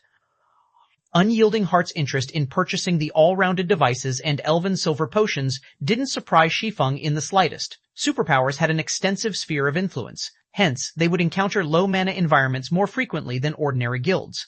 If Unyielding Heart wanted to buy them, he could also use this opportunity to make a small fortune. They're so expensive? Unyielding Soul's members were astonished when they heard the 2 items' prices. They were also surprised that Zero Wing had prepared so many all-rounded devices and Elven Silver just to raid the Eclipse Throne. All right, I want 100 all-rounded devices and 100 bottles of elven silver, Unyielding Heart answered without hesitation. You want that many? Shi Feng was surprised by Unyielding Heart's generosity. This transaction was actually worth 40,000 magic crystals. You don't have that many? Unyielding Heart's brows furrowed slightly as he looked at Shi Feng. Unyielding Soul had a great use for the all-rounded device and elven silver, and Unyielding Heart judged that 100 of each should be enough for his guild's purpose. I don't have that many in stock right now. I'm sure you recognize how valuable these items are. It isn't so easy to acquire them. If you want that many, I'm afraid that I'll need a few days to get them ready, Shi Feng responded truthfully. Both the all-rounded device and elven silver took a long time to produce, and their production success rates weren't very high. Currently, he only had a dozen of each remaining. It would take quite some time to craft 100 of each item. A few days? After some mental calculations, Unyielding Heart said, That's fine. If you can acquire the stock within 3 days, I will offer you an additional 5,000 magic crystals. As soon as Unyielding Heart finished his statement, Phoenix Rain spoke up. Guild Leader Black Flame, I also want 200 of each item, but I don't have any time constraints. It is fine as long as you can get them ready for me. Hearing Unyielding Heart and Phoenix Rain's offers, Shi Feng was at a loss for words. His asking price was already incredibly high. He had never dreamed that Unyielding Heart and Phoenix Rain would be so interested in the all-rounded devices and elven silver. He had secured 2 massive orders just by revealing the 2 items in the Eclipse Throne. Once he filled these orders, he would earn over 100,000 magic crystals. This revenue flow was much faster than mining a manatite vein for magic crystals. Afterward, following Shi Feng's command, everyone equipped the all-rounded device and drank the elven silver they had received. In the meantime, Shi Feng signed a contract with Unyielding Heart and Phoenix Rain, assuring that the two couldn't go back on their word once he had crafted the items. Not only did the team's players feel much lighter after they had drunk the elven silver, but their 5 senses also recovered. Most importantly, their stamina consumption rate had drastically decreased. Now, these players felt more confident as they watched the monsters waiting for them. Once the team was ready, Shi Feng organized its formation. Kola, Turtledove, and Ye Wumian would spearhead the team, while the other Tier 2 MTs would guard the team's sides. The remaining melee players would be responsible for protecting the team's ranged DPS and healers. Meanwhile, the ranged DPS would be responsible for pushing away and slowing down the incoming monsters with their spells and skills. After the team had prepared and under Shi Feng's command, these players charged for the castle's main gate. Without hesitation, Kola, Turtledove, and Ye Wumian slammed their shields into the corrosive monsters. As soon as they did, the corrosive zombies and corrosive abominations blocking their path were knocked aside, the strength the 3 MTs displayed stunning the Tier 2 MTs from the Dragon Phoenix Pavilion and Unyielding Soul. They were all Tier 2 MTs, so they knew what kind of strength a Tier 2 MT should wield. Their equipment should be the best available at this stage of the game, and their strength was only slightly higher than a High Lord of the same level. They still weren't a match for a Great Lord of the same level, yet Zero Wing's MT trio easily shoved aside the Great Lord-ranked corrosive abominations. This proved how high the MT trio's strength was, much higher than the other MTs. A moment later, one Grand Lord-ranked corrosive Earth Dragon charged towards the team, but despite the monster's approach, Kola accelerated as silver divine runes lit up along his saber. He swung the blade to counter the Grand Lord's approaching claw. Boom! As the sound of an explosion echoed throughout the fortress, sparks scattered, dancing around Kola and his foe. The corrosive Earth Dragon stumbled back by 3 steps while Kola remained unharmed and in place, standing steady. This scene stupefied the dragon, Phoenix Pavilion, and Unyielding Soul members, watching with dropped jaws. Who is this Guardian Knight? Unyielding Heart could not believe his eyes. Unyielding Heart wore multiple pieces of epic equipment and wielded a magic weapon. He was also a berserker, the class famed for having the highest strength in the game among the 12 main classes. However, despite all these factors, his strength was only a match for a Great Lord of the same level even after he used an offensive skill. Yet, Kola had just forced back a level 56 Grand Lord. Moreover, he had done so without using a berserk skill. This was the first time Unyielding Heart had met such a powerful Guardian Knight since joining God's Domain. However, this was a common occurrence for Zero Wing's members. Kola held a Tier 3 mana weapon, and if he activated the weapon's skill, suppressing a level 56 Grand Lord would be child's play. After the corrosive Earth Dragon stumbled backward, the team followed after Kola and the others, steadily advancing. Fortunately, the rapid-fire ballistas' attacks didn't pose any threat to the team. Every member was an expert, and now that they had recovered their 5 senses, dodging the ballista attacks was easy. Trailing after the MT trio, the team reached the castle's main entrance in less than 10 minutes. Surprisingly, when they reached the gate, the corrosive beasts that had chased after them turned and fled. The monsters seemed oddly terrified of something. We reached the castle? Just like that? When everyone turned around to look at the thousands of retreating corrosive beasts, they found it hard to believe what was happening. It felt like some strange dream. So, this is the Sword King's strength? When Unyielding Heart glanced around the perfectly intact team, he, more or less, realized that Shi Feng hadn't come to the Eclipse Throne to get himself killed. He was actually confident of succeeding here. By Unyielding Heart's estimates, it might have taken the team more than 5 hours to reach the castle gates if they had attempted to carve a path towards the castle, yet Shi Feng had shortened that time to 7 minutes. Moreover, the team had reached the gates without a single casualty. Unyielding Heart finally realized how Zero Wing had grown to the standard of a first-rate guild so quickly without any background or support. Alright, that's enough rest. We should continue forward, Shi Feng stated after the team had mostly recovered from their brief run. After entering the castle, the team had encountered far fewer monsters, although these monsters were of significantly higher quality. Most of the monsters inside the castle were Great Lords, with frequent appearances from Grand Lords. However, against 200 Tier 2 experts that were unaffected by the low mana environment and corrosive gas, these monsters were no trouble. The Grand Lords didn't even last more than 5 minutes. Naturally, the monsters' loot was extraordinary. The most inferior items that had dropped were rare materials for crafting fire resistance items. If the team were lucky, the monsters would even drop level 55 fine gold fire resistance equipment.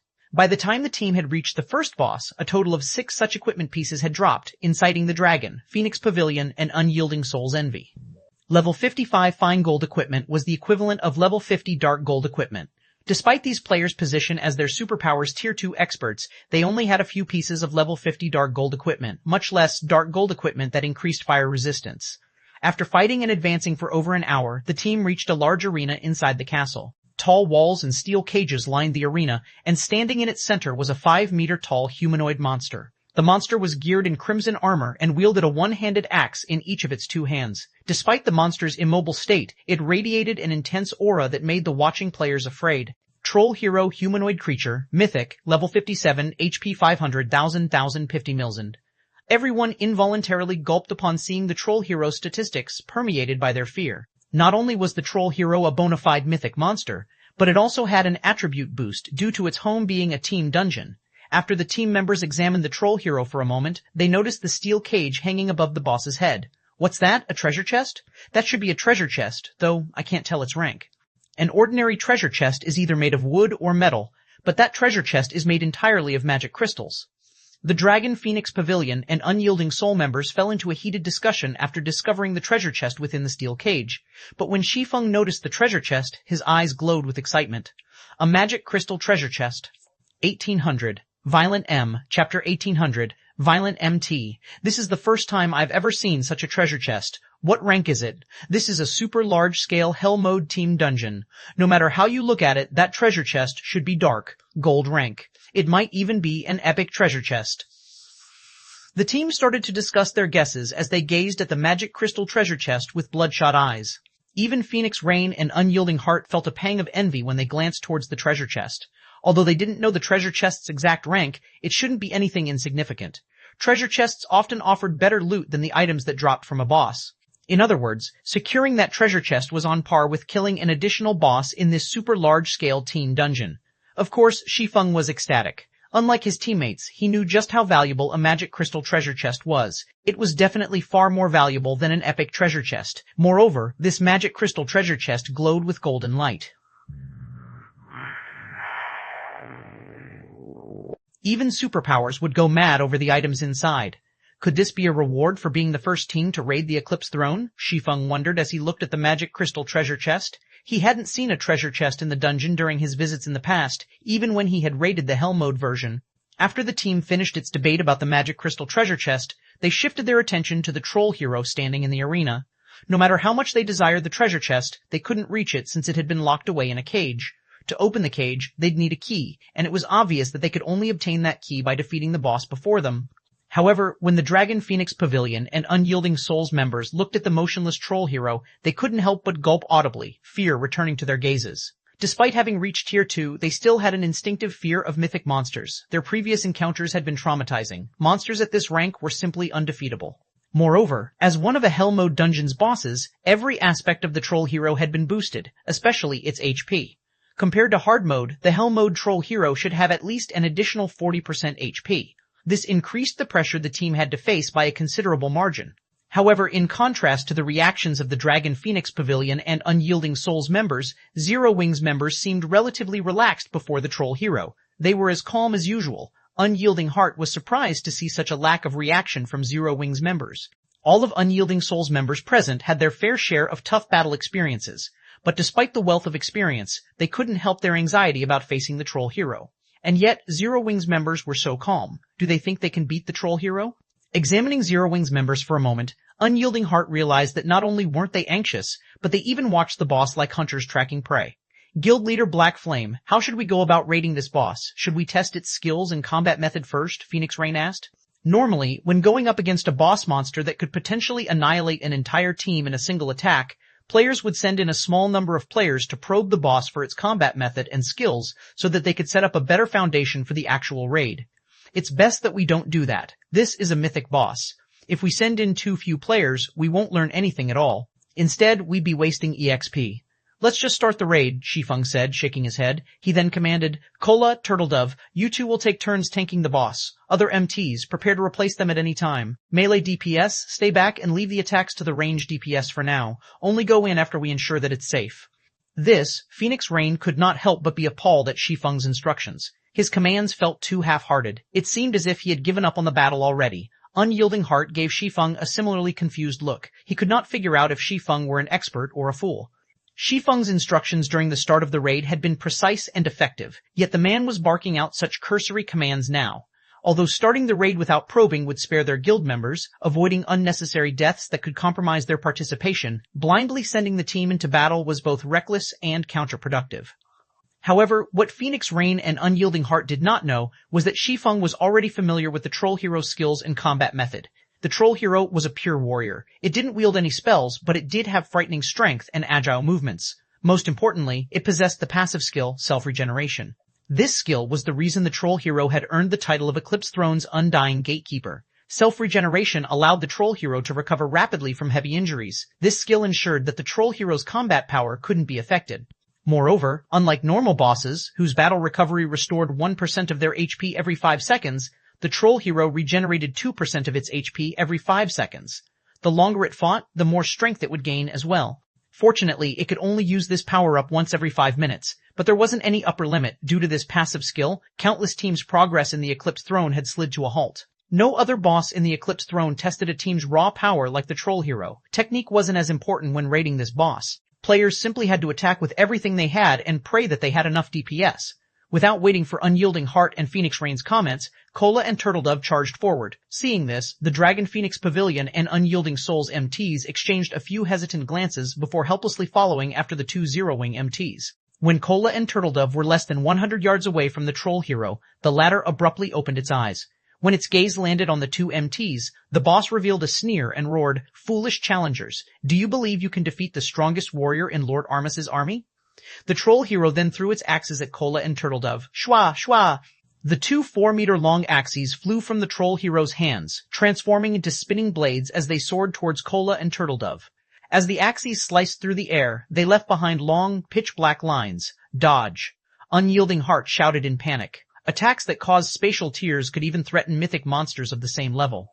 If current players received such an attack, even powerful MTs like Cola and Turtledove, they'd likely die instantly. However, just before the axes reached these MTs, Turtledove slid in front of Cola. Releasing a black aura, her attributes skyrocketed as she activated Power of Darkness, following which she swung her sword at the two flying axes. Silver divine runes illuminated Turtledove's longsword, which formed a dazzling arc as it cut the two colossal axes down. Boom, boom. With two explosions, the axes crashed to the ground. As for Turtledove, she had been forced to take 3 steps back to stabilize her stance. At the same time, 2 damages exceeding 20,000 appeared above her head. However, to Turtledove, who had 140,000 HP after activating Power of Darkness, the damage was tolerable. Meanwhile, the rear-line healers, who had long since prepared for this moment, released several healing spells, instantly restoring Turtledove's HP to full. What is going on? She blocked both attacks all by herself? I'm not seeing things right. How did she stop those attacks so easily? Is that really a mythic monster? Didn't you notice that she activated her berserk skill?